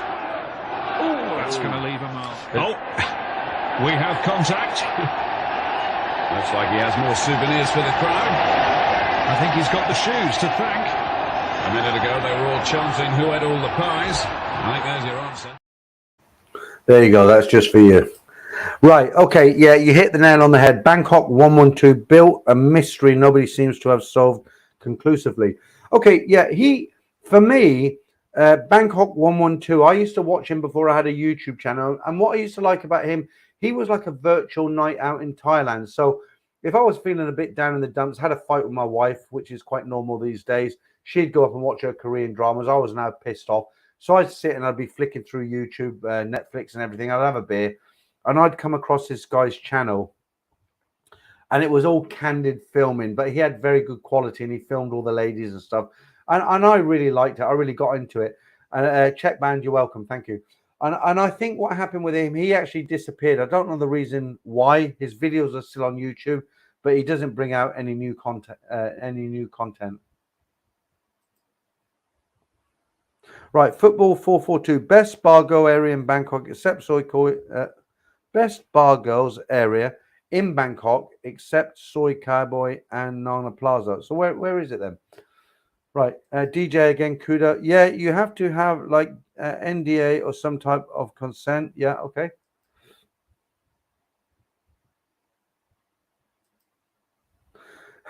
Chetban says the commentator sounds like Alan Partridge, but it's good content, good commentary, isn't it? Toby Price, new face in tonight. Let me get you up there, Toby. Right, greetings from Chonburi. Good to see you on. Always miss the live stream due to time differences. So what you're telling me now is I've been going on too long because you've actually woke up and I'm still going. Right, so 10 to 1 in here. So in Thailand, 2, 3, 4, 5, 6, 7. So you're an early riser. It's 10 to 7 in the morning. Right. Wes says, got to send you. Yeah, okay, you have. Yeah. Haven't got to, but it'd be nice if you could. Right. Yeah, I'm glad you appreciate it. I can tell you're a football fan because people put in their picture what they like, and you've got a football stadium behind you. Let me just change this because it's a good picture, but it's been gone on a bit now. So let me put on this lovely lady again. There you go. All right. Okay. Clive Duran. Yeah. Cheap Johnny YouTube. Yeah. Well, I can tell you what happened to him. He YouTube actually basically clipped his wings because he lived in Pattaya and he actually supported his lifestyle with his YouTube channel. Now, when I say that, some guys make a lot of money on YouTube. I don't. I do make some money. I don't make a lot of money. But what happened with Cheap Charlie, as far as I understand it, every time he went into his apartment, he said, "Oh, let me go into my apartment and see." Okay, let me start that again because some of his videos, I want to be fair to the guy, right? Some of his videos were very good because he's called Cheap Charlie. And what he'd do, he'd go to the market at 5 in the morning, bring back vegetables and say, right, I'm going to cook my meal. And he had a hot plate with two hot plates. And he said, right, I bought all this from the market. It came to 50 baht. And he'd cook himself a good meal. He'd show you how to cook it. And so if somebody was retiring in Thailand on a low budget, that was a good channel to watch because he could give you a lot of tips, right? But where I think he tripped up was when he was playing, when he was having fun, he'd have a lot of girls in his apartment dressed in you know what I mean, dressed bikinis, that sort of thing. And he'd say, oh, I've just come home. Let's see what's going on with my flatmate, my apartment mate. And he'd go in and there'd be two half naked girls laying on the sofa. And he did that many, many times. And I think YouTube, they don't like that. So I think they cut his wing, cut the legs from under him. And I do know when he lost his revenue, he went back to the States and he tried to start a channel from the States, which flopped. And that's the story of what happened to him. That's why when people say to me, I'm too careful, other YouTubers do it, I always come across and say, well, they can do what they like, but I'm not doing it. Because for me, I've built this up over 3 years. And I just don't want it taken away from me. So I'm very, very careful. I don't think I'm overly careful. Right. Swedish 1982. I would imagine that's when you're born, 1982. Right. I have a serious question. Oh, this time I'll try. When will Patio recover and be the same post-COVID? I think it will happen very, very quickly. The Thailand pass has gone on the 1st of July, hasn't it? So I honestly speaking, I would imagine it will pick up really, really fast. People have been in the stream tonight and have said in Patio it's almost back to normal. So, or it is back to normal unofficially. So I don't think it will take long. The big question is the girls who have been making money on streams, private streams, who are making big money, will they come back to the bars? Thank you, Peter. Your channel and Trevor's buzzing in Patio have inspired me to travel to Thailand for the first time this coming December. Sorry to say this again, because if you've been in the stream for a number of hours, you're going to get really fed up of me hearing this. But what I'm going to say now is directed at Peter Capsup. Peter, Sunday I've got a video coming out called 30 Tips in Thailand. Just watch it. That's all I'll say. It will help you a lot. Right, only in Thailand. Cheap Charlie still has a, well, I didn't say he didn't. He still has a YouTube channel, and I watched one of his videos today.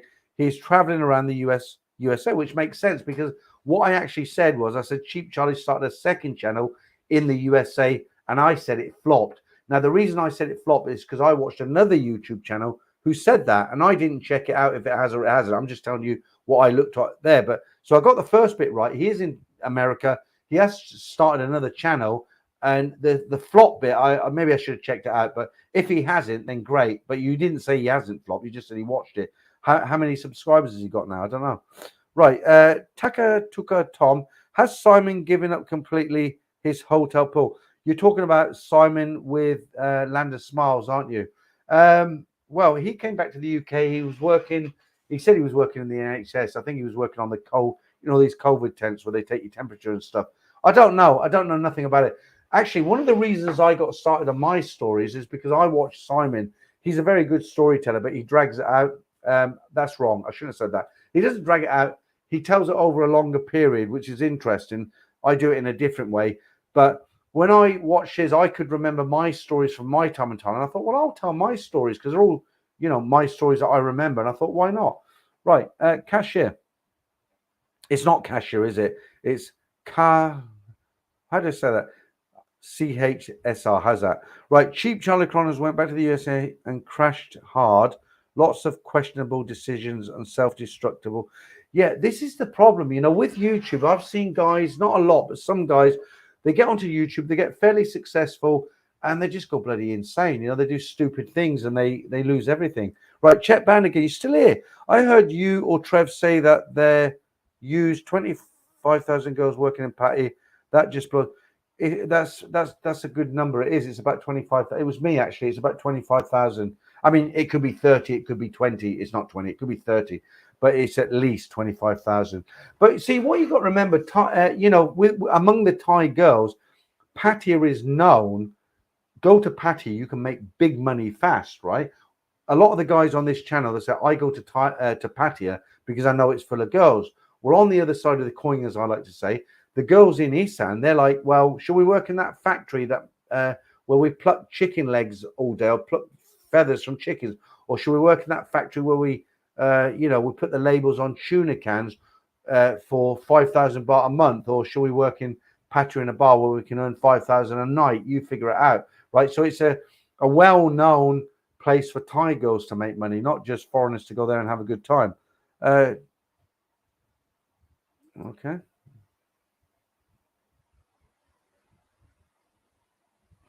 Okay, look, there's some people defending him now, right? So let me just reiterate. I wasn't having a go at the guy. I wasn't saying he's got a bad channel or anything like that. I was just telling you what happened, which I know, and then I was telling you what I'd heard, okay? So you're obviously defending me. You said he had a live stream today with almost 300 in the chat. That's fantastic.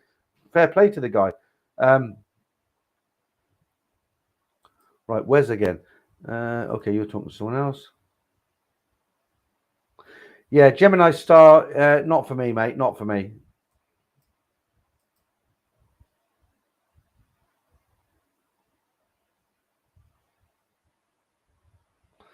Yeah, I really don't know anything about Simon from Land of Smiles. Like I say, I used to watch his stories in the early days, but I don't know nothing about him. Oh. Right, I've hit the end of the comments. That's it. I've done my job tonight. Right, guys, what I'm going to do, I'm going to shoot off. But before I do, I'm going to play all these clips that I prepared for you, right? So you know all these little clips I put in now and again, right? So I'm finished now. I'm done, right? So thank you for watching. You can turn off now if you want to. But I'm going to play all these clips one after the other just for fun.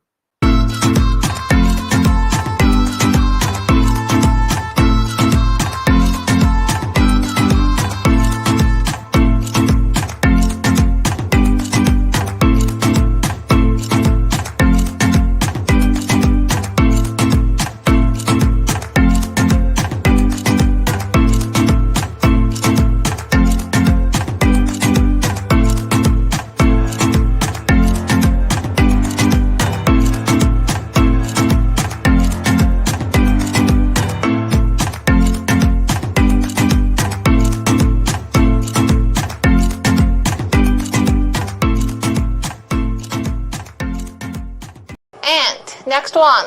Please give me cock. Cock. It's cock actually, right? Do you have cock? Please give me cock. Oh, please give me cock. I want a cock. Please give me cock. Cock. And ask them the price of cock. I was robbed by two men. I was robbed by two men. I was robbed by two men. I was robbed by two men. I was robbed by two men.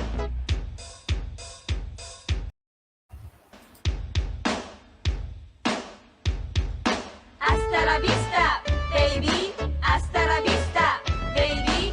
Hasta la vista, baby. Hasta la vista, baby.